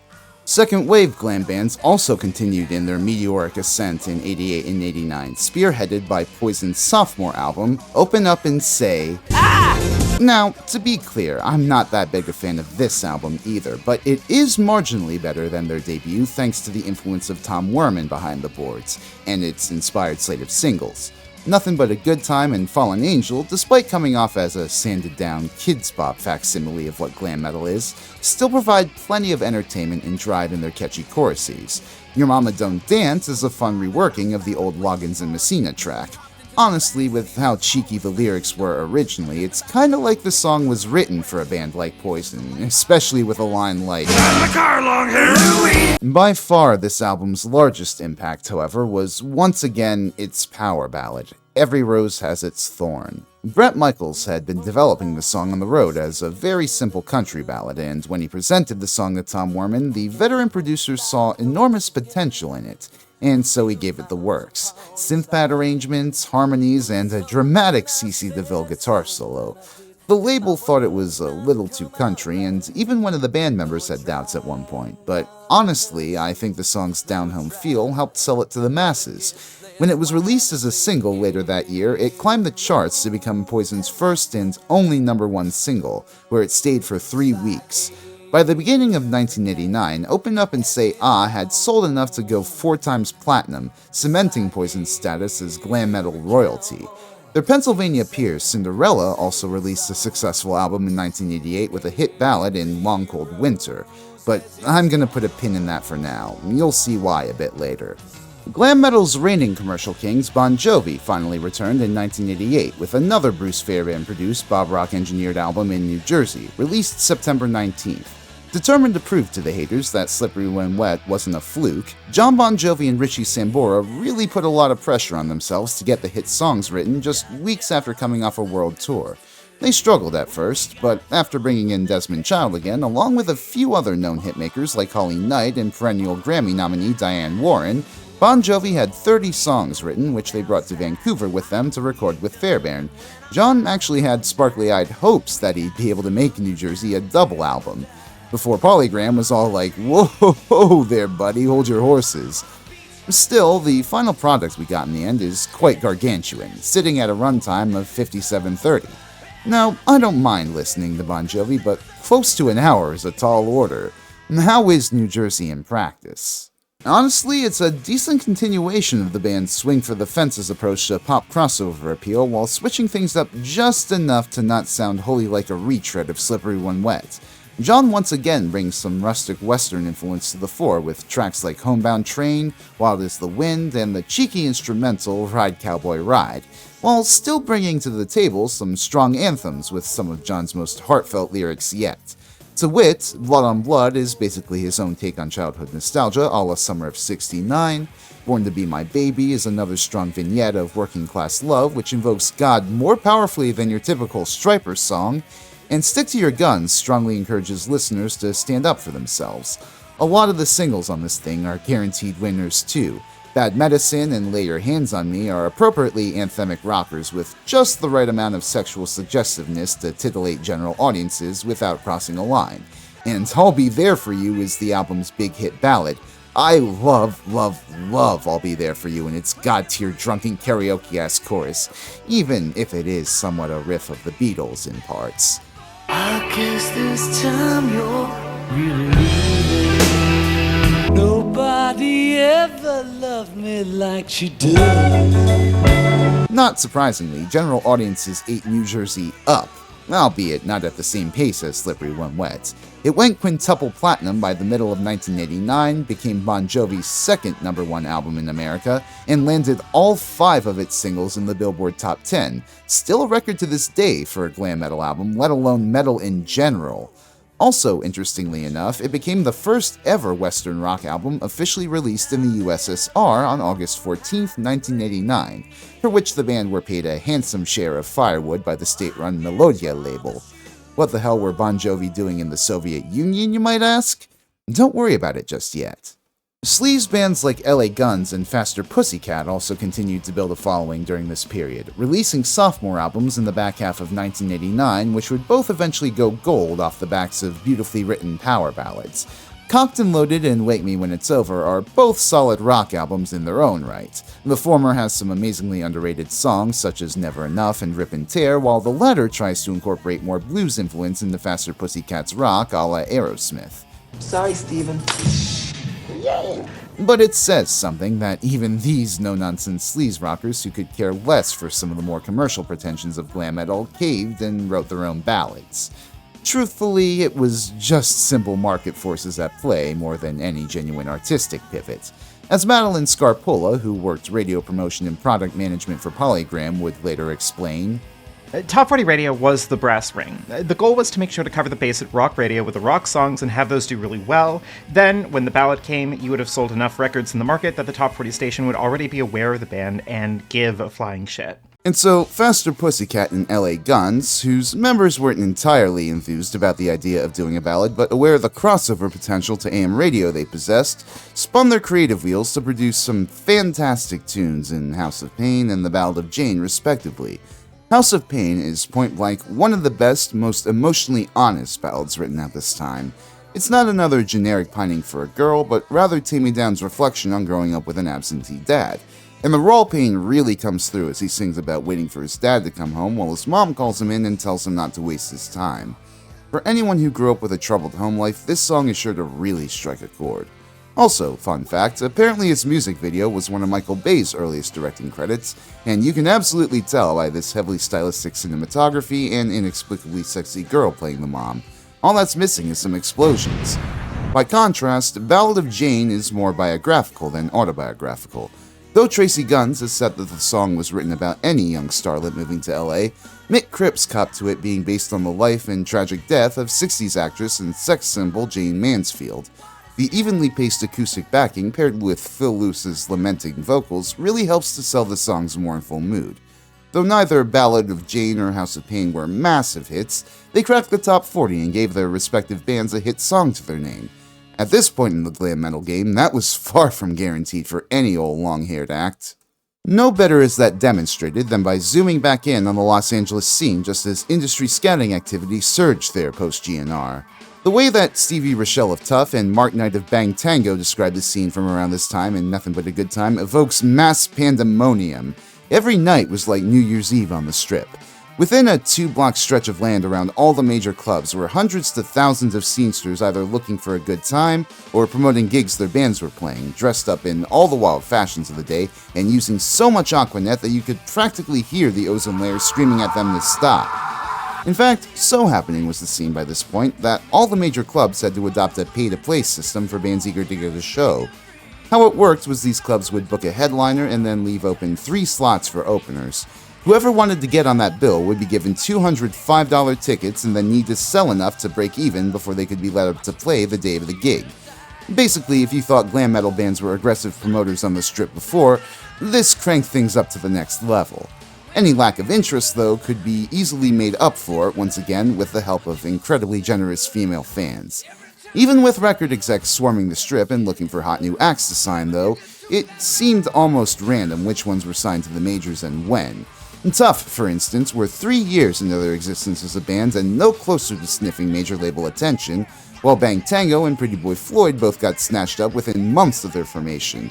Hell, Pretty Boy Floyd got signed 10 gigs into their career. It definitely helped if you were an established musician already. Billy Sheehan, for instance, formed Mr. Big in 1988 with Paul Gilbert of Racer X, session drummer Pat Torpey, and vocalist Eric Martin, and the group were very quickly signed. But there were far more bands forming for whom this was their first rodeo. One-word bands gave way to 2-word bands, gave way to 3-word bands, blonde frontmen with increasingly huge hair were ubiquitous, and guitarists were locked in an ever-growing arms race to see who could play the flashiest solos. Emerging from a more saturated pool of talent than ever, how did these new Los Angeles acts attempt to stand out? Well, interestingly enough, I think the examples of Bang Tango and Pretty Boy Floyd that I mentioned are particularly illustrative when juxtaposed. Both had debut albums produced by then up-and-comer Howard Benson, which were minor chart hits, but with different approaches. Bang Tango's Psycho Cafe, released on May 29, 1989, is not just a glam metal album, complete with all the heavy riffs and shrieky vocals that might entail, but it often dips its toes into funk rock and jazz as well, to very interesting results. Like, don't get me wrong, Bang Tango aren't funkmeisters like their rising Californian contemporaries, the Red Hot Chili Peppers, but the added elements of groove, wah-wah pedal, and slap bass help to elevate what would otherwise be a pretty by-the-numbers glam metal outing, perhaps best demonstrated on numbers like Wrap My Wings, Shotgun Man, and Love Injection. By contrast, Pretty Boy Floyd is pretty much just reheated Motley Crue leftovers. Their debut album, Leather Boys with Electric Toys, released on October 5th the same year, and, well, it's definitely a glam metal album, alright. If you like Dr. Feelgood, and Lord knows Pretty Boy Floyd probably did, you'll probably like this, but to me it comes off as incredibly derivative. Like, they cover Toast of the Town, and it's practically note perfect. That's the level of Motley Crue glazing they got up to. Even the power ballads on the album, Wild Angels and I Wanna Be With You, are a lesser imitation of the sort of teenage romance vignettes Bon Jovi would write. I guess if I had to recommend anything off the album, it's Rock and Roll Is Gonna Set the Night on Fire, but even then, that song feels artificial as hell. Hell, if you can believe it, the exact same year, a Canadian band with the same name put out a similar sounding glam metal album, and that turned into a whole messy legal dispute that occupied both bands for a while. American Pretty Boy won out thanks to MCA's backing, but if you ask me, the Canadian group should have gotten it since they actually had a dude named Floyd on lead vocals. But that's all to say that all the sentiments expressed on Leather Boys about rockin' and being rock and roll rebels have been done to death by now, to the point where you really question how sincerely these guys mean it, and if they're not just doing this because it's expected of a mainstream glam band. Honestly, you could probably level that criticism at some of Bang Tango's lyrics and a lot of other glam bands vying for a breakthrough. And that very naturally brings me to the kings of the strip at this time, the band that, finally, after years of grinding, had their moment in the sun. For better or for worse. Warrant. After years of building a loyal following in LA, but getting passed over by labels, Warrant were finally approached in 1988 by A&R rep Bret Hartman, who was then working for CBS, and signed to the label. Like their idols rap before them, they got paired with now-hot ticket producer Beau Hill to record their debut album. The thing is, rap they were not, and the recording process was not as smooth. Though Warrant's guitarists, Joey Allen and Eric Turner, were decent players, they did not quite have the technical ability to reach the heights of the greatest players around at the time. Or at least Beau Hill determined that to be the case. Therefore, with the tepid permission of the band members themselves, Hill brought in session guitarist Mike Slamer to pretty up the album's solos. Additionally, the album's release was derailed by a few months after singer Jenny Lane had a breakdown from discovering a girlfriend's infidelity. Eventually, though, in early 1989, CBS released Warrant's debut, Dirty, Rotten, Filthy, Stinking Rich, featuring this shady-looking card named Fugazi on the front cover. Do not let looks deceive you, though. In terms of actual metal, this album is pretty damn anemic. Beau Hill certainly gives them a bombastic sheen, not just through his production, but through his glossy keyboard work. But that cannot mask how rote and been there done that the sounds on this album are. That's not to diminish Jenny Lane's songwriting, but so much of the rockers on this album, like Down Boys, Riding High, or the abbreviated title track, could very easily be passed off as poison. Like, don't get me wrong, Jenny Lane's got a decent voice, but if you put him and Bret Michaels in the Police lineup, all I'm saying is that I need to ask a few questions before making a choice. This album's true strong points are the ballads, Heaven and Sometimes She Cries, which, of course, were both charting hits. Hell, Heaven nearly hit number 1 on the Billboard charts, but was held back by fucking Milli Vanilli. And don't get me wrong, both are decent songs, but this is stretching the definition of glam metal to its fucking breaking point. For me, when I watch the video for Heaven, where the members of Warrant are decked out in matching white leather and Jenny Lane's giving the camera bedroom eyes, even a cheeky little wink, you might as well slot this shit right alongside a New Kids on the Block video. I don't want to disparage power ballads, some can be great, but their domineering influence on metal albums in this period and the whole insistence on pandering to women instead of trusting them to dig heavier, more inspired sounds really drug a lot of albums down. So yeah, the LA scene was kinda getting a lot more cynical commercially and musically, if you ask me. Why don't we head out east and check in with what's been happening there in the wake of Cinderella and Bon Jovi? New York was finally becoming something of a glam town with the major label acquisitions of bands like Winger and Danger Danger, Winger, formed by the eponymous Kip I've been hinting at for this entire damn video, was something of a supergroup.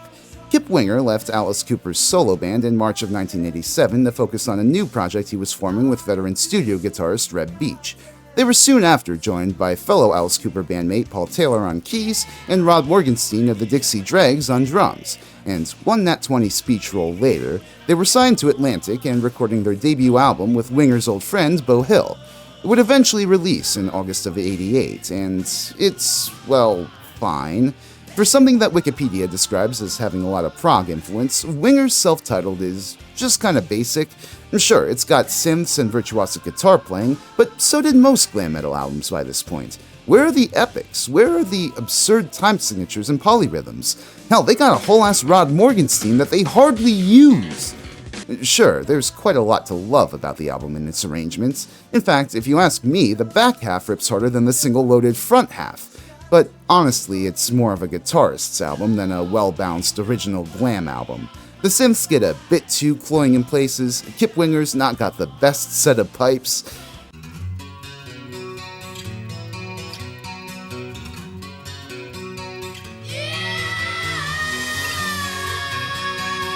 and of course, there's fucking 17.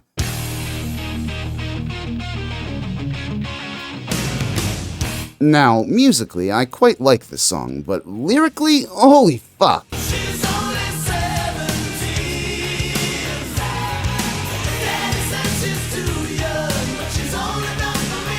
Right to jail, right away. Years later, Kip would attempt to explain exactly just why this happened.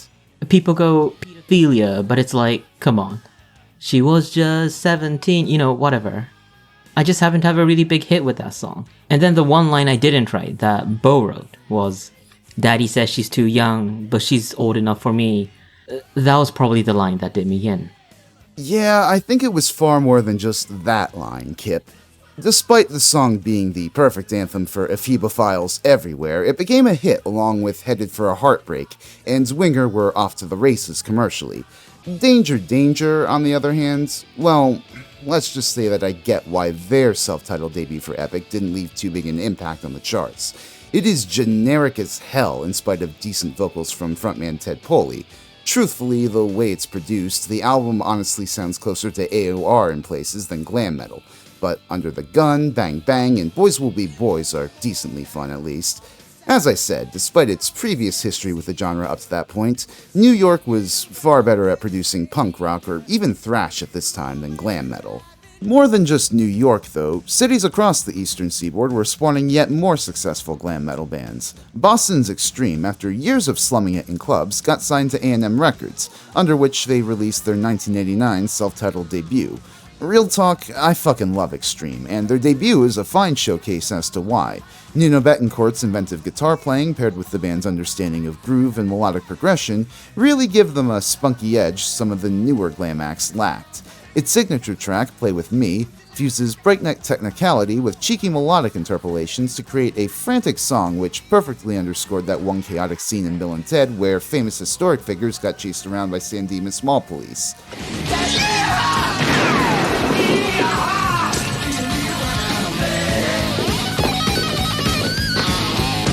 Down in Philadelphia, Britney Fox had managed to get off the ground with their self-titled debut released in December of '88 and Boys in Heat released a year later under CBS. Other than Billy Childs, most of the band had adopted new stage names. Dean Davidson was now Dizzy Dean, Michael Shermick was now Michael Kelly Smith, and Tony Destra was now dead after a tragic car accident. Johnny D would be his replacement. I think there's a lot to love off Britney Fox's debut and follow-up, especially in the guitar department. Shit, just listen to Girl School for proof. But there's no denying that in how shrill Dizzy Dean sounds, these dudes were essentially a second-rate Cinderella. Hell, even the Midwest was spawning buzzing glam bands at this point. Both Vixen and Madam X, two of the girl groups I've mentioned in this series, found their origins there, as well as Enough's Enough, a group from the suburbs of Chicago which drew heavy inspiration from psychedelic rock and power pop. Matter of fact, their vocalist Donnie V's come out in the decades since regretting that their label Atco pegged them to glam metal rather than marketing them as power pop. But alas, if they wanted that sweet, sweet MTV exposure, that was the pill they were going to have to swallow. Still, their August '89 debut is an underrated gem. Sure, it's not strictly metal, but at the very least, New Thing and Fly High Michelle hint towards a psychedelic glam sound I would have loved to see more from this genre. For all the newer mainstream glam acts emerging outside LA, though, few made as large an impact commercially in this period, or in terms of controversy, than Skid Row. Remember Dave Sabo and his whole post-Bon Jovi saga of attempting to hit the big time like his childhood friend? Well, after getting rejected from Cinderella, the Snake retreated from Philly back to Jersey, where he worked for a bit at a music retailer while waiting for another opportunity to fall into his lap. Eventually he decided, fine, I'll do it myself, and formed Skid Row in Tom's River with bassist Rachel Bolin, with the two subsequently hiring guitarist Scotty Hill, drummer Rob Afuso, and vocalist Matt Fallon. And you know, this early lineup actually did decently for itself, with Sabo's friend Bon Jovi helping to land the Ensign Band a few opening slots at arenas. At the same time, Doc McGee wasn't ready to sign them because apparently Matt Fallon wasn't that good a frontman, and so Sabo, ironically, found himself in the exact same position of firing a member and holding auditions that he found Cinderella in a few years prior. And thankfully, he didn't need to wait too long before Madam X came through New Jersey to celebrate photographer Mark Weiss's wedding, and brought with them this Canadian thunderbolt of a vocalist in 18-year-old Sebastian Bach. Apparently, Bach jammed with the wedding band and sang Led Zeppelin, and Bon Jovi's parents, who happened to be there too, took a liking to this blonde kid and suggested him to Sabo. Bach immediately connected with the rest of Skid Row when he met them to audition at Rachel Bolin's garage. The band, reveling in their new friendship, would go on to jam at a local bar that night, introduce their new vocalist to the crowd, and get absolutely shit-faced. Only for Bach to get so shit-faced that he later started a fight with a bar patron and got the band kicked out. Oh, but boys will be boys, and I'm sure he'll rein his youthful vigor in when they're out on the road. Right? Soon after adding Bach, Skid Row not only signed to Bon Jovi and Richie Sambora's publishing company, Underground, and put a pin in that, but also to Atlantic Records, for whom they recorded their self-titled debut album, released January 24th, 1989. Thanks to the guidance of then-veteran producer Michael Wagener and the fact that they'd played all the songs intended for the album for years by that point, the band were able to knock out the album's recording relatively painlessly and in short order, and it shows. Skid Row's debut is loaded back to front with this effortless drive, brash, cocky attitude, and crude lyricism reflective of sleaze rock's influence. Certainly that's reflected in tracks like Big Guns, Sweet Little Sister, Piece of Me, and of course, the anthemic stomper Youth Gone Wild.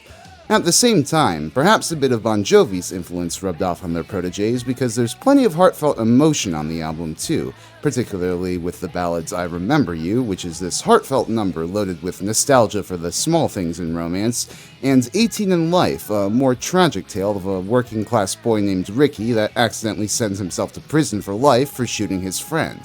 And that's not to mention the rockin' instrumentation and Bach's tour de force of a vocal performance on this thing.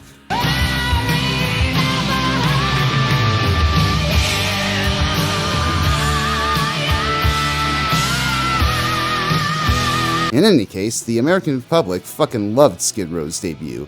Granted, it took a little while for them to realize it, but by the fall, 18 in Life and I Remember You were dominating the Billboard charts, both cracking the top 10.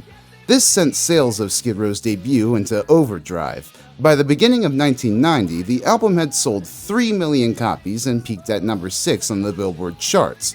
For a brief window of time, it seemed like these Jersey rockers could truly follow in Bon Jovi's footsteps. Seemed, but more on that in a bit. By this point, there weren't as many legacy rock or metal acts making the pivot to glam metal. There was Celtic Frost, who made the shift from pioneering black metal group to full-on mainstream metal with Cold Lake, but as you can probably imagine by this point, it didn't go down too well with their more hardcore audience. Yeah, I think by this point metal had been so thoroughly cleaved into two distinct camps, the hedonistic flashy crowd that gathered around glam and the edgier, more serious crowd that gathered around the more underground metal subgenres, that bands in the latter camp who might before have considered a glam pivot out of their own commercial self-interest were forced to reckon with the fact that they could only do so with considerable bleeding of their old fan base. Hell, Judas Priest's follow-up to Turbo, the similarly disappointing Ram It Down, is such a mixed bag precisely because it attempts to backtrack on the more LA-coded stylings of its predecessor by including more outwardly aggressive guitar riffs and lyrics. Only to still use a fucking drum machine, so you still get hilarious juxtapositions like this.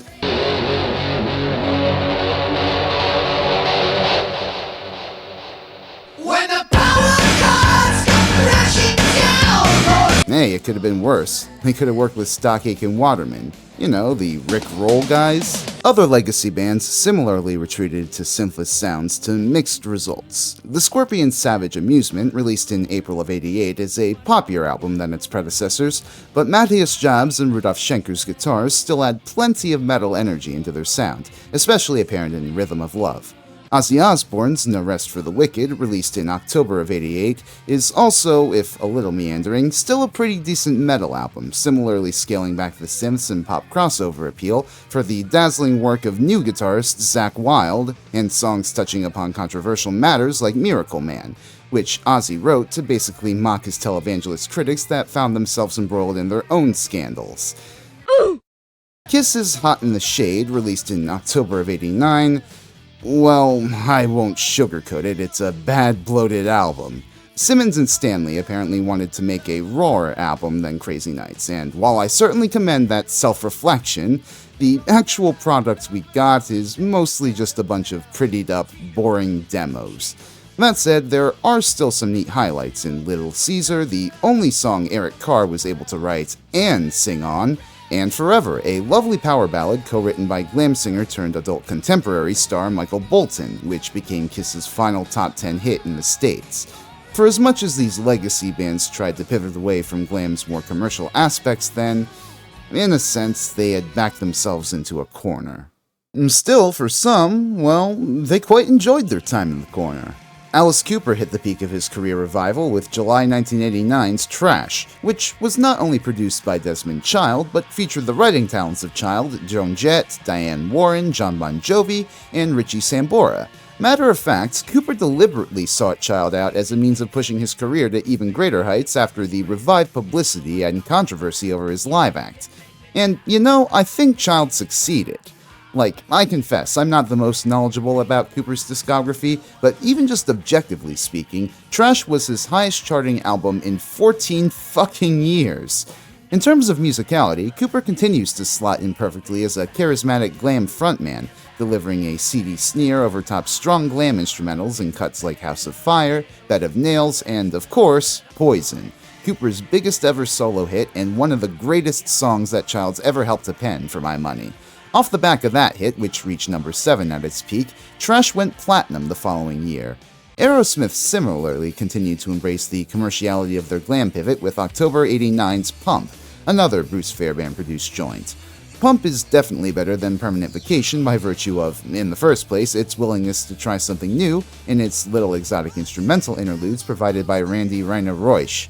Also, though, the production on this one is a lot more focused and raw, making the album sound closer to Aerosmith's 70s peak than Permanent Vacation. Rockin' tunes like What It Takes, The Other Side, and the raunchy claustrophilia of Love in an Elevator were well deserving of their success as singles. But the real surprise off Pump was the ballad, Janie's Got a Gun.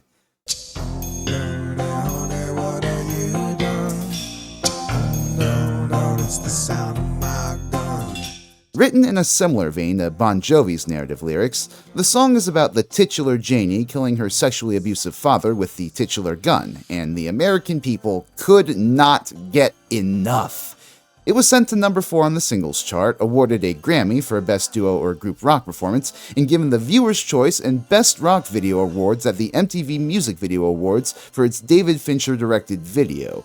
And personally, while I can certainly understand why it's so beloved even to this day, the whole notion of Steven Tyler, of all people, writing a song about a dad abusing a teenage girl, let alone starting a charity for troubled young women in its name decades later, well, let's just say I think he's running from something.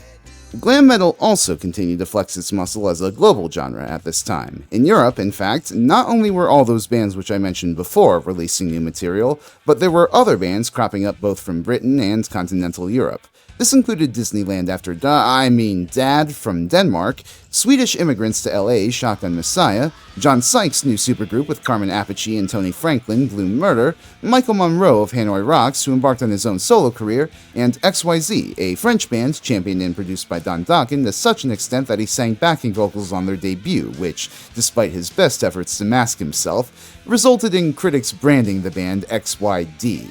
That said, though, the biggest successes were, naturally, with the bands already established pre-87. Of all 5 European glam bands at this time to have a gold or platinum certified record, only one, Bonham, was a new band, and I'm willing to bet a good chunk of the sales for their Disregard of Timekeeping album came from people curious enough to see if Jason Bonham was as beastly a drummer as his late father. Spoilers, he is. Otherwise, the other gold record awarded to a European band around that time was Kingdom Come's self-titled, which, as I said earlier, didn't even see much chart longevity. As for the albums that went platinum, there was, in the first place, Europe's Out of This World, which was certified off the back of the album's top 40 single, Superstitious. That said, it was an even further retreat from their more metal origins towards synth-laden AOR, much like with Def Leppard's Hysteria before them, though without any of the layered considerations put into that album, in my opinion. Then in 1989, you had, in the first place, the Cult Sonic Temple, a Bob Rock-produced joint released in April of '89, which solidified the glam shift of that band's predecessor. I absolutely understand cult fans who are more drawn to the band's moodier, more atmospheric music, but the music on Sonic Temple rocks in its own hard-edged way, best demonstrated by the song that's become signature to the band in the years since, Fire Woman. Still, if you ask me, they probably could have tightened up some of these songs to the album's benefit. Then there was Whitesnake's Slip of the Tongue, which came out in November of '89 after, yet again, some delays caused by Coverdale replacing his musicians. To be fair, though, at least in Adrian Vandenberg's case, the poor dude was recovering from an injury, so his replacement was understandable. Who'd they get to play guitar on this thing, then?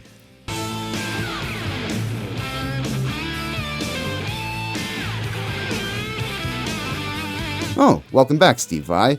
Now, to be perfectly clear, Slip of the Tongue does have some rippers. The title track leads things off well enough, and tunes like Judgment Day and the re-recorded Fool for Your Loving have their own rockin' pizzazz to love. But so much of the album, even more than the previous, sounds far more like generic glam metal by this point than Whitesnake's blues rocky origins. I doubt general audiences even really cared about that, though. They probably just heard an album that was more the same from '87, thought, maybe I'll check it out later, and just never bought it. Consequently, Slip of the Tongue was kinda a commercial disappointment. Loudness and Bow Wow, in the meantime, continued to keep the Japanese glam metal crossover dream alive, but to increasingly diminished returns. Perhaps recoiling from the poor chart performance of Hurricane Eyes, Loudness decided, at the suggestion of their producer Max Norman, to can Minoru Nihara and replace him with native English speaker and vocalist Mike Vesera in an attempt to shake things up. The result of their first collaboration together was September 1989's Soldier of Fortune, which, well, it's not necessarily terrible. Akira Takasaki still wrote and played some incredible music on it, but lyrically, it's bland as hell. And sure, perhaps you could argue that the band's lyrics were relatively generic before, but that's when they were running through an ESL vocalist. What the hell is Mike Vesera's excuse? Apparently, Takasaki wanted to bring on Eizo's vocalist Masaki Yamada before settling on Vesera, but Eizo were still going strong, having put out 2 albums under Geffen, before getting sacked for the second's poor performance and dissolving from infighting. Meanwhile, in the British market, Bow Wow were struggling to keep their heads above water. Their 1989 release, Vibe, or Helter Skelter in Bongland, did well in Japan and was also their highest charting album in the UK. At 75. Yeah, sadly, they weren't any closer to escaping the impression general audiences had that they were little more than just a gimmick. And to make matters worse, Neil Murray wasn't long for the band after receiving an invitation from his friend Cozy Powell to join Black Sabbath. Despite their best intentions to bring Japanese metal to the Western masses, personnel issues and that goddamn language barrier plagued and would continue to plague Bow Wow and Loudness's efforts. Okay, now, we've gone through basically all the mainstream glam metal albums that I wanted to cover within this time span, but there are still a few that I want to bring up not just as exceptions to the rule, but as isolated moments of foresight in a scene that kept its head buried in the hedonistic sand. Remember how I said we'd come back to Long Cold Winter? Well, Cinderella Sea were consciously trying to distance themselves from glam metal as far back as the recording of that album, and Tom Kiefer, taking a look around at the industry his band was now steeped in, was feeling some trepidation. As he later reflects, "It was pretty apparent to me that there was like a trend going on that was very flavor of the day. And it was everything from the photography, to the imagery, to the clothing, to the sound of the records being very slick and processed. We started trying to steer the boat out of those waters after the first record, because at the time it was still considered cool and hip, but the writing was on the wall to anyone who had half a brain that this was eventually going to become an anchor. If you look at the packaging for Long Cold Winter, the pictures on that were kind of more classic black and white. There was no picture on the cover. The sound started to get more organic, and we were bringing in harmonicas and dobros and pianos and trying to paint the picture production-wise more like the classic 70s records." Consequently, Long Cold Winter, while still having a foot in the hard rock which was in vogue at the time, stands out as a decidedly more stripped-down release.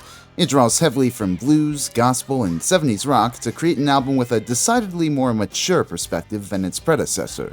Like, Kiefer said that this album's lyrics were written while on the road for night songs, the first time he'd ever ventured outside of Philly, and it's certainly reflected in the heavy preoccupation the album has with journeys. Whether it's a literal journey like The Last Mile, a metaphorical journey like Coming Home, Take Me Back, and G-Word Road — seriously, we did not give a shit about the Roma back then, y'all — or an emotional journey like Falling Apart at the Seams and Don't Know What You've Got Till It's Gone, Kiefer's pen offers up meatier lyrics to chew on than most of the band's contemporaries. There's very little here I'd classify as straight fuck me, suck me music.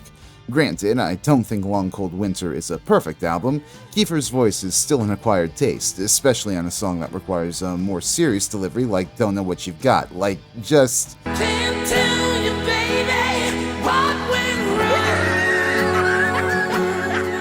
But it's absolutely one of the more stand-out glam albums of the time for its willingness to defy genre stereotypes. Not all critics, granted, would agree. In fact, quite a few called it derivative. But there was respect for the attempt, especially among the general public, who would go on to buy the album at roughly the same rate as Night Songs, and send 3 of its singles into the Billboard Top 40. Other bands, commercial prospects be damned, began to look over at thrash metal's musical and political extremities and thought to themselves, I want to get in on this. Pantera, after I Am the Night, hit a crossroads when the Abbott brothers increasingly got into thrash metal bands like Metallica. You see, Terry Glaze was far more of a glam guy, and so ultimately left due to creative differences in 1986. But then they kind of struggled to find a replacement for him, until they landed a New Orleans teen with the shrieking belt of Rob Halford named Phil Anselmo. Anselmo only furthered the band's descent into thrash, exposing them to regional underground acts like Rigor Mortis and Exorder. By the time their 4th album, Power Metal, finally came out in June of '88, the changes within the band were clear. Just not on the album cover itself, yeesh. Seriously, Power Metal is a criminally underrated thrash-adjacent album from this time. Is it the most sophisticated thing lyrically? Pussy time! Tonight! Pussy time! No. But musically, it absolutely does rock. Songs like Over and Out, Death Trap, the title track, and even cornier, more arena-ready numbers like Rock the World and Proud to Be Loud have a serious bite to them that previous Pantera albums lacked, thanks to Diamond Darrell's blazing riff work and Anselmo's harsh wails. Similarly, Wasp, after years of commercially middling follow-ups to their debut, decided to go for broke on their April '89 release, The Headless Children. More specifically, Blackie Lawless made a conscious effort to steer the band towards covering more politically charged topics. The title track discusses nuclear war, Thunderhead describes the horrifying reality of heroin addiction, and The Neutron Bomber is a literal condemnation of Ronald Reagan's nuclear saber rattling earlier that decade. And the music that goes with it. Holy hell, Chris Holmes is shredding his ass off here, and Frankie Banali, fresh off his time with Quiet Riot, pounds the shit out of his skins. I don't think it's the best produced album, sorry Blackie, in that it can be a bit cavernous in places where rawness would have served it better, but overall it is a cut above what the band had been putting out for years up to then. Even in their live show, Wasp were no longer scary for their macabre meat and fire theater, but for exposing their audience to the real political horrors of the world. And surprisingly, this pivot was a success. In Britain, at least. In the US, the band were reduced to playing clubs and theaters. Man, the PMRC really did a number on them, huh? Plenty more bands and artists attempted to pivot to other sounds in an attempt to win either greater critical or commercial praise. Lizzie Borden went in a very progressive direction with their July '89 concept album Master of Disguise, specifically in response to poor critical reception to their previous albums. And Michael Bolton, as I mentioned earlier, had gone from an AOR belter in the mid-'80s to an emotional crooner that would go on to cement himself into the American cultural fabric thanks to Time Life's Ultimate Love Songs collection. 36 songs by all our favorite artists. Tell me how am I supposed to live without you? Glam metal was beginning to morph, to become, like Visual Kei in Japan, less this genre that described a unified sound that all bands shared, and more an aesthetic that signaled a common mass-market demographic they were being marketed toward as various artists tried to anticipate the next big rock trend. And in truth, I'm willing to bet it was in part because the debauchery of glam metal was increasingly on full display in the way some of its leading representatives acted.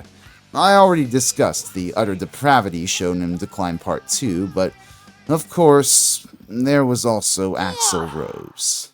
By late 1989, Guns N' Roses had been off the road for a while and counting their millions, perhaps looking forward to recording their next album, when they were suddenly approached by the Rolling Stones. The elder band, perhaps in recognition of the two shared musical lineage, wanted Guns to open for 4 dates at the Memorial Coliseum that October on the band's Steel Wheels tour, to which the younger band eagerly accepted. The problem was, well, it was kind of a perfect storm, really. The members of Guns N' Roses were still suffering from heroin addictions to the point where they had gotten incredibly sloppy as performers off the road and, at least in Steven Adler's case, even had to be subbed out for Don Henley at the American Music Awards earlier that year because of it. With a subpar performance looming, Axl got cold feet about the gigs to the point where he literally had to be dragged to the first show by management day of. In addition, Axl's racist lyrics in 1 in a Million had re-entered the discourse again, as the Rolling Stones' primary opening act on the Steel Wheels tour, one who would also be playing right before Guns, was Living Colour.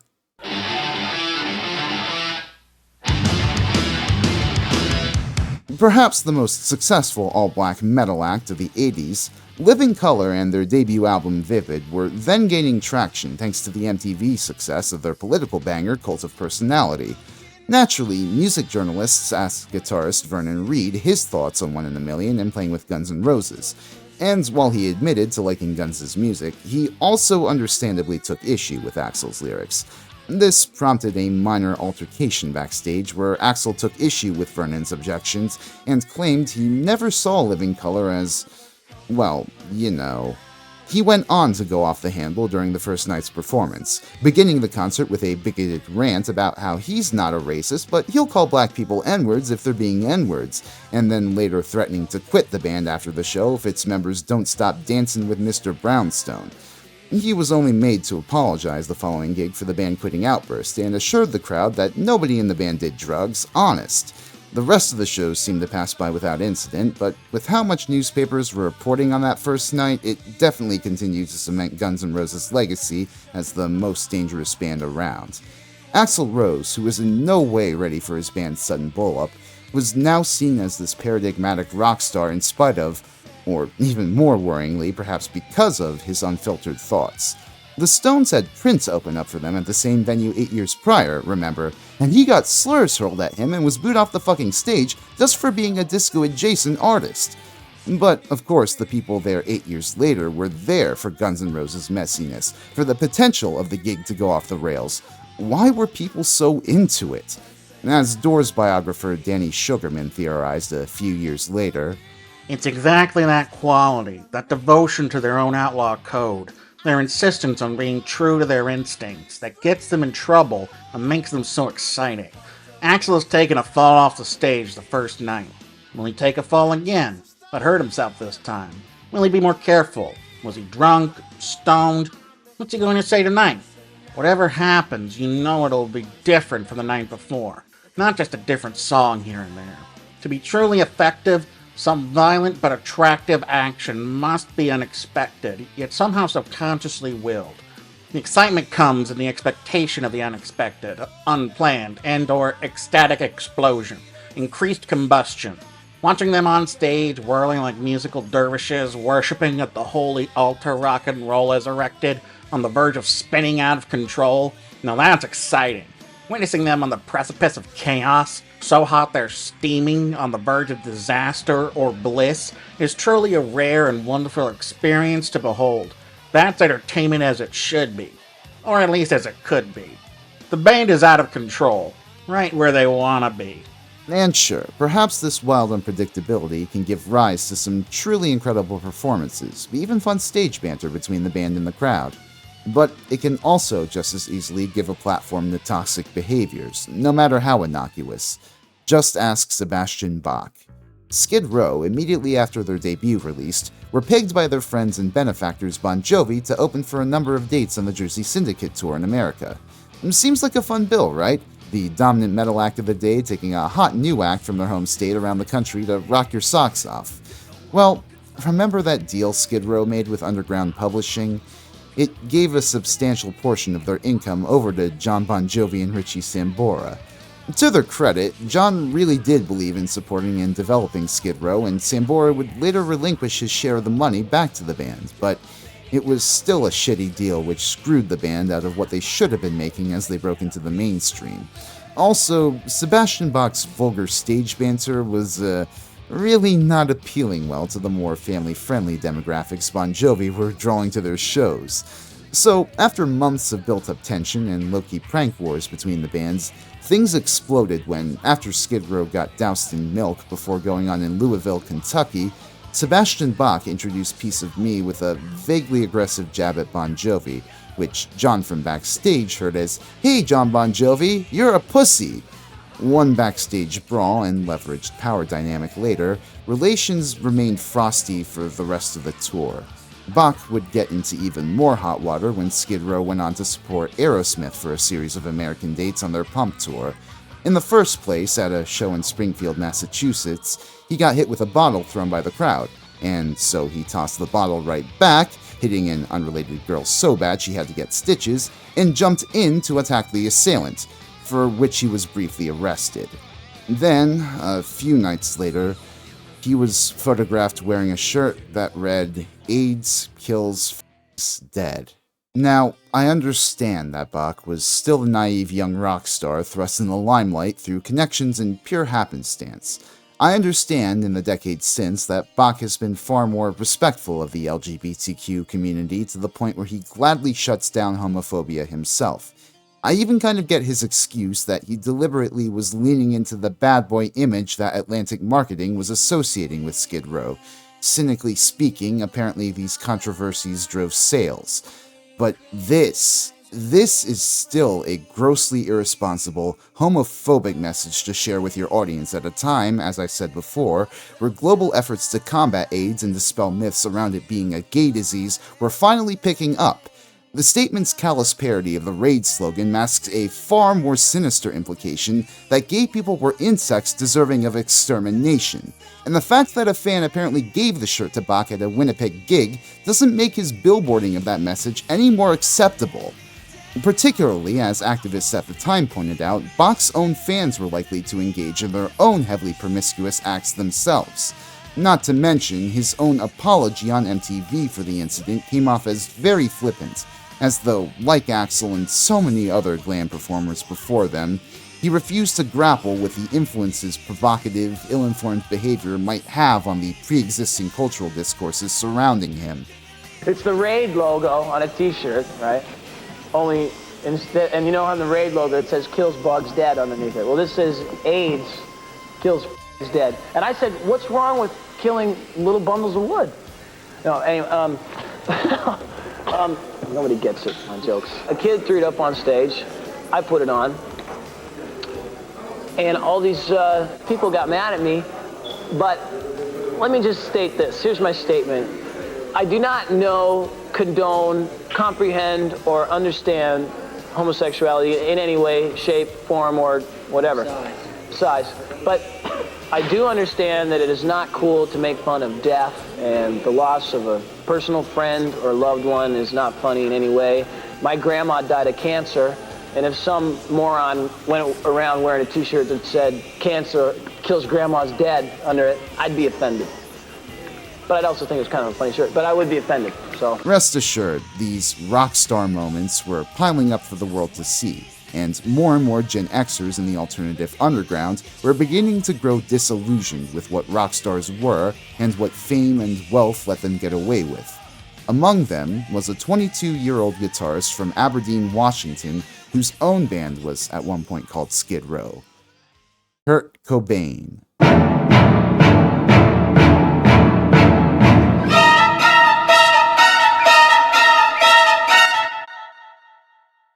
I think if there's an event to leave this video on that's most emblematic of the successes, excesses, and failures of this period in glam metal history, it'd have to be the Moscow Music Peace Festival, right?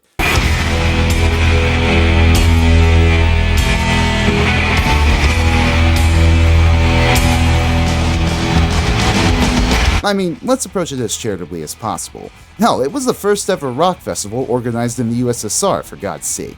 It was meant to promote better understanding and cultural exchange between Americans and Soviets, and brought together not just some of the hottest Western rock and metal acts of the time like Cinderella, Scorpions, Skid Row, Motley Crue, Ozzy Osbourne, and Bon Jovi, but also Soviet rock acts which, thanks to Glasnost, were emerging from underground like Gorky Park, Nuance, and Brigada S.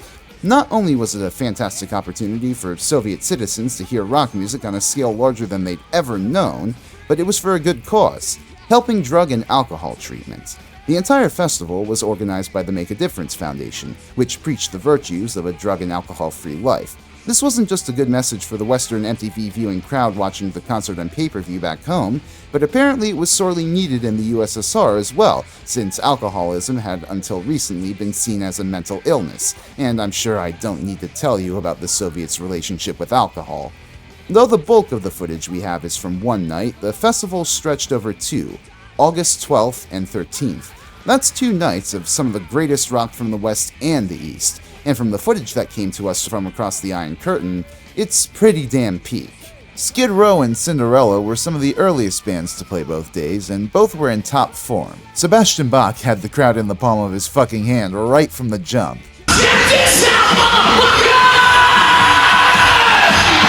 And the rest of the young Skid Row were killer too, delivering a set full of songs from their 7-month-old debut, as well as a cover of the Sex Pistols' Holiday in the Sun. Cinderella were similarly rockin', though Tom Kiefer had considerably less success with getting the crowd to sing along with him.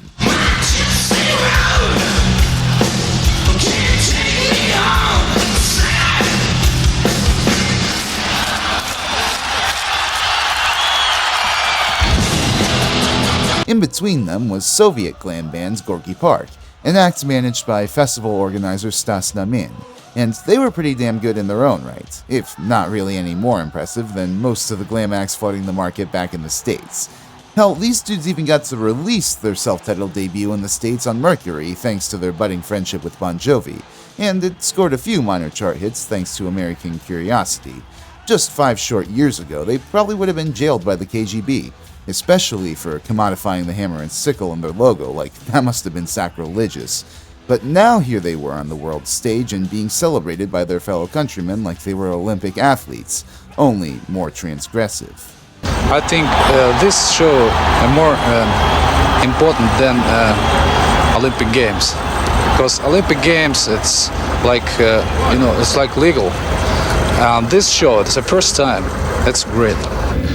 Before maybe 4 years ago, we can hear these bands just for the tape from black market, but now it's real. Now it's happening. The biggest draws of the night, however, were inarguably the elder bands, the ones that the Soviet kids in the crowd were most likely to have bootlegged. Motley Crue, who burned with a renewed intensity through some of their first sets since getting sober, Ozzy Osbourne, who threw in a few Black Sabbath tunes for the crowd, Scorpions, who'd actually played in the USSR before on their Savage Amusement tour and now offered a healthy selection of tunes from across their recent discography, and Bon Jovi as the headliner? I mean, sure, they're definitely the biggest artists in the West at the time, but were they known in the USSR? From what I could glean, yes. They'd actually been in the country a few months beforehand in an attempt to negotiate a New Jersey syndicate tour stop, and as Rolling Stone reported, their entourage was followed not just by KGB, but hundreds to thousands of Soviet youths. There was clearly a curiosity that the Soviets had towards John Bon Jovi, arguably one of the most Americana-minded rock stars in the glam world, and the universal rock music that he and his band played. And geez, did he scratch their itch with his performance at the Peace Festival. For one, John took the stage in a Soviet military coat and cap that he nicked off an army dude while walking through a sea of parted fans and soldiers alike as his bandmates opened with "Lay Your Hands on Me," perhaps the most enduring and politically poignant image of the night, for my money. But then they followed it up with an hour of absolute heaters, primarily from Slippery When Wet in New Jersey, and totally rocked the stadium down, especially with their electrifying performance of Blood on Blood. Bobby's an hotel lawyer, Jenny's a medicine man. Well, me, I'm just the singer in a long and rock and roll, baby. And I like it. You look at that sea of Soviets there, Russians, Ukrainians, Georgians, Kazakhs, and so many other ethnicities who'd only heard bits and pieces of the Western rock canon filtered through the black market, and they are all ecstatic as hell. As Rob Afuso from Skid Row was watching the concert from up in the stands, he was approached by two soldiers who tearfully thanked him for bringing rock to their country. The Soviet people had endured a great number of years of hardship thanks to the poor top-down decision-making of the Supreme Soviet, and they'd yet to endure far more under the times of oligarchic capitalism. But for this one night, many learned what it felt like to truly escape that, if just for a bit. And even then, the nights weren't over just yet, as after Bon Jovi played, a bunch of the band's members would come on stage for an open jam on a few rock classics. One of these was Elvis's Hound Dog, which even in the Soviet Union was seen as a classic.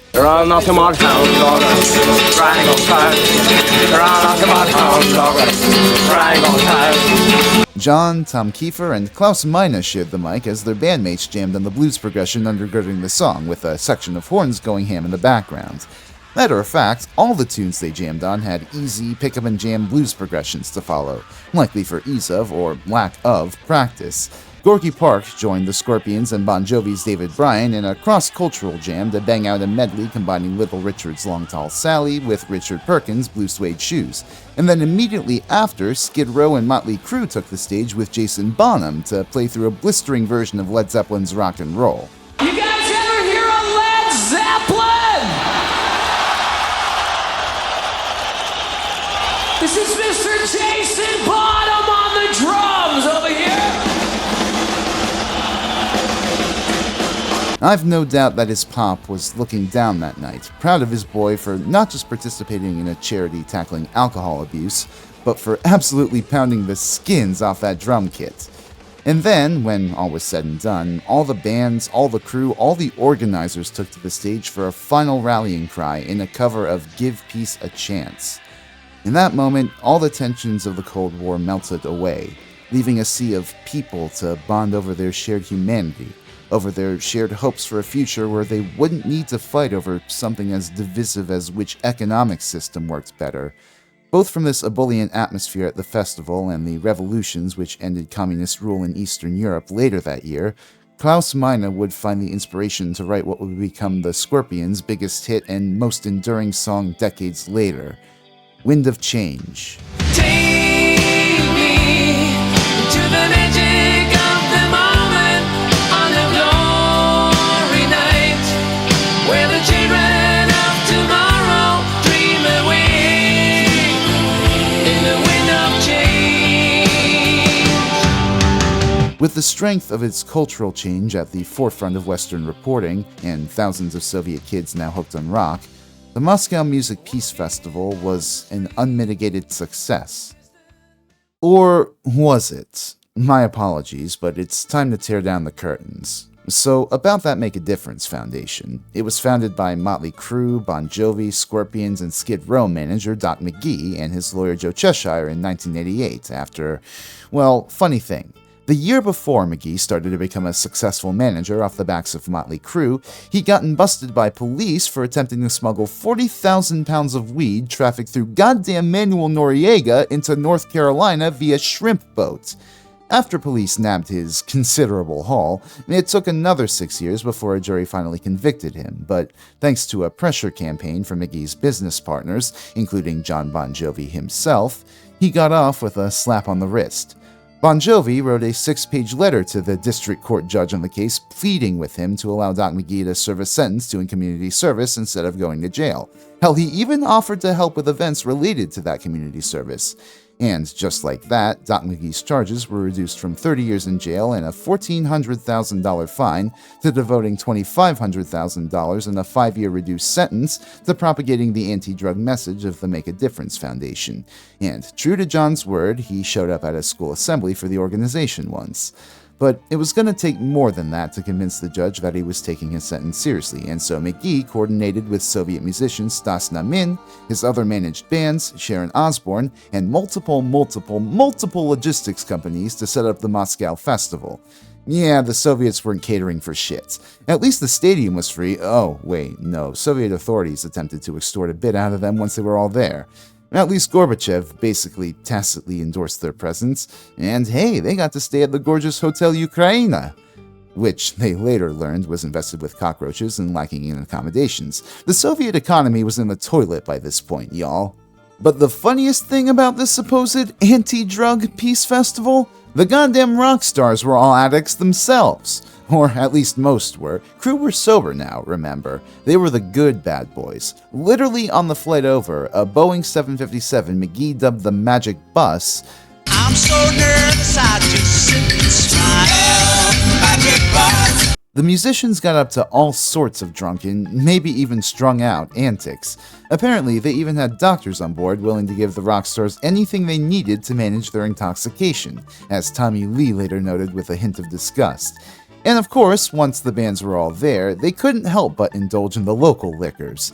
The entire endeavor was just rife with hypocrisy and also ego. And see, supposedly all the bands were told different things, so when Motley Crue were billed to go third to last, Ozzy got pissed and refused to play until Doc McGee made him third to last. But of course MTV wanted Bon Jovi to be the main event, so they headlined and played an hour-long set with fireworks, which also pissed off Motley Crue because they were under the impression that all bands would be playing for half an hour and that pyrotechnics of any sort weren't possible. After this whole mess of intoxication and ego, Doc McGee lost the business of Crue and seriously strained his relationship with Bon Jovi, who was looking at all the trip's excess with embarrassment. As he'd later reflect, "That festival was a nightmare. Everyone's ego, every band. I was the guy who didn't get high. But the plane that took the bands over, they found needles on it, for Christ's sake. I was so jet-lagged that I was out of it in bed, but all the band were out there pounding vodka, fighting people. Ozzy wouldn't let Motley Crue go on above him. We insisted on finishing the show." In the end, over 100,000 tickets had been sold for the festival, raising up to around $12 million for drug treatment in the US and Soviet Union. Certainly a decent chunk of change for a good cause, and I won't dog on Doc McGee for actually raising it, hypocrisies aside. But in truth, it's plausible that the festival was cover for something much more subtle, much more covert. American soft power's been a bit of a hot-button issue lately, but back during the Cold War, it was some of our most valuable currency on the world stage. The US government overtly funded a number of efforts to broadcast and promote their culture and ideology overseas and convince foreign nations that they were the good guys, including Voice of America, Radio Free Europe, and yes, USAID. But given who we're talking about, it should come as no surprise that they funded covert means as well. The CIA, as you may know, was deeply involved in military coups and abetting dictatorships around the world, so long as they agreed to play ball with American Cold War containment policy, but they also notably funded postmodern arts like abstract expressionism and left-leaning anti-Soviet literary magazines around the world, and even cooperated with people from the entertainment industry in order to pull off their own covert ops. Just look at Operation Argo. So, is it really so absurd to think that the CIA may have also played a hand in the Moscow Music Peace Festival with the intent to create the conditions for a band to write a song about the liberalization of the Eastern Bloc that they could heavily push, maybe even write it themselves? That's the question that sent New Yorker journalist Patrick Radden Keefe, tipped off by a trusted friend's anecdote from his friend in the CIA, down a rabbit hole in the late 2010s to find out if the Scorpions' Wind of Change was really as wholesomely conceived as I explained to you earlier. The result of his research and investigation was the 2020 Spotify podcast Wind of Change, which I listened to the entirety of just for this segment.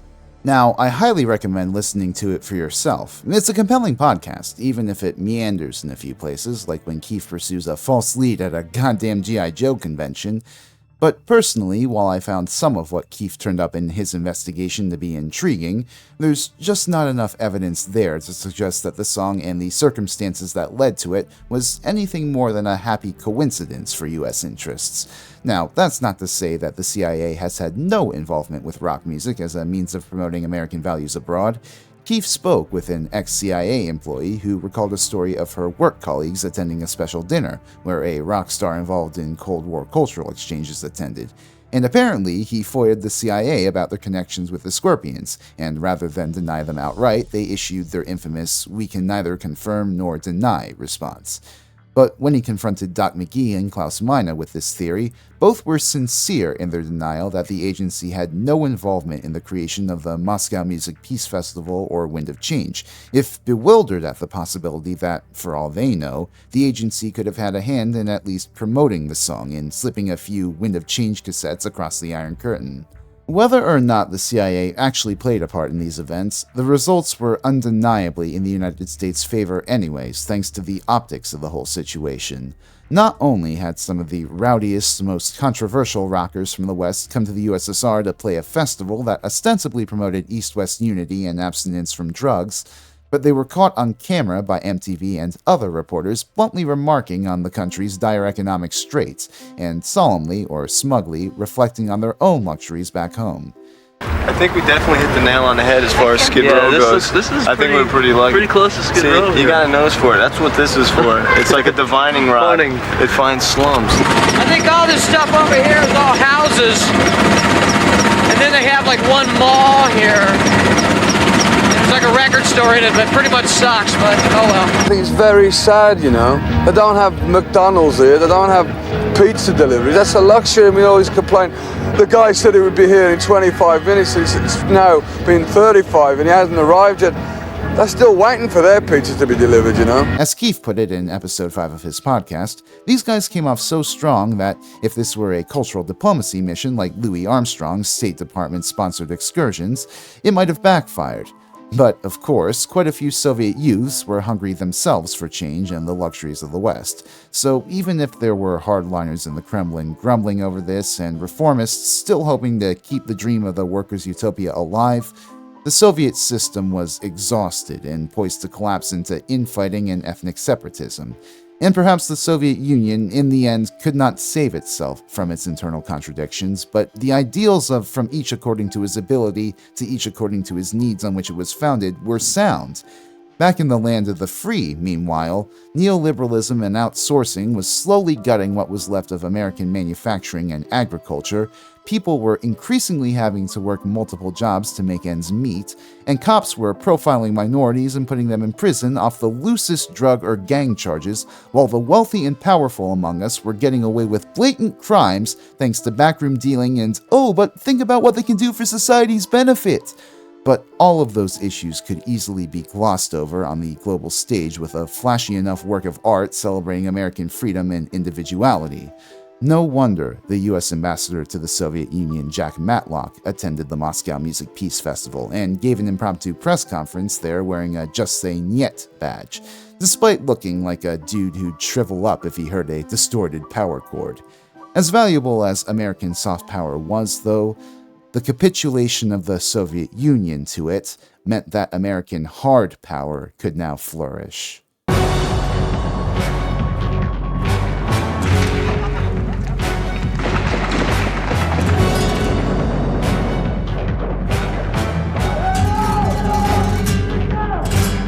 On December 20th, 1989, just after midnight, the U.S. launched an invasion of Panama to depose de facto Panamanian leader, military general, drug trafficker, and former friend of Doc McGee, Manuel Noriega.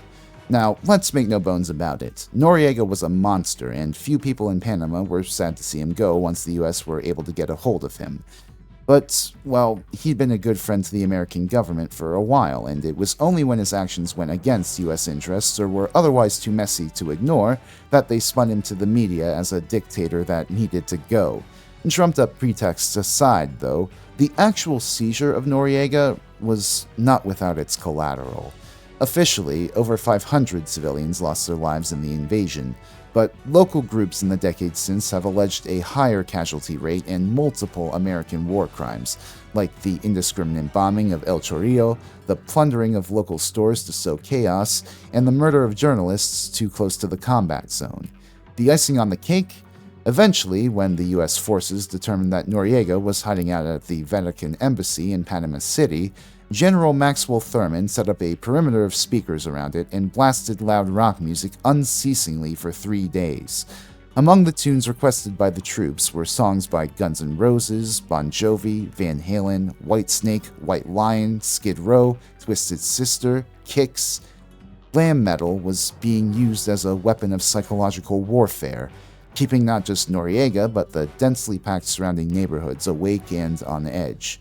Now, not everyone approved of the tactic, and President Bush pressured the troops to cease after receiving complaints from the Vatican. But within days of this and other tactics meant to drive Noriega mad, the general relented on January 3rd. The heavy hand of the United States had once again reasserted its hegemony over the Western Hemisphere, and heavy metal's literal power had helped. A precedent had been set, one which the U.S. military would return to in the future. Even when they denounced it to the American people then, government authorities for the most part welcomed glam metal as both a cultural wedge they could use to advance interests abroad and a powerful sonic torture tool. As German philosopher Max Weber once posited, the defining characteristic of a state is its monopoly over the legitimate use of violence within a given territory. So perhaps it's not so surprising that, months after heavy metal's first use as a weapon of war, there was a renewed movement across the US to criminalize the sale of not just metal, but especially rap records.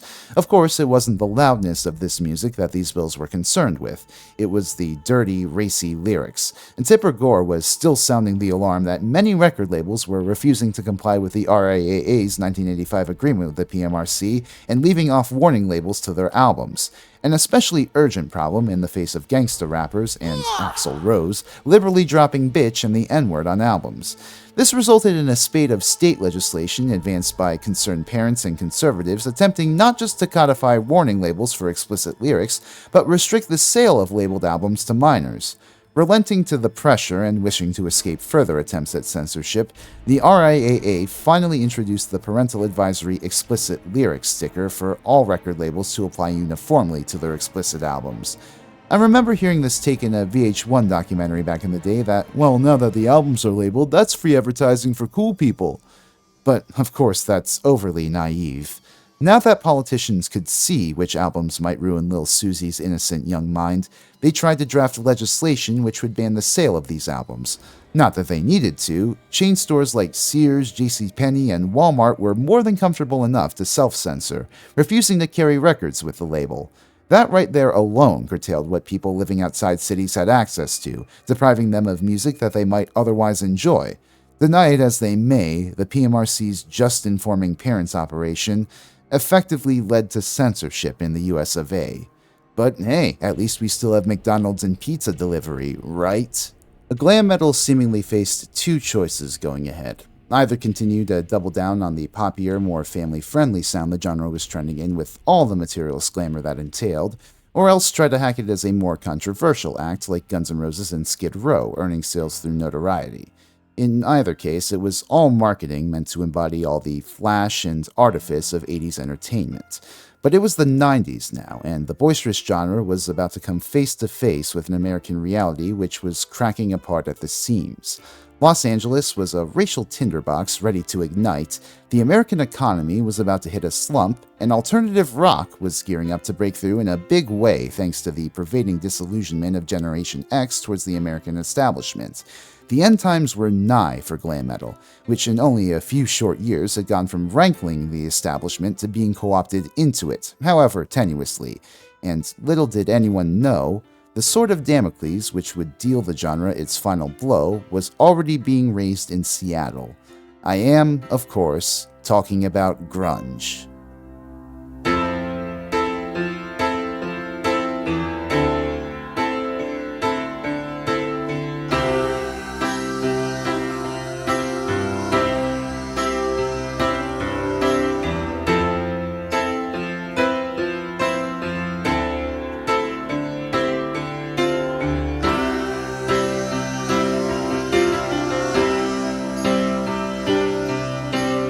Hello all! I just wanted to offer y'all another hearty thanks for watching through this entire deep dive. This video, whew, I had a lot of fun making it, but boy was it an endeavor. This took me months and months and months of effort to produce, so if you enjoyed it, I would really appreciate it if you gave it a like, comment down below with your own glam metal memories or opinions, and subscribe for future music deep dives and reviews to come. And, as I said during the intermission, if you'd like to support me financially, I've got a Ko-fi and a Patreon. I'll be putting up that Gene Simmons documentary on Patreon in the next few weeks, as I mentioned, so now's as good a time as ever to hop aboard. Anyways, I hope you all enjoy the rest of your day or night, wherever you are while watching this. I'm gonna go pass out and recover the stamina I've lost in the past few weeks.